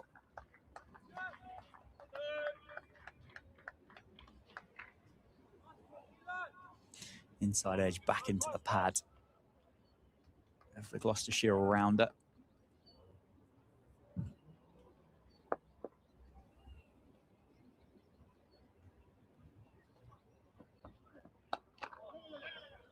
It's a very quick single. It's funny, isn't it, this game of first-class cricket, or the longer format of cricket, is some of these LBW appeals and bowling spells suddenly carry slightly more weight than what they do at different times of the innings, don't they? You'll have an eye on the clock. You'll be thinking, well, there's only, 9 deliveries left before tea. Don't really want to break the partnership now, or what a huge momentum change it could be to break a partnership at this stage of the game.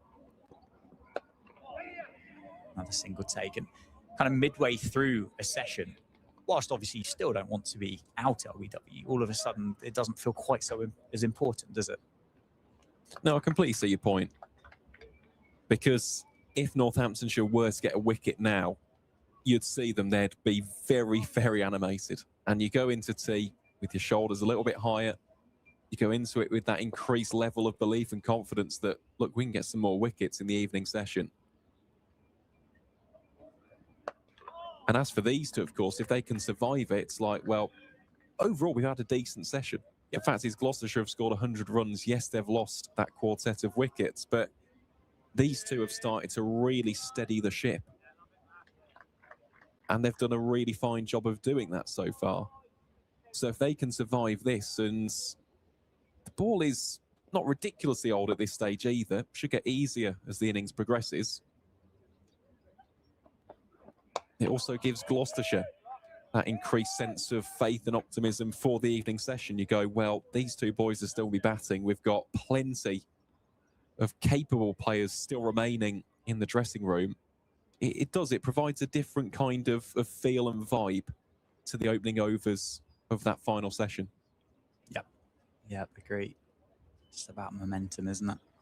6 deliveries to go then, till that scheduled tea break. It's going to be Calvin Harrison from the David Capel end, with a short leg in place, keeper up to the stumps as you'd expect, and Justin Broad's just got his left and right mixed up. Gets himself in at first slip. It's away with that one, a very flighted delivery. Real tempter, wasn't it? Don't necessarily see James Bracey here with 5 to go, throwing his hands through the ball. They'll be trying to get through to the break. That one's played off the back foot for a single.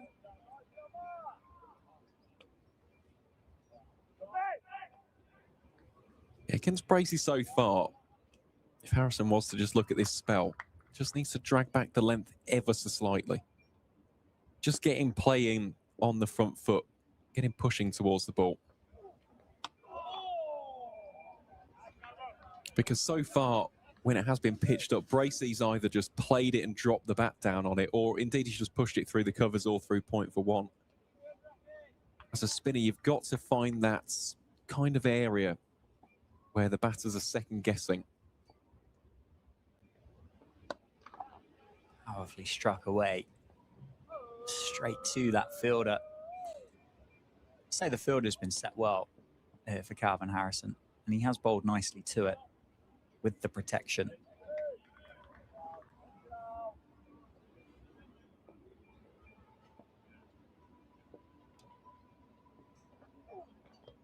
Oh, an appeal there. At the shot that Van Buren was trying to play, it was down towards the leg side.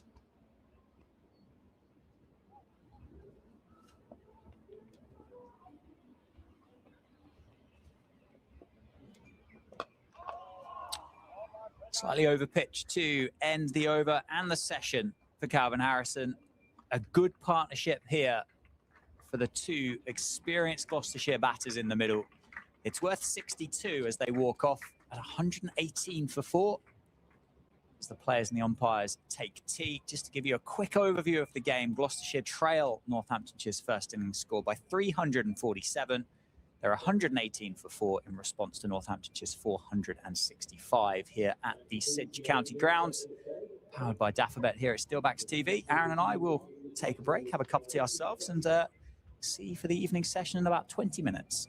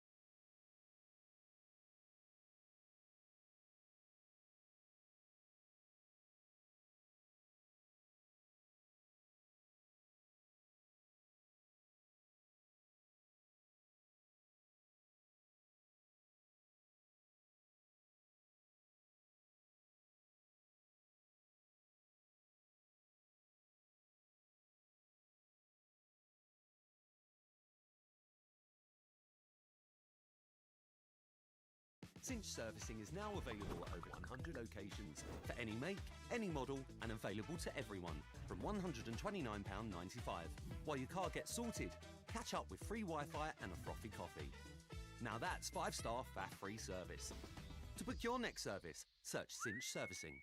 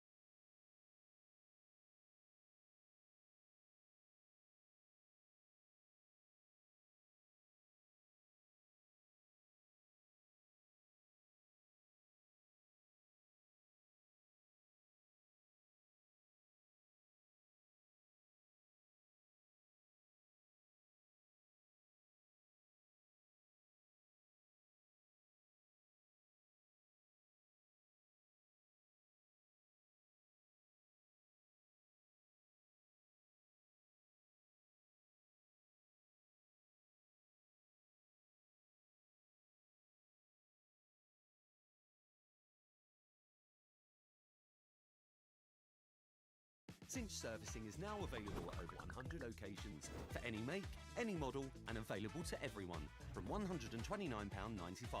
While your car gets sorted, catch up with free Wi-Fi and a frothy coffee. Now that's 5-star faff-free service. To book your next service, search Cinch Servicing.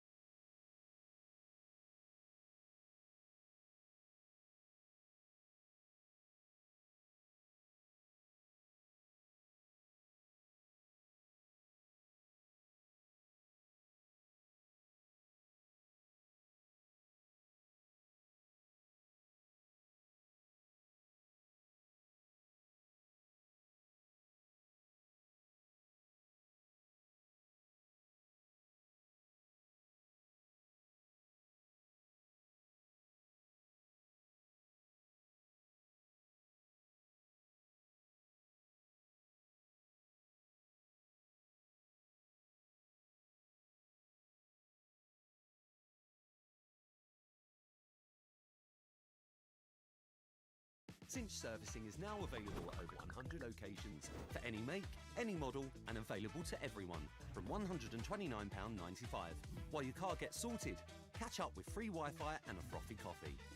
Now that's 5-star faff-free service. To book your next service, search Cinch Servicing.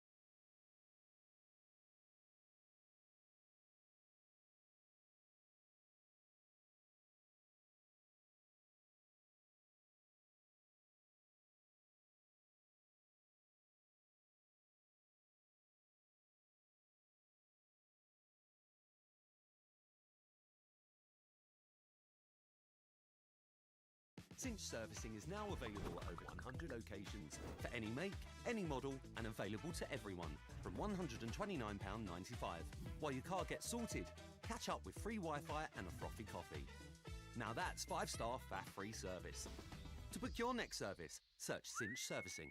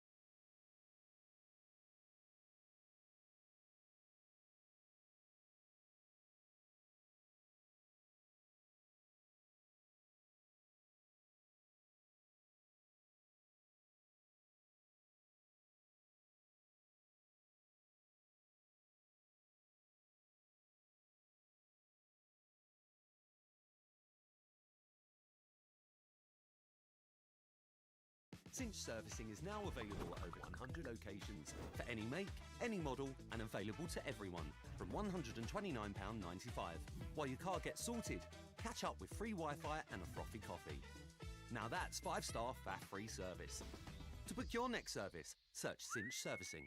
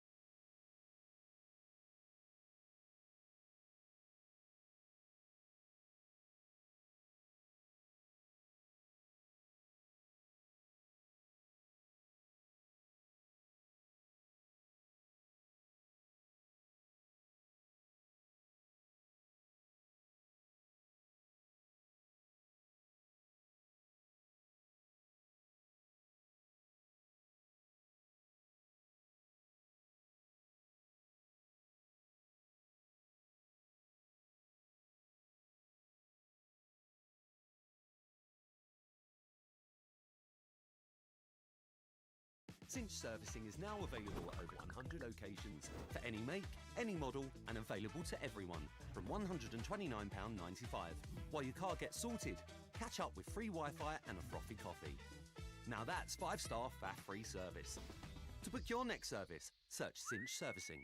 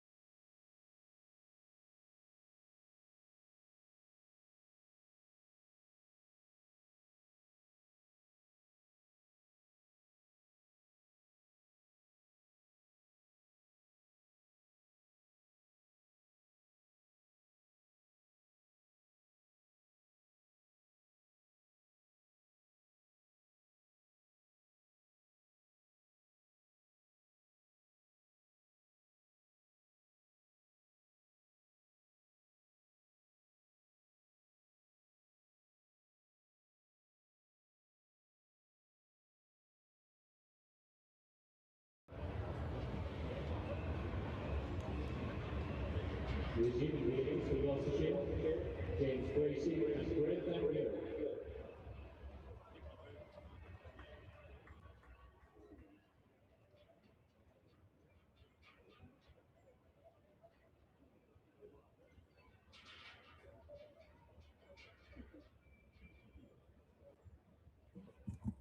Welcome back to the Cinch County ground, where we are almost ready to get the action back underway in this Rothesay County Championship encounter between Northamptonshire and Gloucestershire, brought to you live right here on Steelbacks TV.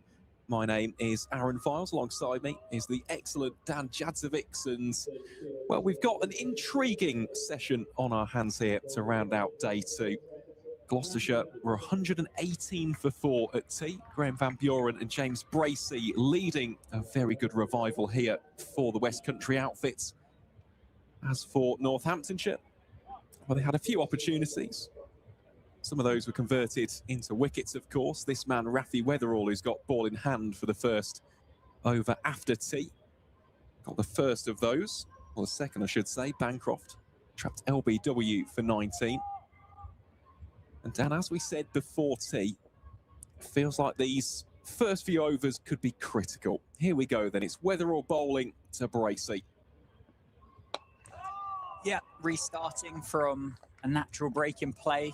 That hard work it's not worth nothing, is it? What the partnership is worth. It's worth 63, of course. You're not going to take that away, but they do have to start again.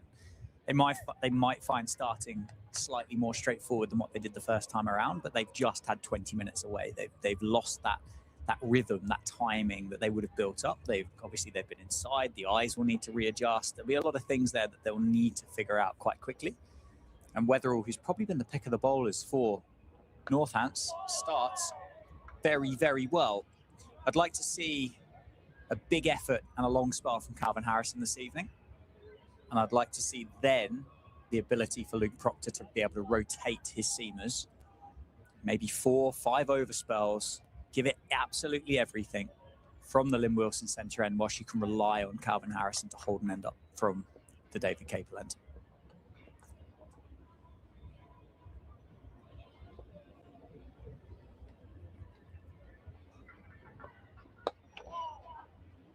It's a good tumbling stop by Harry Conway. Saves what could have been a couple of runs. Yeah, during the interval as well, I had a really nice chat with Dave, who's here with his partner Teresa. Come all the way from Melbourne, so they arrived in the UK 3 weeks ago. Just had a right natter about all things cricket, county cricket, of course some of the future stars of Australia as well, in one of whom has had a really good week for Nottinghamshire, that being Fergus O'Neill.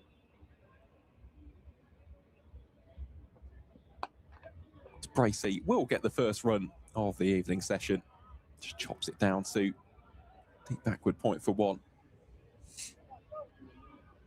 Yeah, he's certainly someone to watch out for, especially with the home Ashes for England on the horizon next year. And he has had a wonderful time of it for Nottinghamshire. Someone else we spoke about, Campbell Kellaway. Again, someone who continues to elevate his stocks, along with slightly older player in Todd Murphy. Different player as well, being a spinner.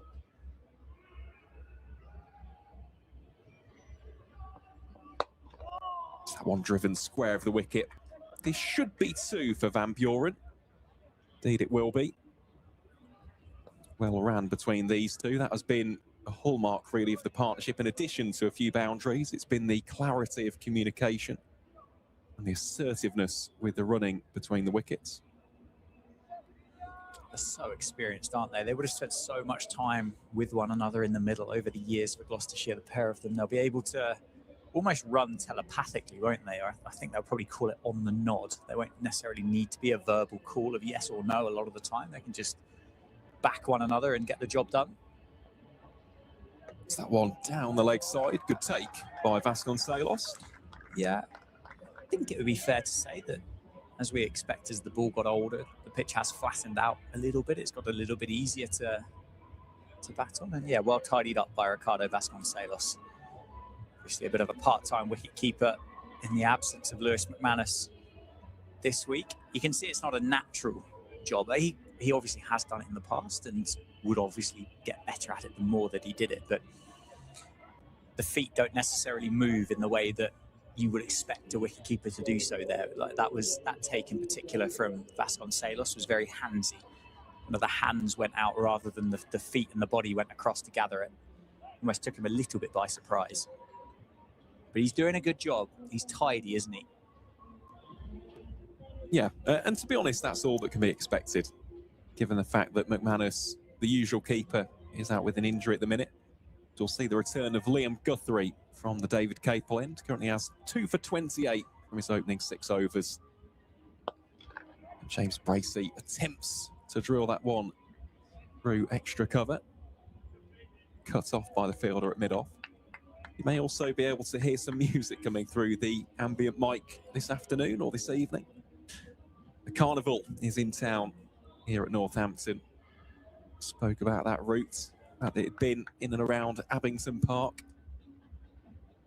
The music probably coming through now, providing a little bit of a theme tune to the action.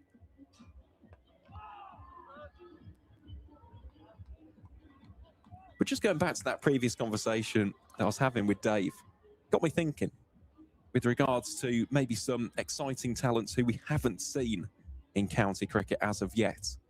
Dan, I'll throw this question to yourself and, of course, to everybody watching along and listening in. Who would you say would be a player who hasn't played county cricket yet that you would like to see play county cricket? It's a good question, isn't it? Yes, it's a very good question. I like good questions. Where would you go? Where would you look? So many fantastic options, isn't there? Bear with me. I'll see if I can come back with at least one. And also the other thing is it's quite difficult to find the ones that haven't been over for a stint. Well, I'll kickstart us after this latest delivery from Liam Guthrie.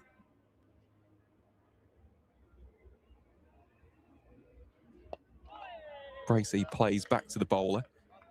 Of course, he's been making plenty of headlines, but if we're looking at Bangladeshi seam bowlers, of course, we've seen Hassan Mahmood up at Kent. Nahid Rana with the pace, with the short ball. Yeah. I mean, that was where my mind went on a different track, but with regards to pace. And you look at the Guyanese quick bowler of Shamar Joseph, would be, I suspect, lively early season for one of the counties.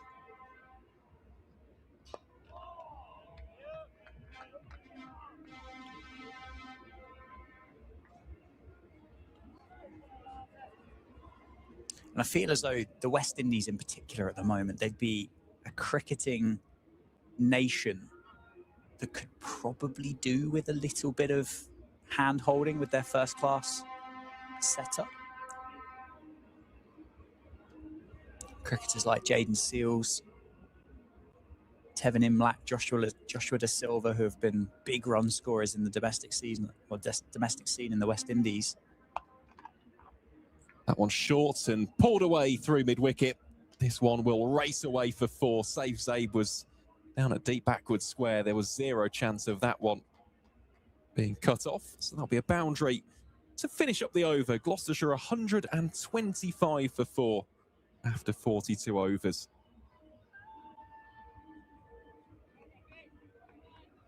How about pure headlines? We'll just go for Vaibhav Suryavanshi. Why not? Don't know how much first-class cricket he's played in. Clearly not a lot because he's only 15 years old, but I don't know. He's definitely played some for Bihar, 100%. I'm guessing you watch a lot of the... Oh, I love the Ranji. The Ranji Trophy. I love the Ranji Trophy. Just love first-class cricket. Here's Weatherall. Is there a first-class structure that you've not dabbled into yet? How much Sri Lankan first-class cricket have you watched? Admittedly, not loads. Zimbabwe. You know that I like my Zimbabwean. Yeah, true. The Logan Cup. Hence why I know why players like Dom Bess and Saif Zaid and Matt Parkinson have been busy over various winters.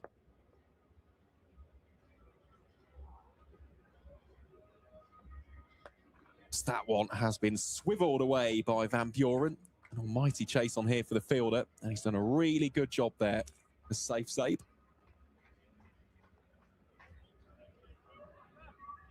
Yeah, been busy, isn't he? Save out in the deep. Oh, hello. Well, it's funny you say Sri Lanka, actually, because someone else who was on my list would be Patum Nisanka. Yeah. But, of course, it's down to availability. Yeah, Kamindu Mendes as well. Hot property at the moment.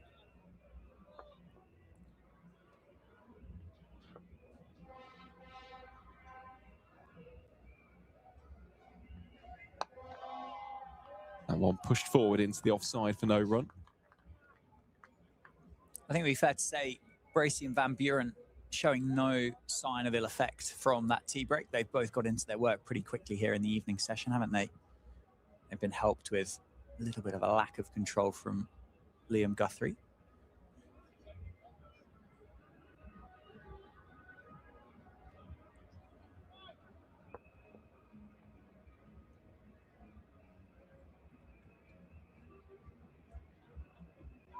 That one strays down the leg side.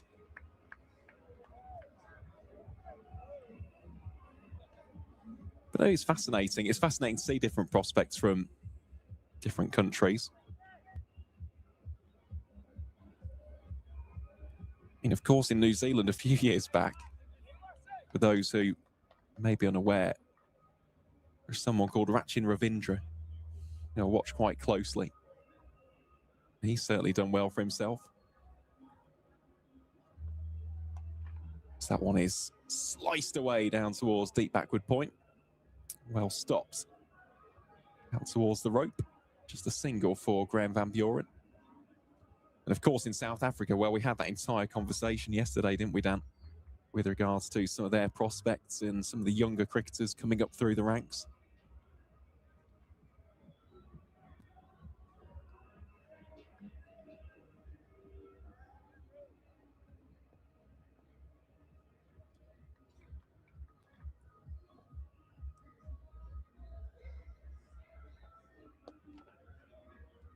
That one just tucked away in front of square leg for one by Bracey. That'll be a single to round out over number 43. So Gloucestershire are 129 for 4. They still trail Northamptonshire's first innings total by 336. Yeah, and the party's just getting started here, isn't it? At the Cinch County grounds. Aaron Viles is loving it. Oh, you bet. Bit of Punjabi MC.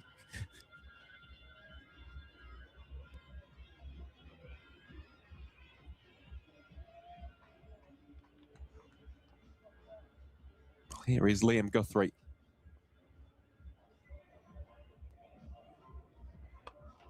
Bracey looks to play that one late, just chops it into the surface down to deep backward point for one.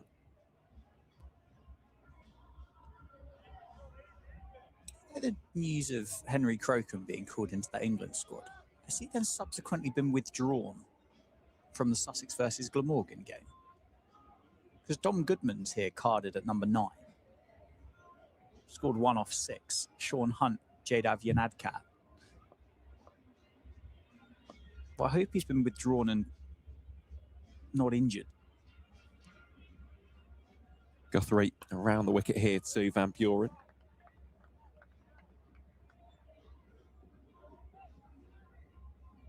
Yeah, we'll have to find that out, won't we?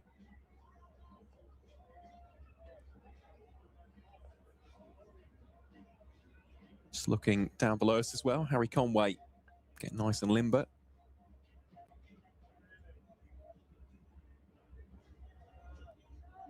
Who can be the player for Northamptonshire to try and break this partnership? Van Buren and Bracey have done a fantastic job so far.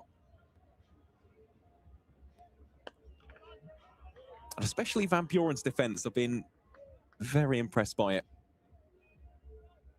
All comes down to judgment, and so far he's been very decisive with which deliveries he's leaving, which ones he's playing defensively. Of course, the scoring shots as well. Sign of a classy operator.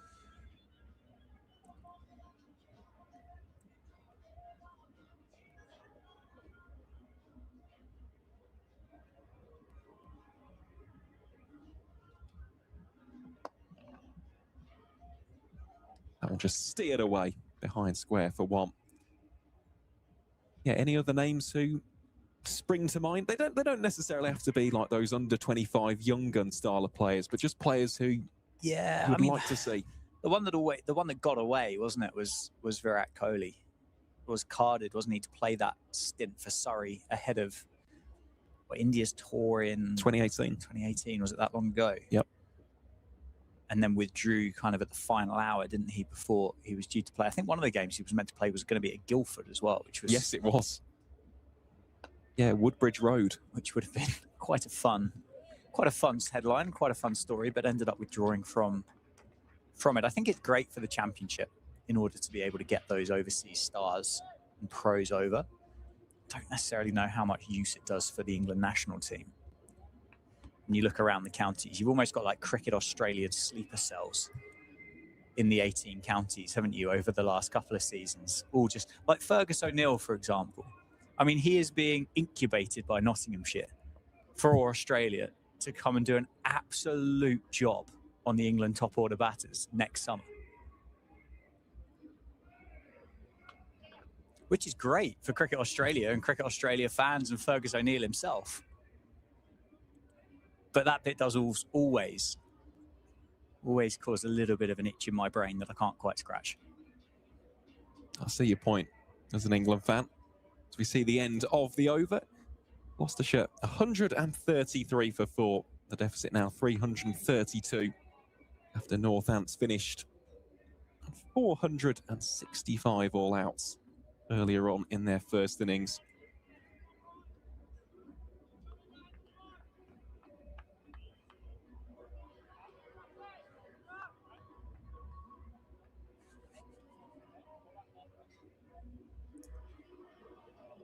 Fascinated to see what's travelling down Abingdon Avenue here.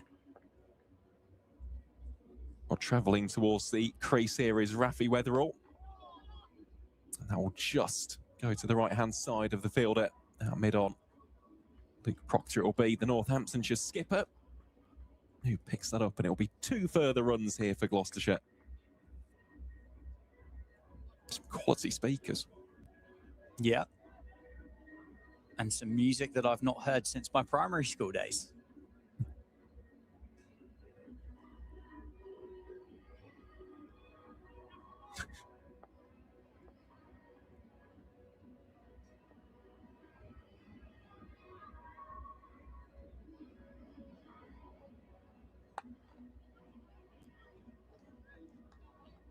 I suppose the vast majority of these players have just come off the back of a block of blast fixtures.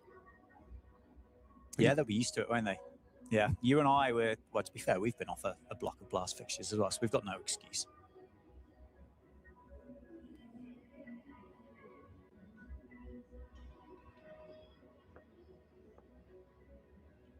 Here goes Weatherall again.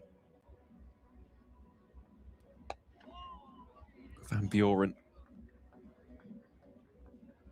He continues to pick up both line and length very quickly. Getting into a solid, stable position, keeping the head nice and still. Just playing the ball on its merits. These two know they've got a big job ahead of them.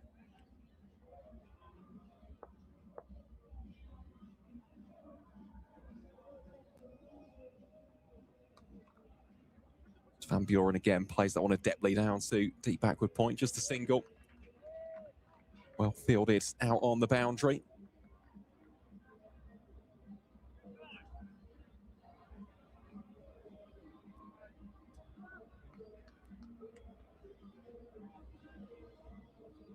It'll be one of the more entertaining days of county championship cricket for the Northants fielders, won't it, today?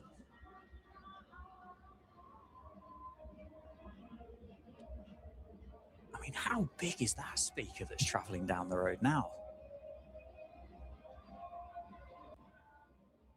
Bracey leaves that one alone. Well judged by the Gloucestershire keeper.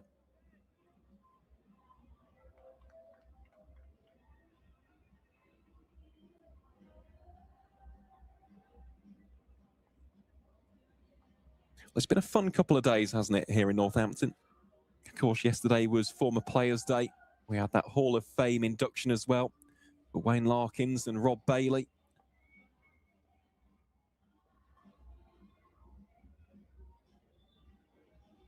Sound a lot fuller. Well dug out by Bracey. Dot ball to finish the over. 45 have gone in Gloucestershire's first innings. The West Country outfit are 136 for 4. We've had Carnival today. Wonder what's coming up on Super Sunday. You'll have to join us to find out. Yeah, who knows what we're going to get tomorrow?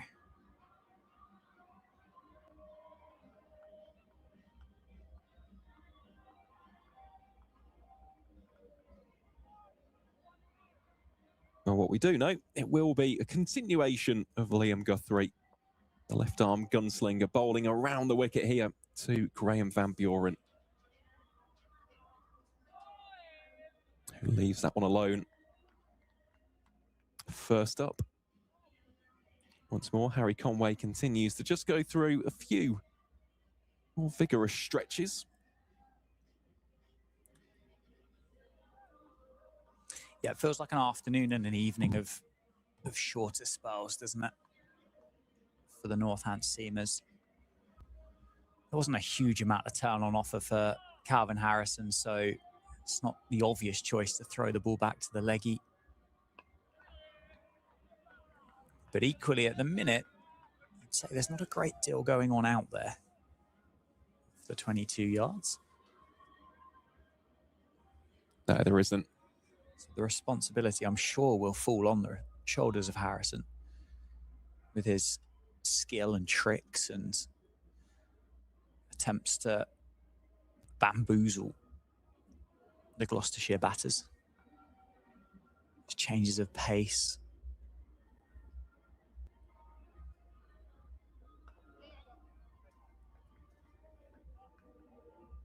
I must say, Van Buren's played that shot very well all afternoon, hasn't he? Just riding the bounce, leaning back, keeping a nice full face of the bat, meeting the cricket ball and almost diverting it down to third/backward point. Yeah, just taking what's on offer, isn't he? Looks like he has a lot of time to play each of these shots that he is playing. That one in particular looks like he's just in full control of it. I mean, let's not forget, this is a surface that Northamptonshire put a partnership together worth 260 odd. There's no demons out there at the Cinch County Ground this week.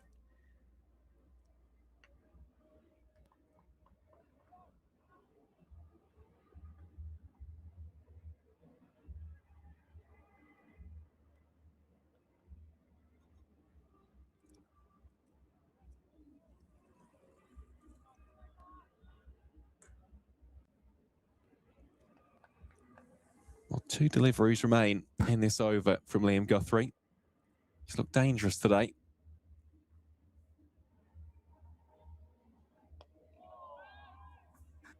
Once again, that one just deflected really away. James Sales, that square leg.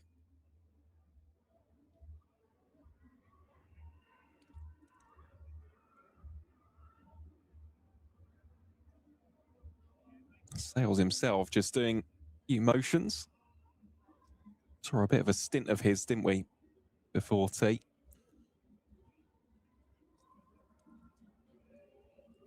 Yeah, it's quite hard to pick out of the lineup who might be bowling next for Northamptonshire. Everybody's going through a few looseners and some shadow bowling and shadow batting. Well, that is the end of the over. 46 have gone here in the Gloucestershire innings. The visitors 138 for 4, still trail by 327. Yeah, a long way to go. 26 overs remaining in the day's play. Obviously a minimum of, but at 5 to 5, we will be going straight past that cutoff of 6 o'clock. 26 overs left in the day. We'll be going right through to about 7 o'clock this evening. Another couple of hours of championship cricket here at the Cinch County Grounds. As weather will Just gets dropped into the leg side for one. Harry Conway showing off the silky first touch. World Cup week. It is. And the Aussies are out there. Harry Conway just showing what the Socceroos might be missing. Embracing the inner Mark Viduka. Well, hey, good footballer. I suspect he was probably a good cricketer as well. I don't necessarily think you can be an Australian athlete without being good at a lot of things. Two slips in a gully. Van Buren on strike. Do you know what? I wouldn't go so far as I'm disappointed. And I know we've got our effects mic turned down because of the music. However, I think a village cricket team would have been calling one for the Wenger boys here, or one for the base, or something along those kind of lines. Fielding team maybe just need to embrace this a little bit more. One for steps. Nicely played. Beats Harry Conway. He's going to have a long chase on. It's not going to go to the rope, so he's going to have to haul it back in. Van Buren will come back for a third. Good chase, good throw back in, and eventually tidied up by George Bartlett. So it is just 3.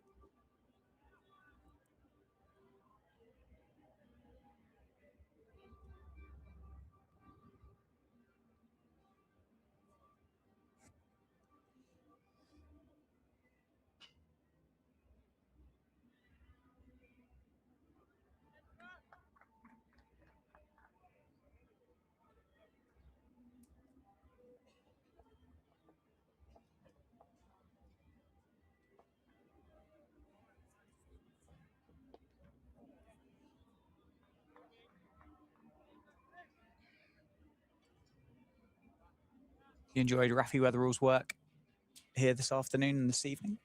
Yeah, I definitely have. Especially those first couple of overs. He looked razor sharp, didn't he? Both with regards to where he was actually putting the ball and the pace with which he was bowling the ball at. It was rather impressive. Since then, it just appears to have lost a little bit of the early zip. Well, we've said this word a lot throughout the broadcast, persistence.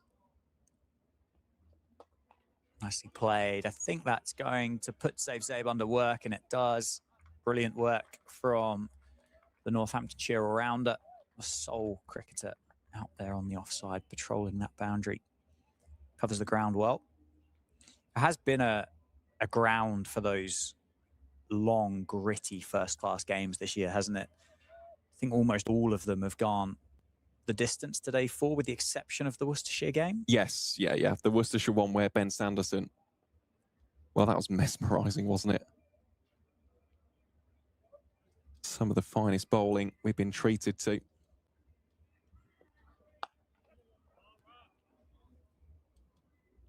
But no, it is. It's one of those grounds here in Northampton. You've got to earn your victories. You really do. And even in early season, we saw a little bit for the spinners, of course, the seamers with the new ball. There's also room for good batting, though, and good batting partnerships. I mean, this is one of them. These two now, it's approaching the 100-run mark. It's not quite there just yet. They've still got 11 runs to go, so it's 89 between Bracey and Van Buren. But as long as you're patient, as long as you do play the ball on its merits, you're not chasing wide ones and throwing the hands erratically, there are runs to be scored. And I think a prime example of that was yesterday with Saif Zabe. I mean, he looked, I'm not going to say furious, but he was really, really disappointed. Yep. To get out on 143.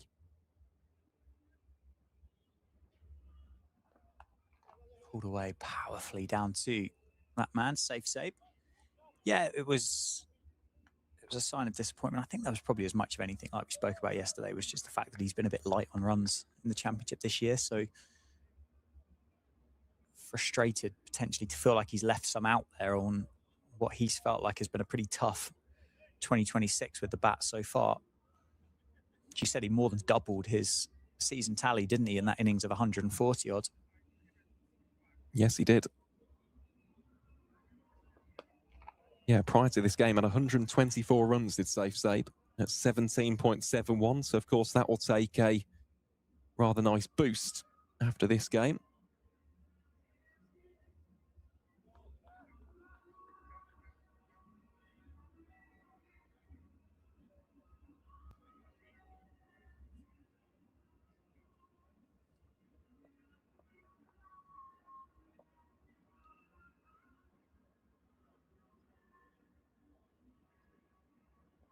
Shorter ball, and Van Buren picks that incredibly early.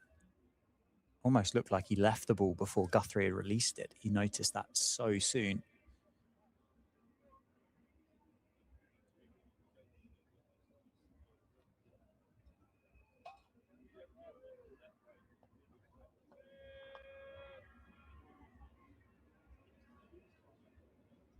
Yeah, in this evening session so far, there has been a slight change in plan, hasn't there, from Liam Guthrie?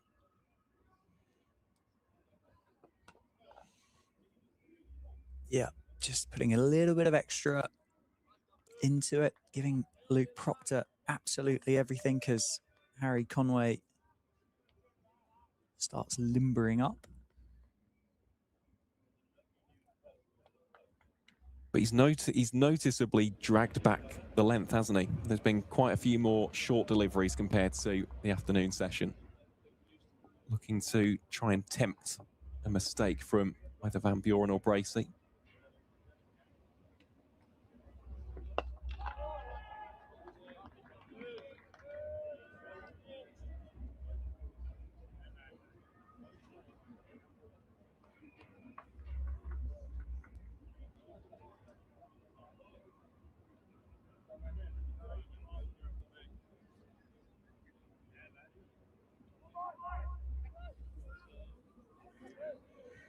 Yeah, it feels like an innings at the moment, particularly for Northamptonshire, as it was for Gloucestershire at points yesterday. It's just hanging in it, isn't it? Do these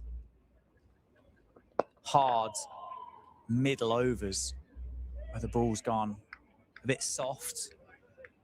As we said, there's nothing hugely dangerous in the surface. If it did misbehave, it was with a newer ball. Can't quite fathom the logic behind as to why that would be, but the ones that have maybe just kept a little bit low have been with that newer, harder ball. As Conway is going to replace Rafi Weatherall here from the Lynn Wilson centre end. 148 for 4. There'll be a few club cricketers that had joined us this morning. I'm sure we'll be getting closer to joining us back again for a little bit of late Saturday evening cricket here at the Cinch County Ground. So if you have played today, we'd love to hear how you got on.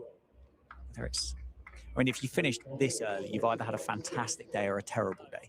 I suspect would be your choices, but we'd like to hear from you. Did you get the points? How was the bowling? Did you score any runs today?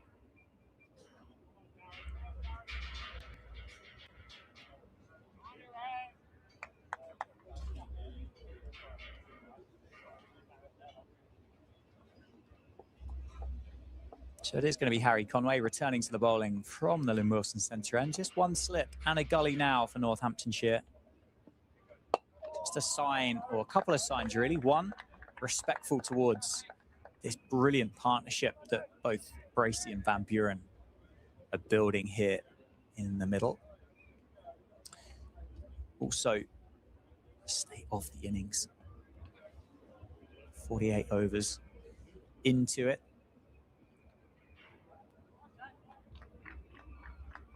Partnership worth 92.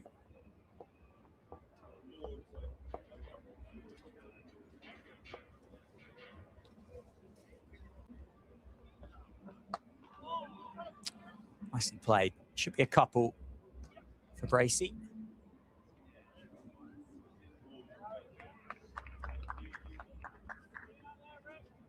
So I've done some digging when it comes to the Henry Crocombe situation.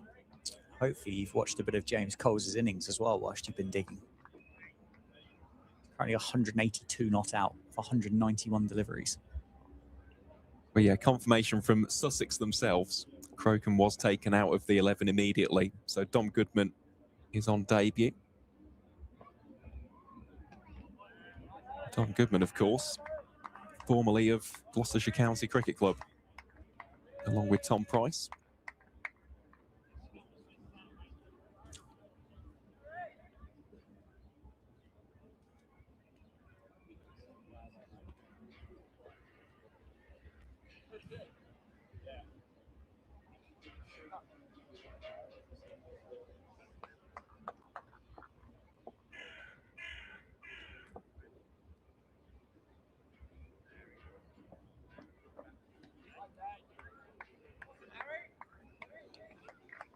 I suppose if the injury to Ollie Robinson is slightly more serious than what maybe they're alluding to protect Henry Crocombe, probably going to be a good idea. But nice to see Dom Goodman take the field for his new county for the first time.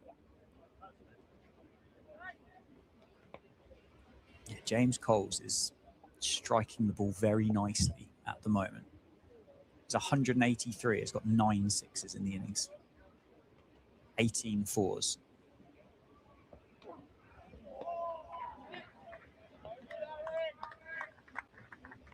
We've seen a couple of enormous scores, haven't we?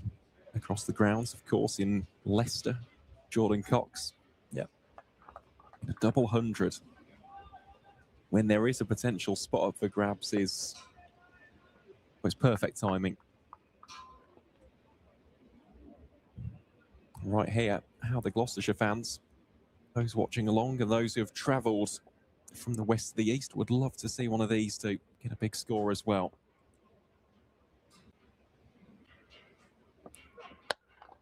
Certainly a good opportunity to do so, as Bracey drives that one through the offside. It's a long, long chase down here for Luke Proctor, who does retrieve the ball. It's stopped well inside the boundary rope, so it'll be another 3 for James Bracey, who moves up to 47 to end that over. He will keep the strike.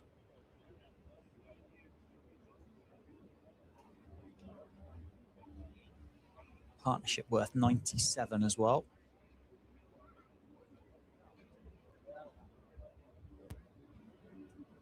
We're going to get another look at Calvin Harrison. From the David Capel end, the leg spinner, who bowled 4 overs for 40. 4 overs, no maidens, 0 for 14. I don't think this move is going to upset either James Bracey or Graham Van Buren. But I think it's a nod to the fact that the ball is now 49 overs old. Let's try and protect some of the seamers, protect the workloads. Maybe get through to that second new ball fractionally quicker than what they were planning to do so. And of course, stumps this evening as well. Good start for Harrison. Going to be turning the ball as a stock delivery back into the pads and into the body of James Bracey.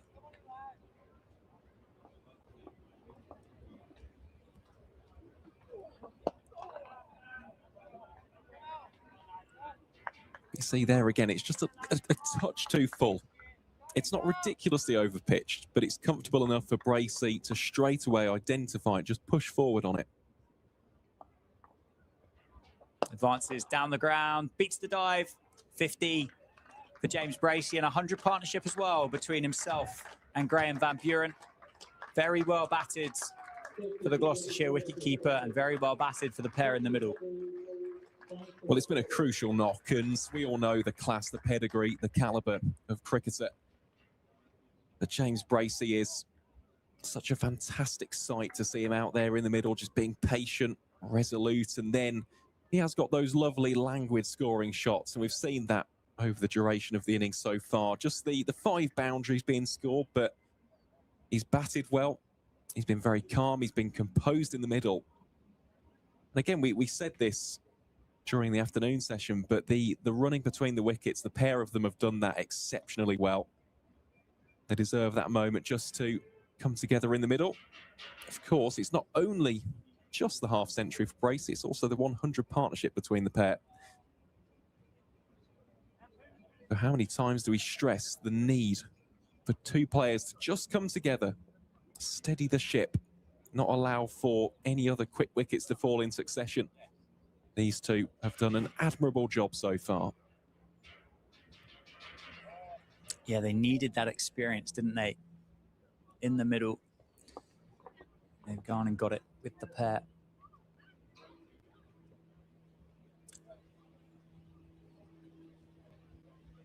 Ready to get back underway following that boundary. My goodness me. Well, I wondered whether the inspection of the ball there was because it was a bit wet where it had ended up in those ground sheets down by the sight screen in front of the members. And I think it would be fair to say that has slipped straight out of the hands of Calvin Harrison. A moon ball, and it's landed about 40 yards. Will be a no ball, and I assume, which I don't necessarily know whether it carries much weight here, but it will be a warning to Calvin Harrison. Don't know who was in danger.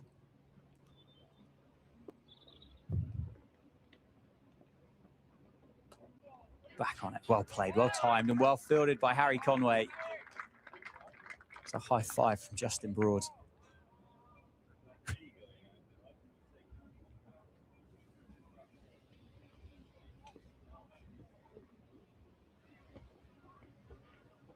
Dragged down, pulled away, and mistimed and dropped at short mid-wicket.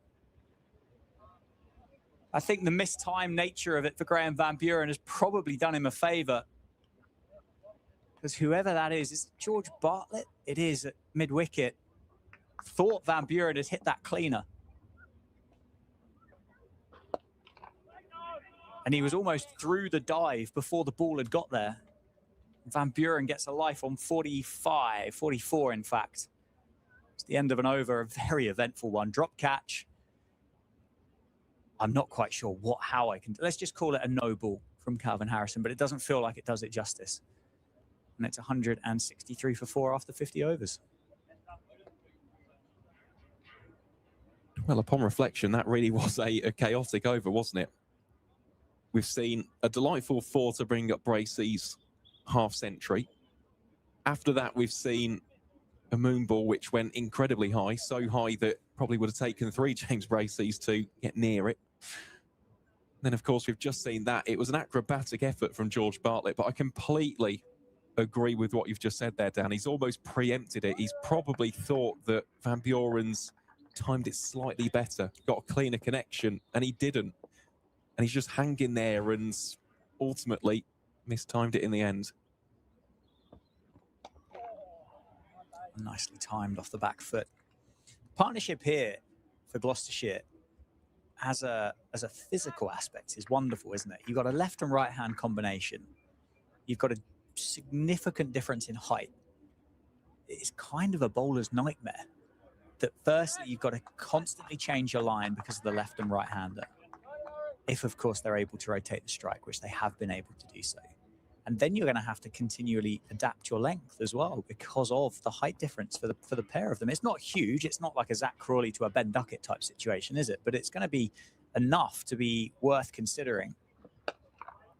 Bracey covers that one up really nicely.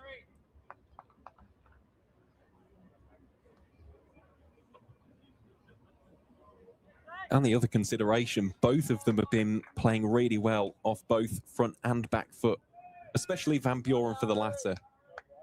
He's given himself just extra bit of time to play those shots, run it down to deep third and deep backward point.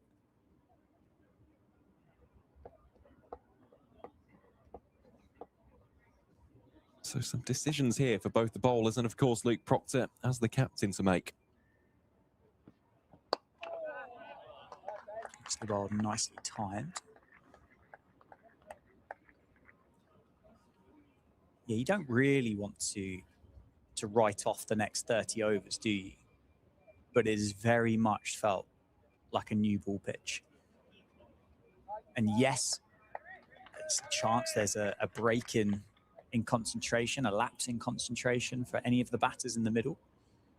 Potentially get an opportunity to strike if you get a new face in the middle there as well. But it's been hard to come by during the middle overs of an innings. And I think it's always fair to say you judge the surface and the conditions after both teams have batted on it. And And both innings at the moment are mirroring one another pretty well.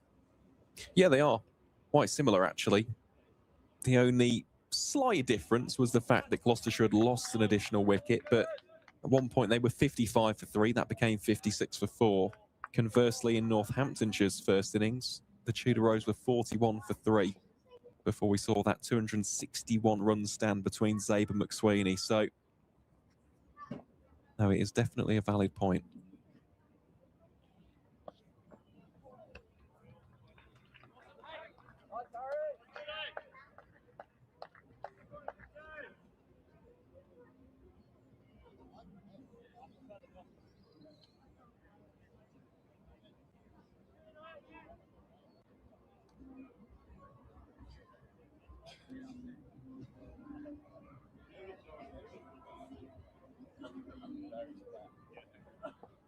We'll give you some score updates as well at the end of this over.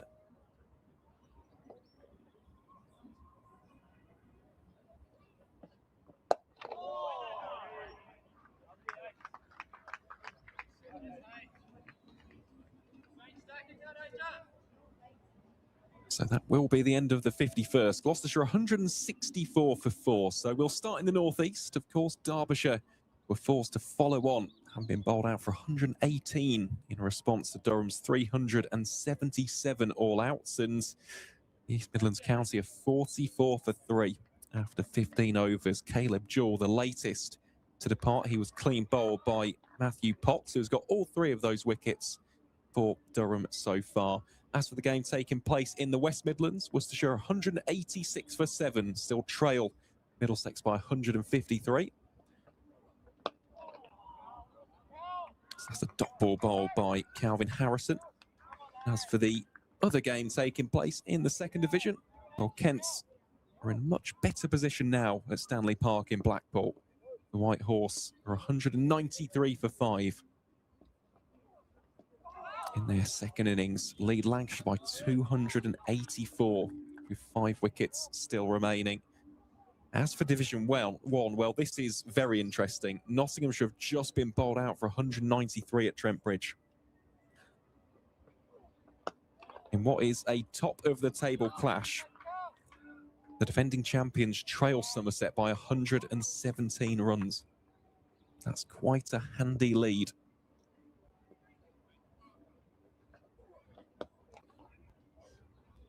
That'll be another single for Graham Van Buren. As for the game taking place at Grace Road, Leicestershire are 151 for 7. Still trail Essex by 250 after the visitors posted 401 all-outs from their first innings. Jordan Cox, of course, the standout with 204. Bracey drops the bat on that latest ball from Calvin Harrison. Warwickshire are in a little bit of strife up at North Marine Road in Scarborough. The Bears 167 for 6. Still trail Yorkshire by 302 runs.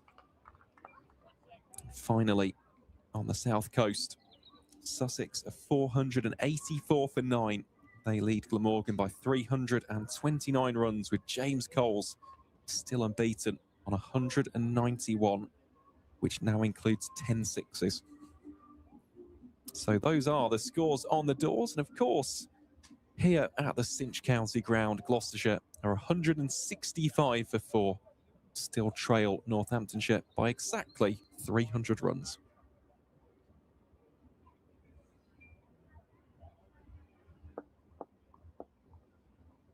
Harry Conway continues from the Lynn Wilson Centre end. Still the 2 catches in.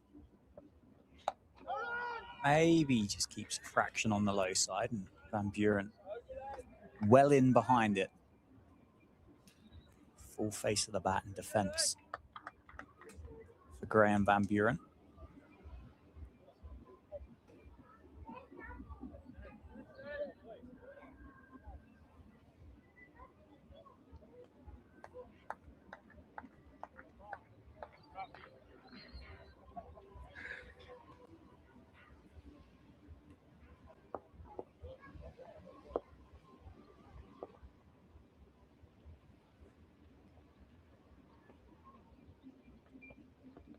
On the leg side, has it been taken? There's a big appeal. Nothing from the umpire whatsoever. Harry Conway can't believe it. Graham Van Buren carries on. I wonder if that just brushed the boot on the way past, maybe the thigh or the pad. I don't know. There was a noise, and the ball was a fair way from the back, but not out, says the umpire. Graham Van Buren continues on 47. He could take down the leg side by Ricardo Vasconcelos. 165 for 4. Similar vein that Nathan McSweeney was removed, wasn't it, with the older ball, or sorry, with that second new ball yesterday.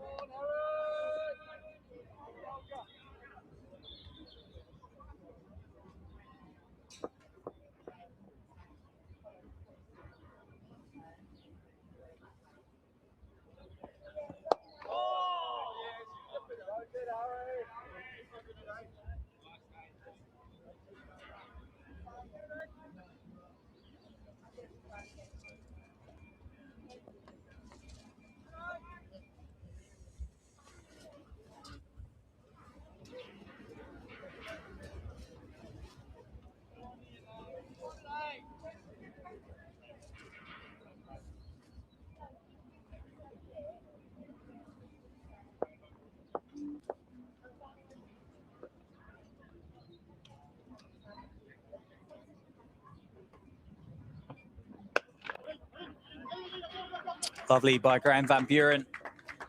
Through the offside. Should add 2. And he's going to come back for a third as well. He's put Luke Proctor under pressure. Captain's done well to chase that down. And it's going to be 3 for Graham Van Buren and a 50 as well. Very well batted to the Gloucestershire all-rounder. Came in the middle in a bit of a crisis when he joined James Bracey. And he's done incredibly well. Off 101 deliveries for Graham Van Buren, part of a 100-run plus partnership.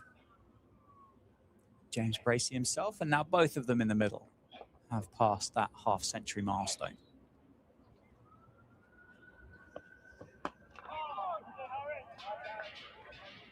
End of the over, 168 for 4. Important piece of context there as well. That is Graham Van Buren's first 50 of the season.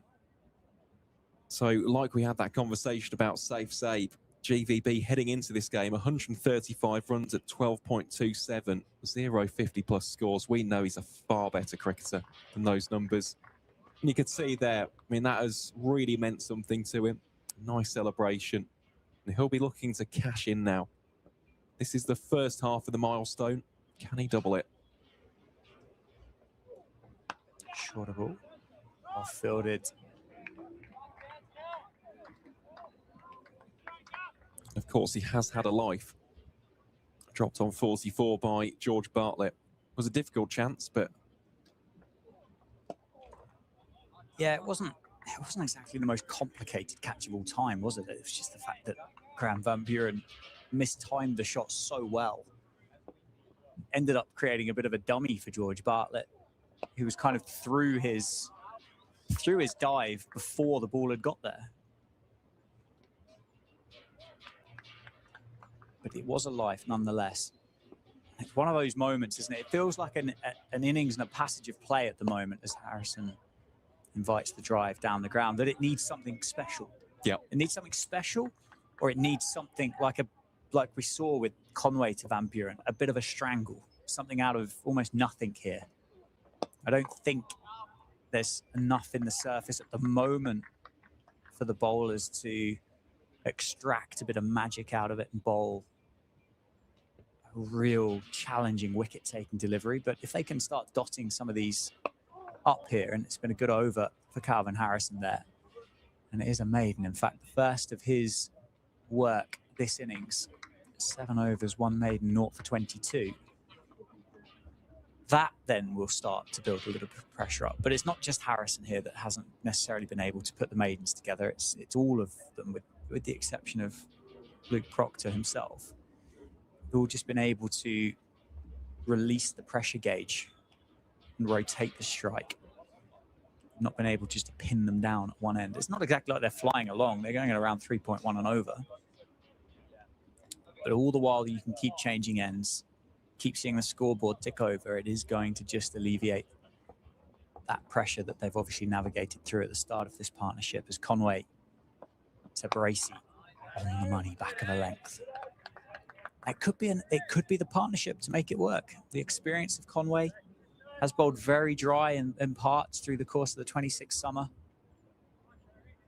And then almost the fun and the skill of the leg spinner of Harrison, potentially inviting some shots and creating a false opportunity. Dare I say it's similar to our conversation from yesterday with that Zabe and McSweeney partnership. It's just the difference between these two has been they haven't been scoring at nearly 5 runs and over. It goes to show the importance of those bowling partnerships and building pressure together. And there is one of those singles. Played to the man down at deep square leg on the boundary.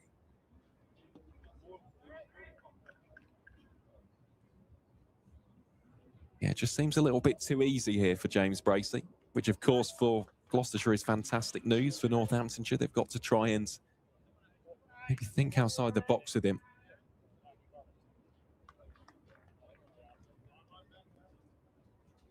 Said with these two, neither of them will feel any rush whatsoever.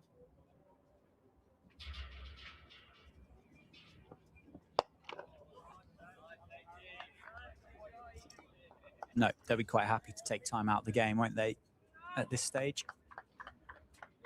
And just spend time in the middle. Still a long time to go before that second new ball becomes available. That'll be tomorrow morning at 169 for 4.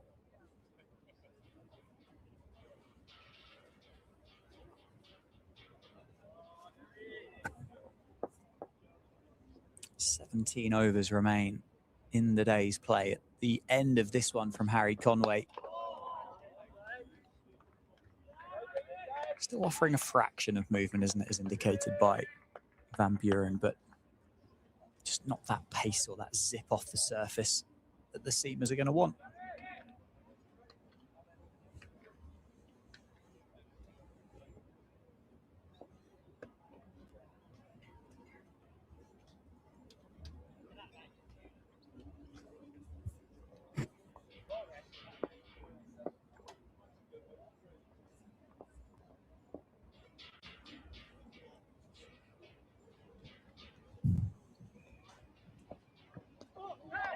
Absolute beauty from Conway again, but certainly a noise. That one sounded less wooden. Van Buren unmoved. Conway can't believe it. Neither can the Northamptonshire fielders.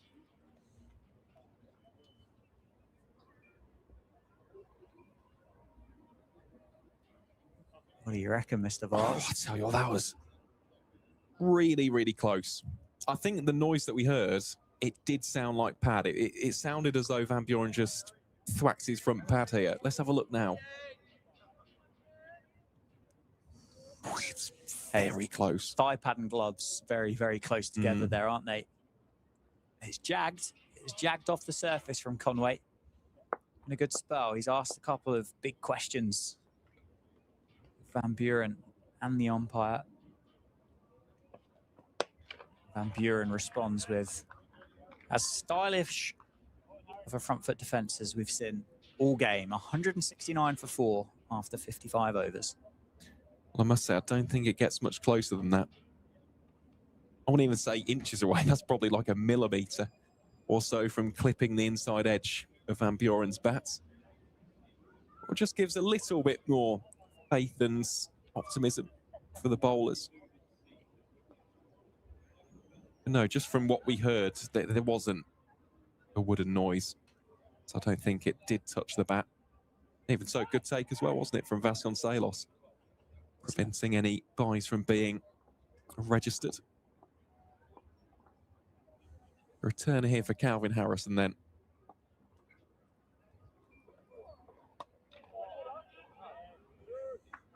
Yeah, played off the back foot there by Bracey, just letting the ball turn into the body, using the pace of Harrison.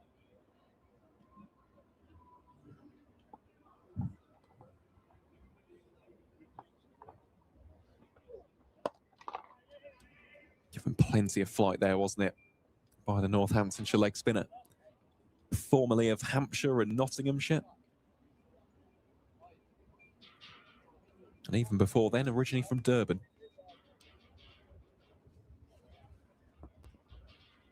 Oh, he would love to be the catalyst, the spark here for the home side. It won't do with that delivery. Turned around the corner easily by Van Buren.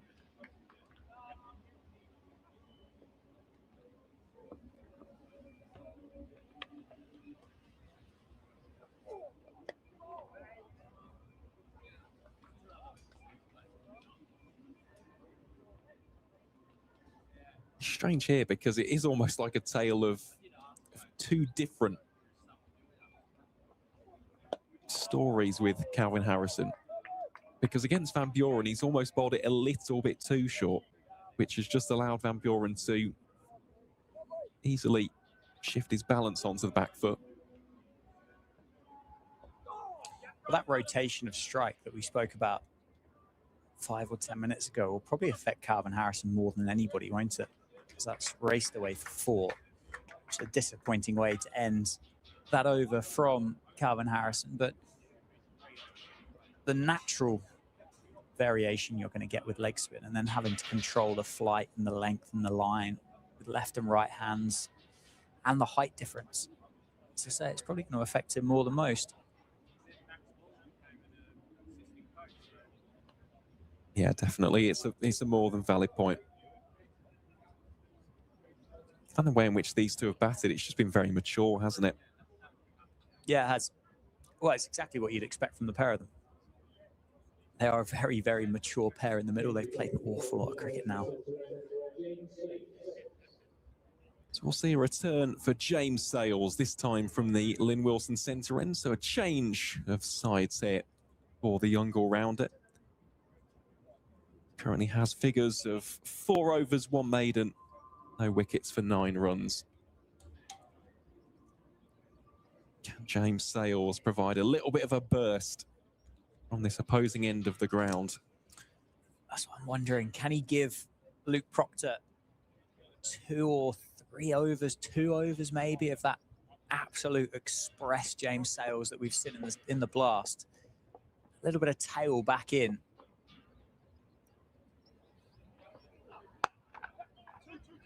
Well, the call straight away is 2. And a 2 it shall be. Out to Safe Saib, who's the lone fielder patrolling on the offside. Still, the partnership continues to climb and now stands at 120 for the 5th wicket.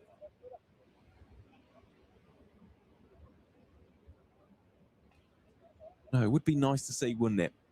Just reverting to that slightly slingier action that we've seen in the T20 blast, even if it is only for a couple of overs. Yeah, I don't know how much of a difference it's going to make at this stage.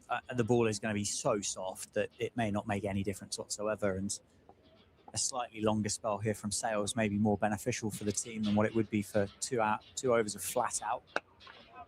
You can see, can't you, there's a definitive difference in the bowling style for James Sales to what we saw on Tuesday night to what we've watching here on Saturday afternoon.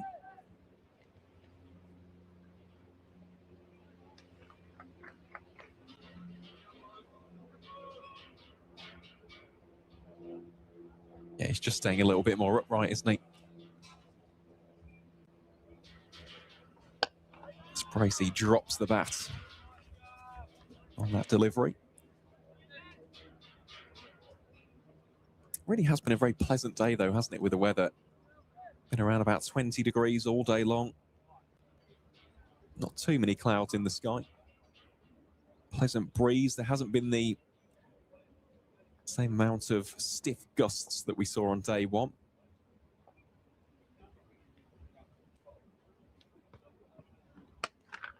That one, easy pickings, rifled away by James Bracey. And that's gone all the way for 6. Dispatched by the wicketkeeper bat. Yeah, nothing more than a drag down, was it, from James Sales? And he was camped on the back foot. Bracey just waiting for it. Held in the pitch a fraction. Short leg side for Bracey, and he's just not going to miss out, is he? No, certainly not. He's got his eye in, hasn't he? 61 not out from 106. Striking close to 60, 57.5 for the time being. But that's not the delivery to the field, not only with the dimensions, but also where he's got those fielders on the leg side. As this time he split the gap, and this will be more runs. Not sure if it will be 4. In fact, it will be. It's picking up plenty of pace down towards the Jackson Grundy.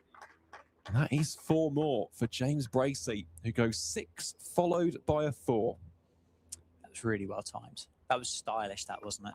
Punched off the back foot, split the 2 fielders there on the leg side. Not a huge gap.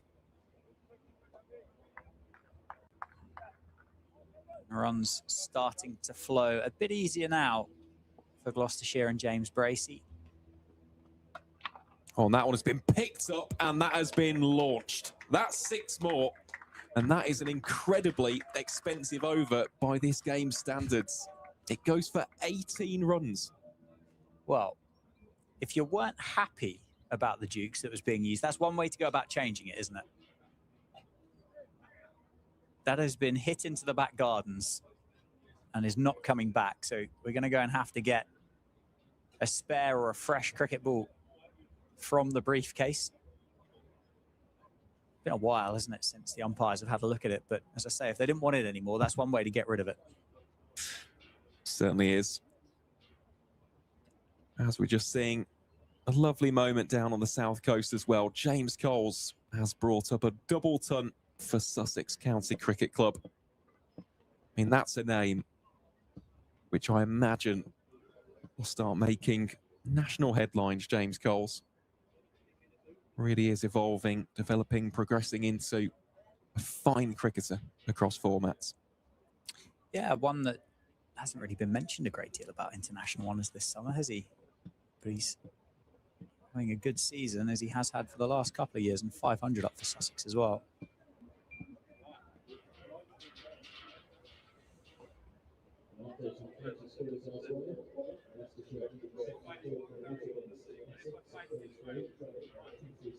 Oh, just some drinks being brought out onto the field here. Also some conversations taking place between a few of the Northamptonshire cricketers. Vasconcelos and Conway deep in conversation there. So Luke Proctor having a word with a couple of his bowlers down the other side.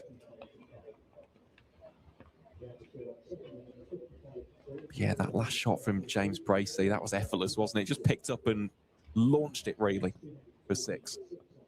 Yeah, went a long old way. One that James Sales isn't going to want to see again. Which is just as well, really, because he won't be seeing that cricket ball again. Whoever lives in those houses, they've earned about half a dozen over the last week, haven't they?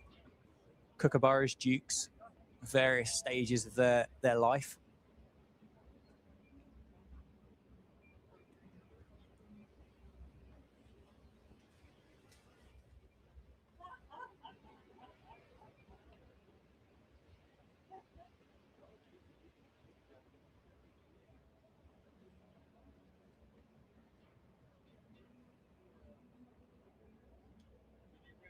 Well, it does appear as though we're almost ready to get back underway here at the Cinch County ground. Indeed, we will be. And it'll be Graham Van Buren on strike. Calvin Harrison just inspecting the new ball.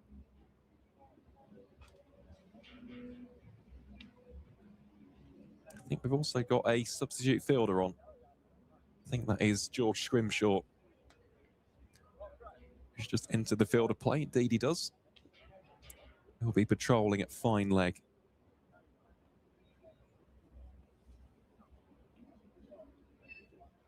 So Harrison it will be. 15 overs remain here on day 2. What's been a very watchable game of cricket so far. Day 1 was fantastic from start to finish. Here is Harrison then.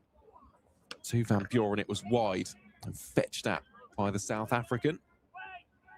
Just a single through the covers. Even today, we had a little bit of excitement, didn't we, in the morning session from Liam Guthrie. Went about his business as we've grown accustomed to in recent months. Scored his 2nd career half-century, a career best 52. And a little bit of a drag down from Harrison. Played adeptly back down the ground for 1. Yeah, it's felt a game where every time one of these two counties have felt like they're gaining momentum here, it's been wrestled back, hasn't it, by the opposition.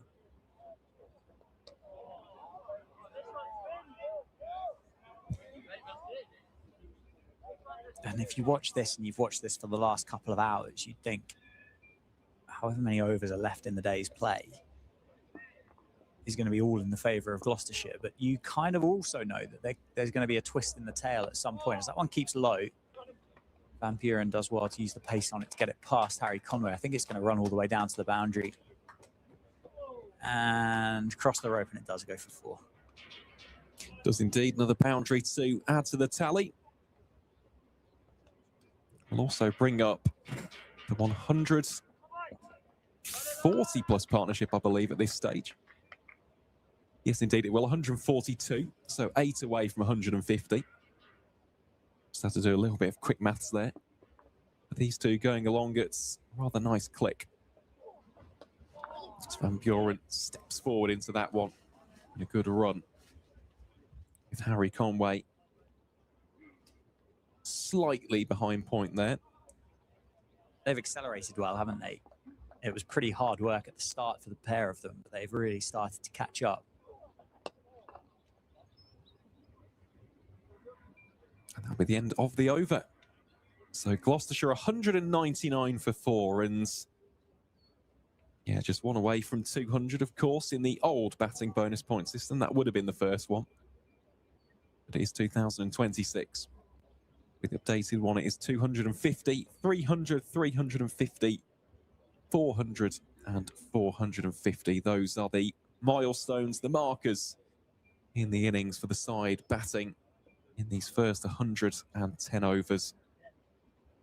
Of course, for Northamptonshire, I mean, they have already added 1 bonus point with the ball in hand. Yeah, they were never really in the running to get their full quota this morning, were they, from getting up to 450 within that 110 over mark. Here's Sales then to Van Buren. Starts off with a dot ball. Gloucestershire, they get the 2 bowling points. Yep. They will certainly get a handful here, won't they? With the start that they're on, 199 for 451 runs away from picking up one of them.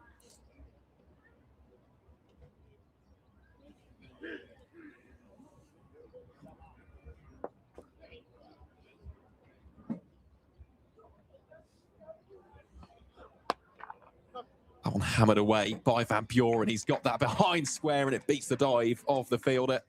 Lovely way for Gloucestershire to bring up the team 200 as Van Buren now just begins to showcase a little bit of flair after digging in early doors in the innings. Yeah, just adding a bit of power, flexing a few of those muscles. Fairly big gap, isn't there, down there between those two fielders, and splits the pair of them. Sales just hasn't really got the radar right here at all in this spell.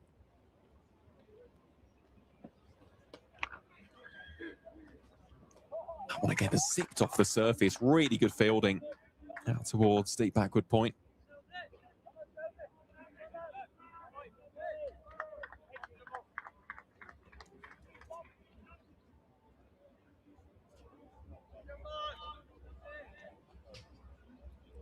customary change in field for the left-handed Bracey. Of course, has got that shorter leg side boundary.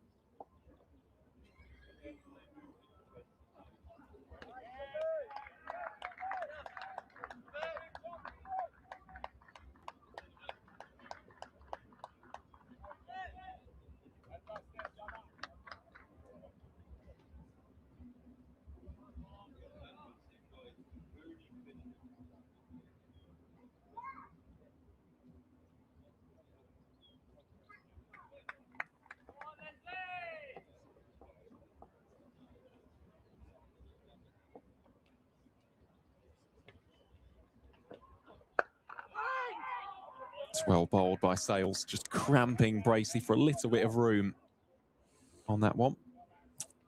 Yeah, I'm just a bit worried about James Sales here. I don't know if he's moving particularly well. He's got a bit of a hobble on, hasn't he, on his way back to his bowling mark, and he's been holding his lower back side.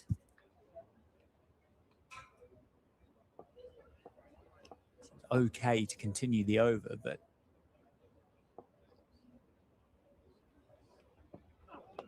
Edged and taken! James Sales does get the breakthrough. It's a fantastic catch in the slips. And the partnership is broken. Bracey departs for an excellent 72. And well, there you go. We spoke about a moment of magic. It arrives courtesy of an outstanding catch. Gloucestershire now 204 for 5. very good catch. Very good delivery. Just held in the surface and offered to shape away, didn't it, from Bracey? On the angle, it was tailing back in. Sales does get the breakthrough, get the wicket. I'll still stand by it. I don't think he's bowled brilliantly in these 2 overs, but he's broken the partnership. He's done the job. It was worth well over 100. And Bracey, who's been excellent for Gloucestershire, has got to depart the 72. And a very good catch by Justin Broad at first slip. Certainly was. Worth mentioning, though, that was a brilliant knock by James Bracey. Goes for 72 from 113 deliveries, included 6 fours and 2 sixes. Opportunities have been few and far between for Northamptonshire in the evening here on day 2. Important that they grab hold of them. And they've done precisely that. So we'll see Jack Taylor entering the middle now for Gloucestershire. The veteran all-rounder from Banbury, playing in this side alongside his brother Matt. A first appearance in the 2026 Rothesay County Championship for the 34-year-old. Of course, someone else who has captained Gloucestershire, admittedly in the limited overs formats. Famously skippered the side during the 2024 T20 Blast. Of course, became the first captain in the club's history to lead the side to Blast glory.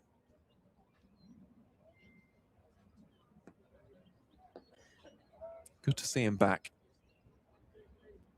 Comes in ahead of Christian Clark, who we imagine will be in next for Gloucestershire. And after the New Zealander, still got Will Williams, Matt Taylor, and Daz Ahmed as well.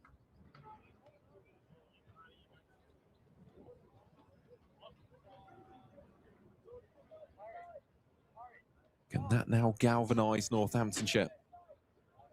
In these closing 13 overs of the day's play, be Liam Guthrie, the left armour from Western Australia, from the David Capel ends.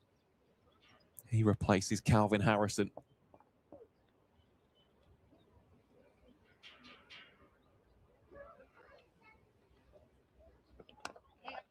Van Buren plays that nice and late, just chops it down to deep third. Safe save is there in a flash.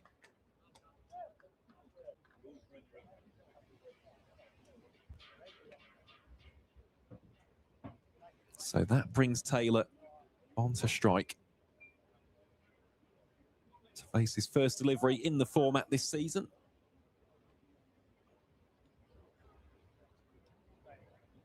Spoke about the experience of Bracey and Van Buren, both of those making their Gloucestershire bows in 2016.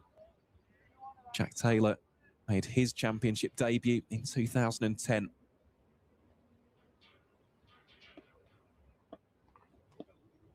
Formerly of the Oxfordshire pathway. Here he is then facing off against Guthrie. First delivery he faces is a full toss, which he can't quite squeeze beyond Nathan McSweeney. In at short cover. With Jack Taylor as well.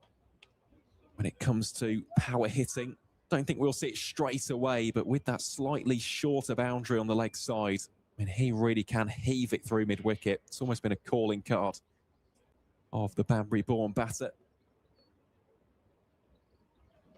Saw some monster sixes at the Oval a couple of years back in the One Day Cup. He just strides and plays that back down the ground for no run.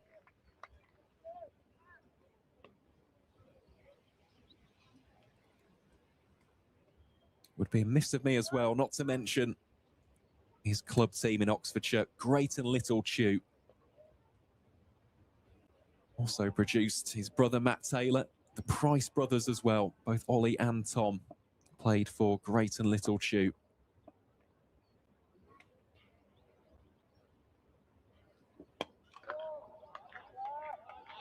And played defensively again.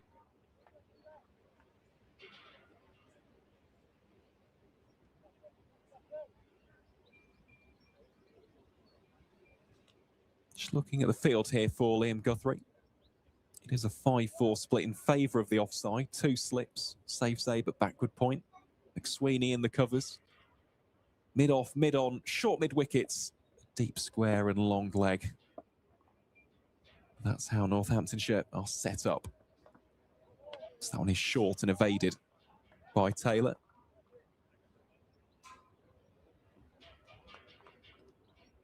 One more delivery remains in this, the 60th over of Gloucestershire's innings. Still 12 to go as well in the day's play. So a lot still to unfold here at the Cinch County Grounds.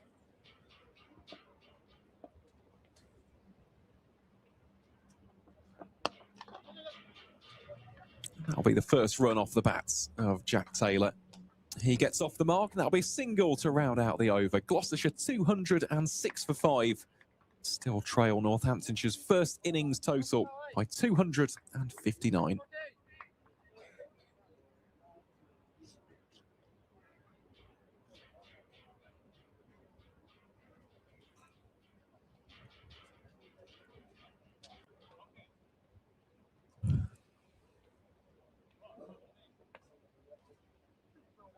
And there shall be a change of bowling from the Lynn Wilson centre ends. James Sales, after getting the breakthrough, getting the wicket of James Bracey, is replaced by his captain, Luke Proctor. Yeah, as I said earlier, I think the unfortunate thing about that spell of bowling for James Sales is at the end of it, he was certainly holding that kind of hip area, wasn't he? For those final 3 deliveries on his way back. Hopefully all okay, but he did break the partnership, hopefully not at a huge cost for Northamptonshire and James Sales. But I like the move to bring the captain back into the attack himself. Here he is against Taylor. Spoke about his strength through mid-wicket. That's why George Bartlett is there at short mid-wicket. Yeah, he had a little bit of trouble with the footing from this end of the ground, didn't he? Of course, we saw the ground staff just working on those foot marks sort of the right-hand side of the stumps from where we're looking here in the commentary box. Yeah, it might have just caused him a little bit of an aggravation. That one short and very stylishly played by Jack Taylor down to long leg for 1. Always been a cricketer with that extra degree of panache and flair. There's something about a pull shot with the front foot kind of raised up, isn't it? It's an extra bit of panache. Yes, as soon as someone mentions that kind of shot, you always think of Viv Richards.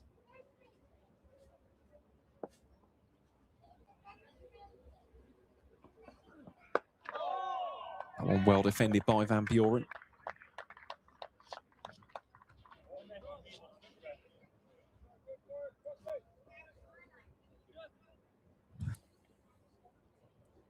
Of course, something else which is now different with these two in the middle, both right-handers. There isn't that left-hand, right-hand. There isn't the constant chopping and changing of the field as consistently.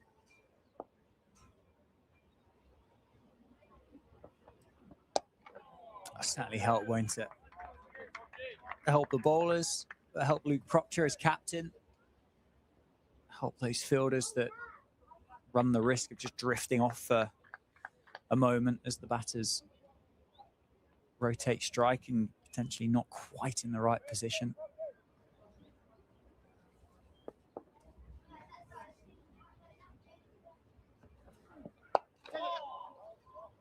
Quick single taken there between Van Buren and Taylor.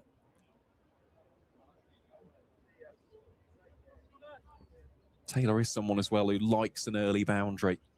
I'm not necessarily saying he'll be coming out here and looking for 4s and 6s every single ball, but it's a classic case. He likes an early one just to get into a little bit of a rhythm. Settle some of the nerves.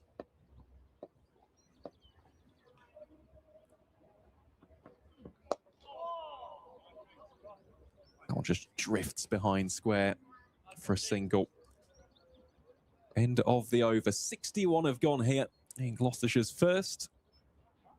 West Country side are 209 for 5, and there are 11 overs remaining in the day's play, which at this stage, Dan, looks as though the majority, if not all of them, might be seen. Yeah, it hasn't quite worked for Harrison, has it, in the innings so far? It'll be that, well, the moon ball that probably will stand out for most in this innings. But I think if you can get the control, which you will certainly get from Luke Proctor, then seems not the worst option, is it, to take us through to stumps tonight? It's not exactly like that second new ball is going to get taken this evening. They will be able to go home. They'll be able to have a proper night's sleep, a proper refuel, and then can manage the workload tomorrow morning in the build-up to the 80th over, if, of course, the innings goes that far.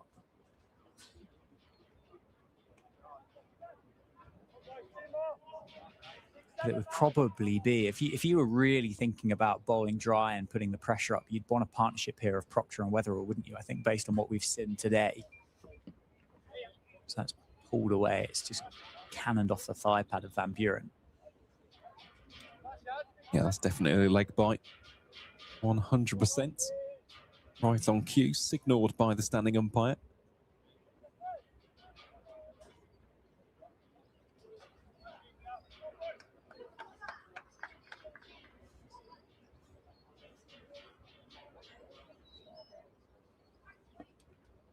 Yeah, I can't say I've seen Safe Sabe or McSweeney loosening the shoulders either.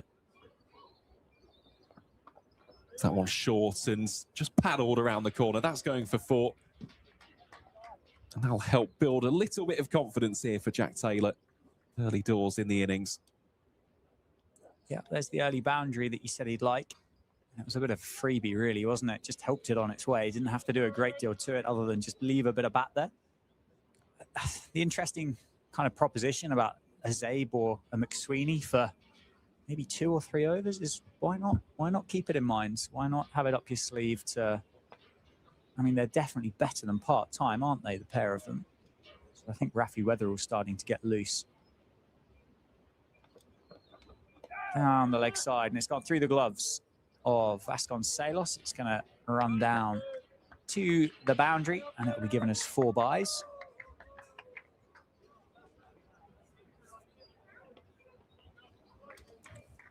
That's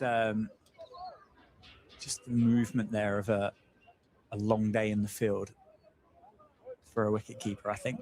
It's not able to get down to it. It did die on him, to be fair, but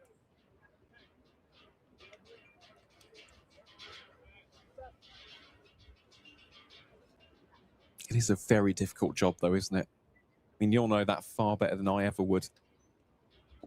Phil Rowe mentioned it the other day in the Worcestershire game. Oh, he's done a great job there, though, as Vasconcelos. That is a fantastic stop. Yeah, brilliant. Definitely made amends for the one before, isn't he? You can see he's not... I reckon he's had happier days in the field as Ricardo Vasconcelos. I spoke to him a couple of years ago. He reckoned that it would have been more likely he would have bowled again in Championship cricket than kept wicket. But here we are in 2026. Lewis McManus with a broken toe. Vasconcelos with the gloves on.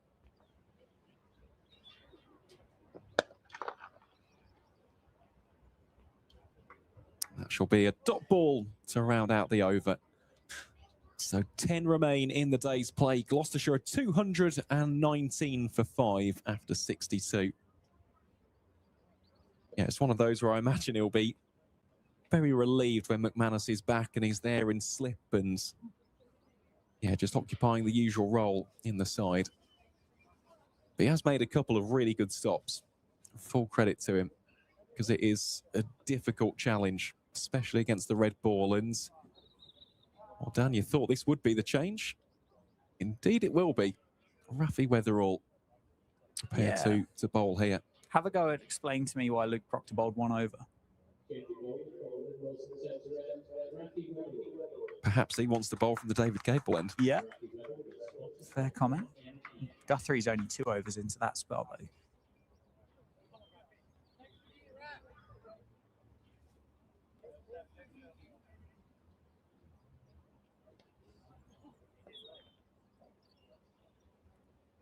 But it's going to be Rafi Weatherall, who has bowled well.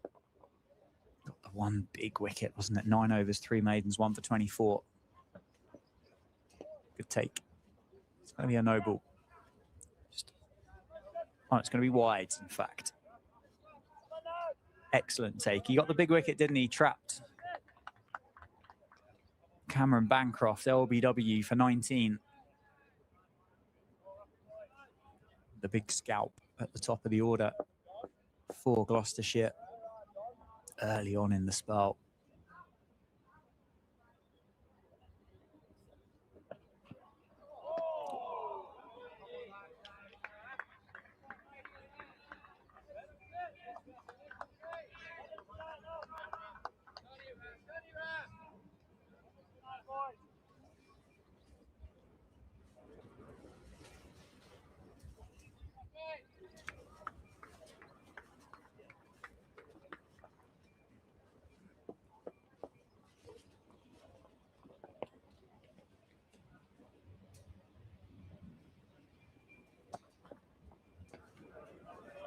Good carry, good pace from Rafi Weatherall late in the day. You can just see, can't you, out the window here, starting to look like a bit of a long day for Northamptonshire, with the realisation that potentially having to take another 15 wickets out here is going to be hard graft over the next 2 days and 45 minutes.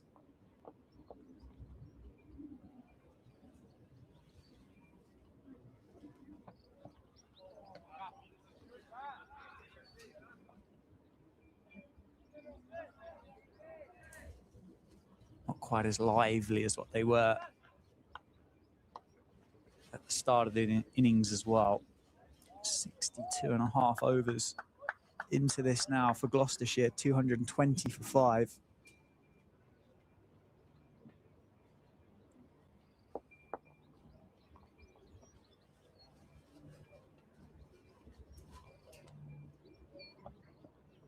Beauty from Weatherall. Genuine player miss that time from Van Buren.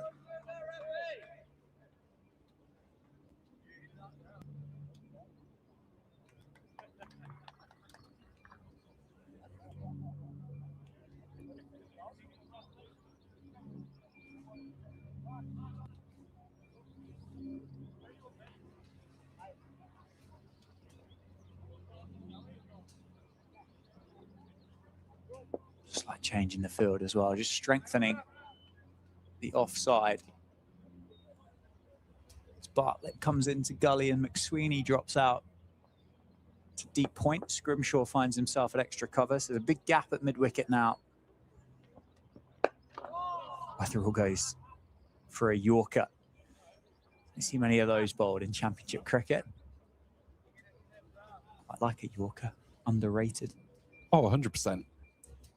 It's one of the great deliveries, isn't it, in the fast bowler's arsenal.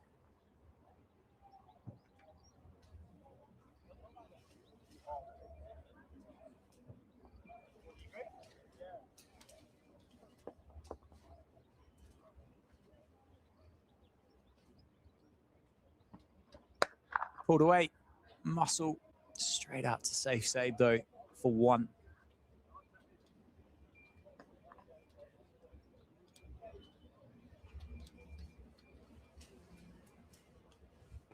End of the over, 221 for 5. Van Buren keeps the strike.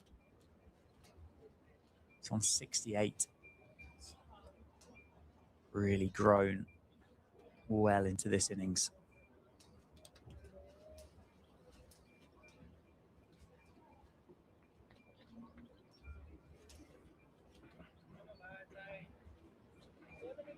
We theorised it, didn't we?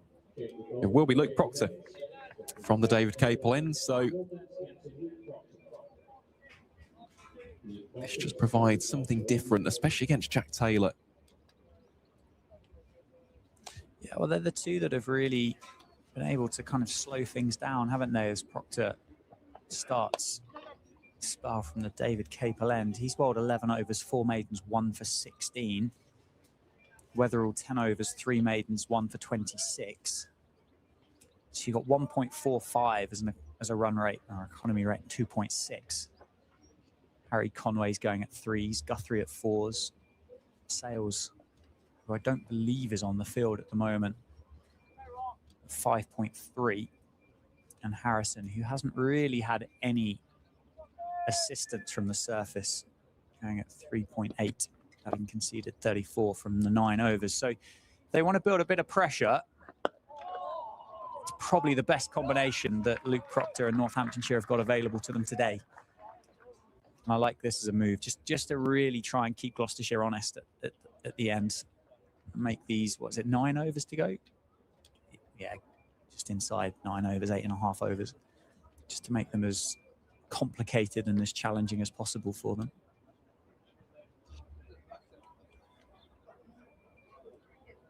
Yeah, equally it's important that both Taylor and Van Buren just maintain their concentration levels. The task isn't finished. Through the air on the leg side. Just be one down to the fielder, stationed on the boundary. Yeah, just for a little bit of extra clarity, that is the substitute fielder. So James Sales isn't on the field. It's George Scrimshaw, who is that fielder at deep square leg. I think safe save may have just been moved to deep backward point. Indeed, he has. Yeah, and Carvin Harrison's pushed round from second slip to gully as well. Goes past the outside edge of Van Buren. Genuine play and miss again. Definitely a little bit going on here late in the day. Sometimes that's all you need, isn't it? Just enough. This swinging in from the hand.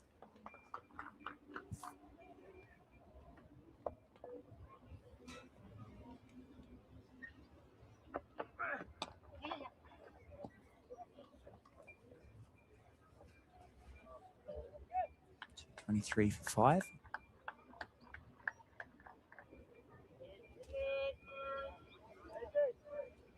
On a scale of utterly miserable to ecstatic, where would you put the two counties? That's an excellent question. On a sliding scale after let's call it 2 days of Championship cricket.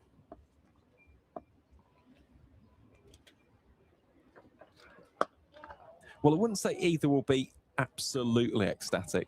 I think Northants will be happy with their batting efforts. We see the end of the over. Gloucestershire 224 for 5 with 8 overs remaining in the day's play. I think they'll be the happier of the two teams because 465 is a good total, and they have got Gloucestershire 5 down on a surface which hasn't been ridiculously conducive for either the seam bowlers or the spin bowlers. So I'd probably say right now Northants at a 7 out of 10. I don't think. I mean, of course, if they got a 6th here today, you're looking probably more towards an 8 out of 10. But as for Gloucestershire, probably hovering between 5 and 6 right now. I think if they have another couple of big partnerships, Van Buren's look very good. If he gets a century, they are going to be in a decent position. It's going to be another one at least down to the short side. Van Buren just keeps ticking along. Climbs up to 71 and hands the work back over to Jack Taylor. I'd probably say the same. I think that partnership, that recovery partnership between Bracey and Van Buren was huge, wasn't it? Similar to what Zabe and McSweeney put together for Northamptonshire on day one, but it certainly rescued the innings. As you say, they're still a fair way behind. They trail by 240 from Northamptonshire's first innings score. And it's just starting to feel, doesn't it, in these kind of final moments of day two, that something just offering a bit of assistance to both Weatherall and Proctor. As you say, they'll be desperate, won't they, just to find the outside edge of another. Gloucestershire's task really is much simpler. Finish the day 5 down. That's the best case scenario.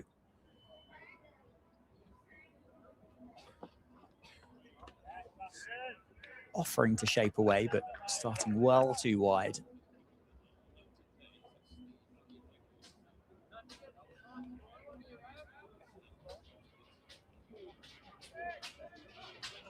Based on what we've seen for 2 days of championship cricket, I think it's going to be difficult to bowl the county out twice, whether you're Gloucestershire or Northamptonshire.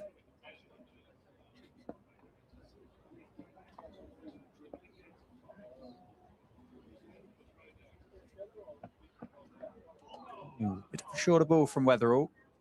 And a big flashy play and miss from Taylor, trying to target that short offside. And Graham Van Buren takes a wander down just to offer Taylor a moment to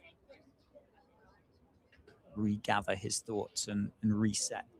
He's on 9, still very early in the innings.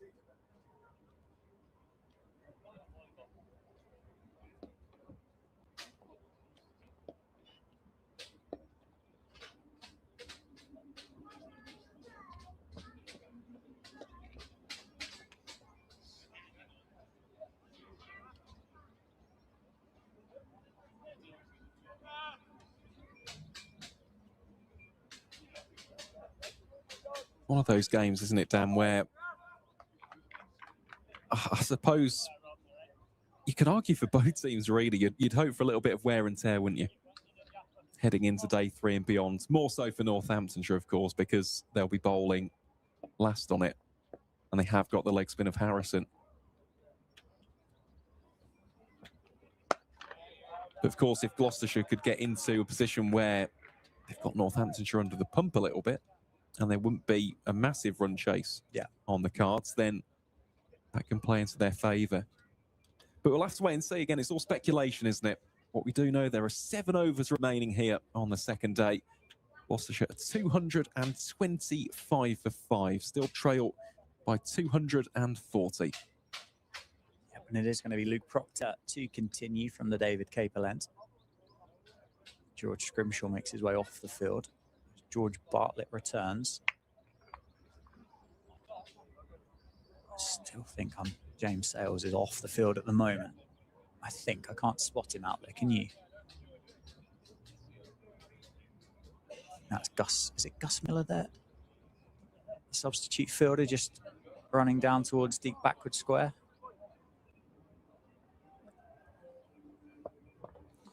Anyway, Captain Proctor, slip in a gully. Oh, and it's kept very low. A pill from behind the stumps. No interest from Luke Proctor at all. Certainly sounded a bit wooden.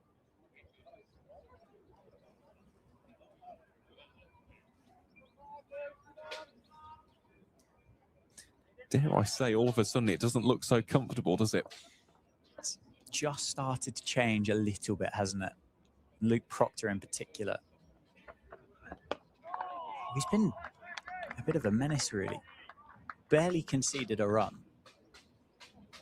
during the day's play and his spell of bowling. He got the wicket, the early wicket of Joe Phillips, caught behind by Ricardo Vasconcelos. And Gloucestershire just haven't really been able to line him up. Have not been able to line him up. He's barely bowled a bad delivery.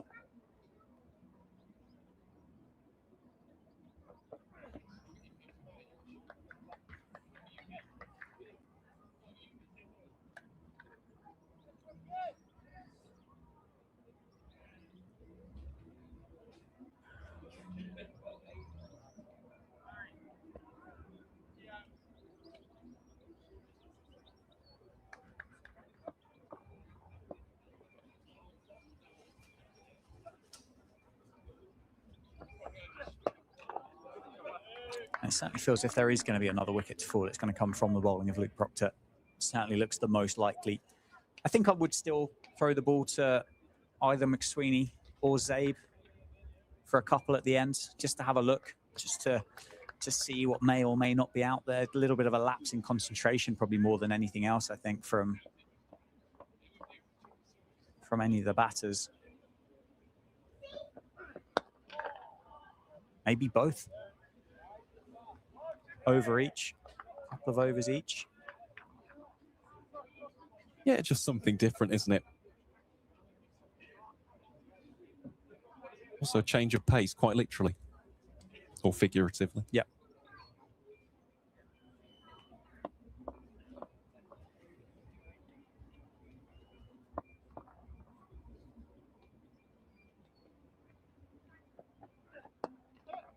Just drifting down the leg side. A call of 2 for Van Buren. He's very quick. We'll just settle on 1.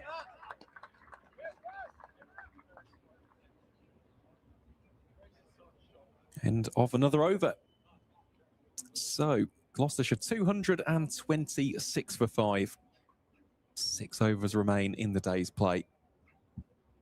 Shall be Rafi Weatherall. 1 for 27 from his 11 overs, including 3 maidens. As for Luke Proctor, what a fantastic day he's had. 1 for 20 from his 13 overs, 4 of which have been maidens. Really, really terrific stuff from the captain.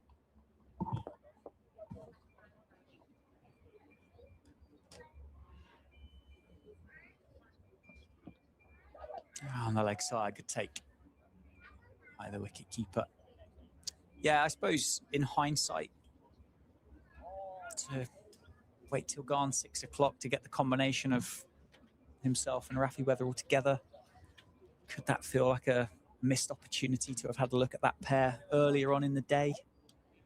Don't necessarily know whether I know the answer to that. Liam Guthrie, he has got 2 wickets despite going at 4 runs and over, so it's a trade-off there. Harry Conway, who's been the leader of the attack alongside Sanderson for the summer so far, wicketless. It's not been his day, is it? He's been economical. He's just going at 3s.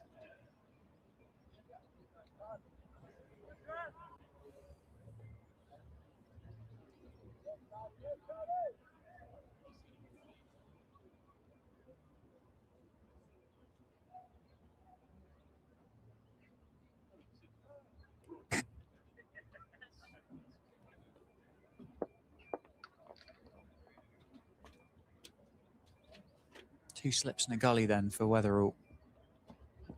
Van Buren jumps on the back foot in defence. Probably just desperately trying to find that spot outside the off stump or on off stump of Van Buren that just keeps a little bit low. See if they can get one to shoot along late on in the day. It's not really been Calvin Harrison's game so far. The surface hasn't really offered much turn for him.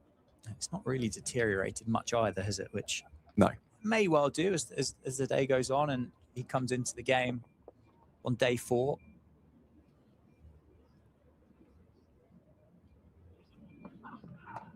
Off the back foot, not quite timed, but does get the single. moves up to 73. Surpasses James Bracey's score of 72, so the leading run scorer for Gloucestershire in the innings. Now Graham Van Buren.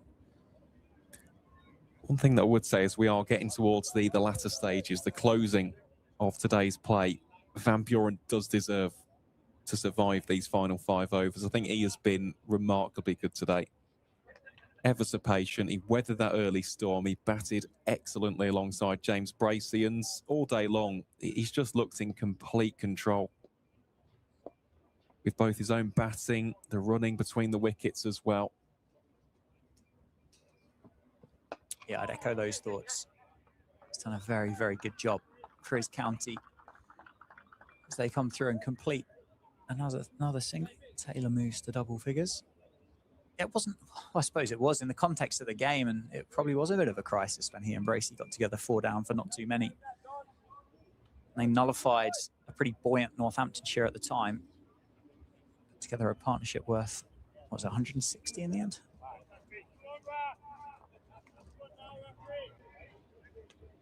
Very aware of the job that he's got to continue doing here for Gloucestershire.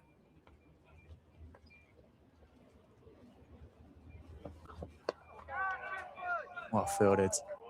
Well played by Van Buren. Gets the ball down early, and it's a dot ball to end the over. So 5 overs remain in the day's play here at the Cinch County Ground here on day 2. The Rothesay Championship fixture between Northamptonshire and Gloucestershire.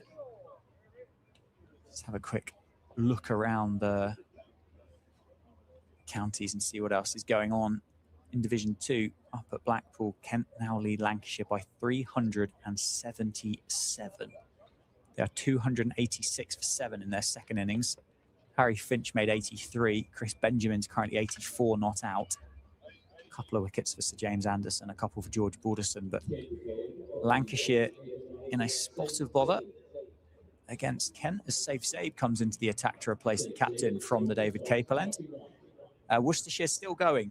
They've got themselves up to 256 for 8 in response to Middlesex's 339 all out, despite the early onslaught from Toby Rowland-Jones. There was 69 from Matthew Waite.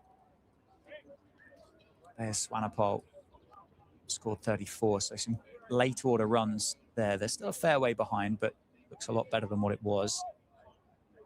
And then up at Chester Street, there's been no real change since you last gave us an update there. Derbyshire 3 down. They have moved the score along, as you'd expect. They're 84 for 3. Still trail by 175 runs and have 7 wickets remaining in their second innings. A bit of left arm finger spin to try something different here at the end of the day. Try and find a lapse in concentration for either Taylor or Van Buren. Whether they're thinking about that comfy hotel room bed that they've earned the right to have a sleep on this evening. Well, GVB certainly has. Nicely bowled. Safe save. I thought he bowled pretty well in the blast as a campaign. He got hold of him a little bit, didn't they, on Tuesday night in that second over, but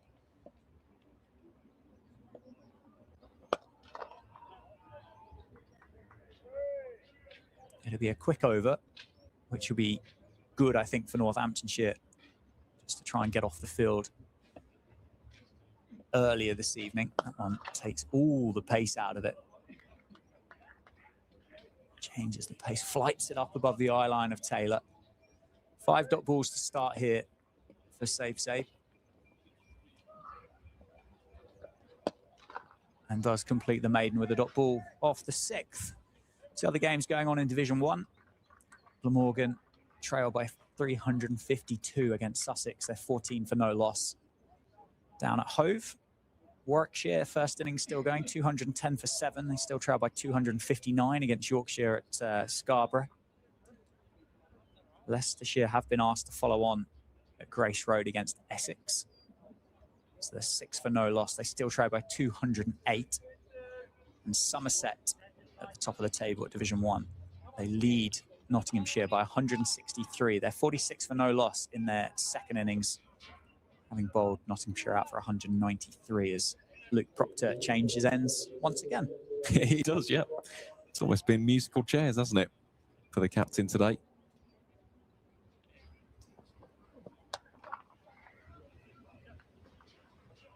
But no, he's done a fine job. He really has. Someone needed to almost fill the void that Ben Sanderson would usually fill. Of course, he's been rested for this fixture. Just provide a little bit of a squeeze from one side of the ground, and he's certainly done that today. There have been glimpses. There have been glimpses from the other bowlers as well. I mean, Weatherall probably comes away from today very happy. Would have loved an extra wicket, I suppose, but looks sharp. Yeah, he has indeed. It's been an encouraging return to first-class cricket, isn't it, for Rafi Weatherall? Certainly has.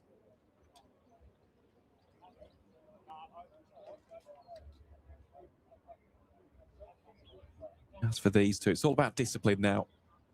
I mean, Jack Taylor, you can see he's playing it with a nice straight bat, just holding the shape. He's not doing anything too unorthodox. Short ball, which Taylor tries to clobber down to the leg side. Doesn't connect. You see, at this stage of the day, just evade that. Don't even offer a shot. And even if you do offer the shot, there is a man down at deep fine. So just watch it whistle by. There's less than 4 overs remaining. Your wicket is far more important than any runs. Yeah, it's that battle of instincts, isn't it? On the pull or on the hook. Can you suppress those instincts for the final, say, 15 minutes? Just to make sure you're still there tomorrow. There's a huge gap out towards mid-wicket as well, isn't there? It is tempting, but you've got to think of the bigger picture here. And Van Buren deserves someone to stay around with him. And not only that, I mean, it helps out the rest of the team, doesn't it? You've got Christian Clark on county championship debut. Let me tell you, he can bat. We'll go through his stats tomorrow. Got no doubt about that. But just allows him an extra night to prepare instead of coming out now in what is potentially a tricky passage of the game with a couple of overs remaining. Just got to be sensible. Yeah, I mean, the not so polite way to describe the final 3 overs of the day is you can't really win from a Gloucestershire perspective. Your win is to get through the end of the day. You can't do enough to change the scoreboard other than to keep your wickets in the hutch. And that is the win, isn't it? And probably in an ideal world, you don't really want to be doing that if you don't have to. So Christian Clark, I'm sure, will be delighted if he can just take his pads off at the end of the day, having not had to head out to the middle. And that is a bumper, which has been rather optimistically appealed for by Justin Broad at first slip. No interest from Luke Proctor at all. And it is a dot ball to end the over, which is the end of the 69th. And we have 2 overs remaining in the day's play, one of which will be bowled by Safe Saib. And who knows with the last one? Does Luke Proctor have another one? Does he pull himself out and throw it to McSweeney? It's an interesting one. I imagine we'll get 2 from Safe Saib, won't we? Oh, sorry, there's 3 remaining in the day. I apologise. I thought we were... No, but there is 1 remaining from our side of the ground. Yeah. So I completely understand your point. Yeah, it's an interesting one. I imagine Proctor might take it himself. But you can see an over from McSweeney, golden arm. Yeah. He got that wicket of Hartley, didn't he? I think it goes back to what you spoke about this afternoon. About Virat Kohli's school of captaincy is what would you least like to face, or what would you least like to experience from an opposition's perspective? And it's not exactly like it's going to be hugely challenging, a 6 balls from Nathan McSweeney, with all respect. It's not lightning fast. He's not a huge turner of a cricket ball. But it's just something a bit different, isn't it? And if you feel like you're moving well against the seamer, I don't mind it as a school of thought.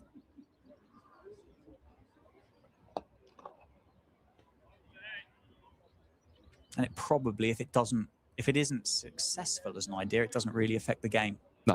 A great deal.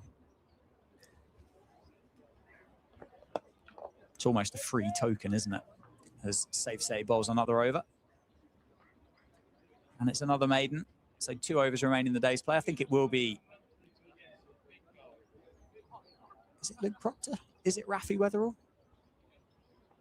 It is going to be Luke Proctor. So McSweeney walks past the stumps. Weatherall takes the cap off just to apply a bit of shine to the ball. Luke Proctor takes the jumper off and will bowl the final over of the day from the Lynn Wilson centre end. That's almost a bit of a fake out, wasn't it, from McSweeney? Yeah, there was a bit going on there. Thought for a second we were going to get an over of Rafi Weatherall as well as he took the cap off. But it's going to be the skipper leading from the front, as you'd expect, as you've come to expect over the years here at the Cinch County Ground for Northamptonshire. Luke Proctor will lead from the front. And he starts with a short ball, which is powerfully struck away, which Liam Guthrie down at deep square leg does very well to keep down to 1. Yeah, he does. And that right there is also important for Northamptonshire, just maintaining those standards in the field. It was a well-controlled shot, wasn't it, by Jack Taylor? Had to be stopped. You don't want to be leaking unnecessary runs when there's only 11 deliveries remaining in the day's play.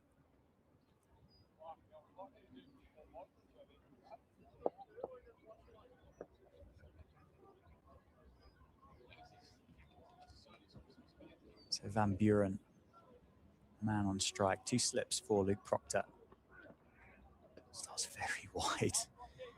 Diving, taken, stopped by Ricardo Vasconcelos. You can just see here Van Buren just going through his paces. Just takes a couple of steps out towards square leg and just processes his surroundings before facing the next delivery.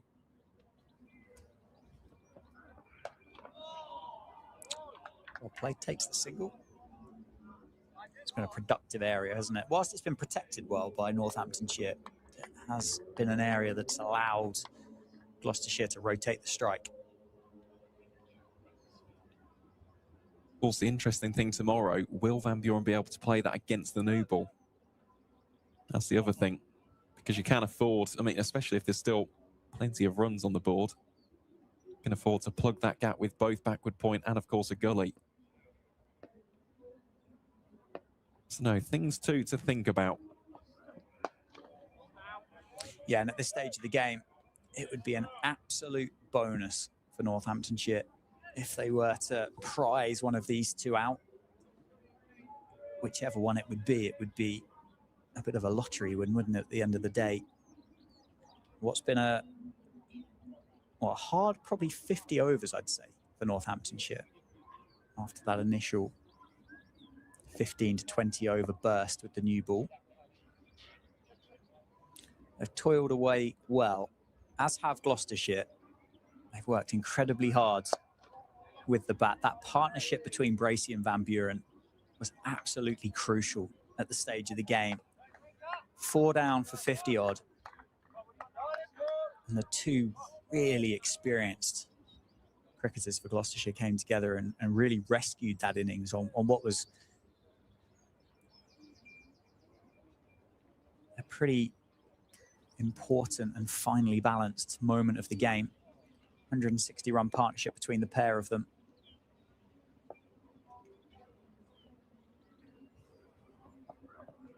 Van Buren himself on 75 and defends the final ball from Luke Proctor on day 2 into the offside. 1 over to go then. It's 232 for 5 with Safe Zabe to complete the day's proceedings from the David Capel ends. And when we resume tomorrow morning, yes, that second new ball will be something to keep an eye on. It's now just 9 overs away. It'll be 8 when we start again tomorrow morning at the completion of this over from Save Zabe. So I'm sure Northamptonshire will look to get through those 8 overs as quick as they can with Harrison and Zabe and get that second new ball. But not much changes tomorrow morning, I don't think. In a simple way to explain it, Gloucestershire have just got a bat. And Northamptonshire, as it stands, have got 15 more wickets to try and find and take. A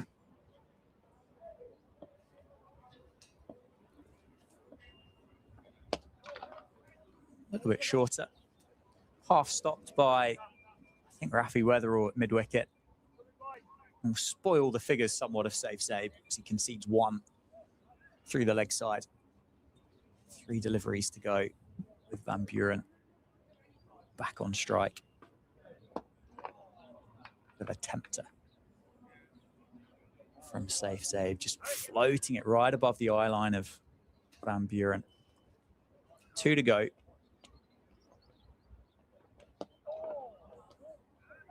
Van Buren has still got the answers, as he has had all day. He's 75 not out of 160 deliveries. He's got 1 more to negotiate to walk off not out at the end of the day's play, and does. It's a brilliant innings and a fight back from Graham Van Buren. That's a round of applause for him, certainly, as he gets through to stumps on day 2. He finishes 75 not out, with Jack Taylor on 13 and Gloucestershire on 233 for 5, trailing by 232 runs to Northamptonshire's first innings score of 465. Anything more from you, Mr. Vars, at the close of play? Well, I just wanted to say a massive, massive well done to Graham Van Buren. He's batted like a gladiator out there today, 75 from 161.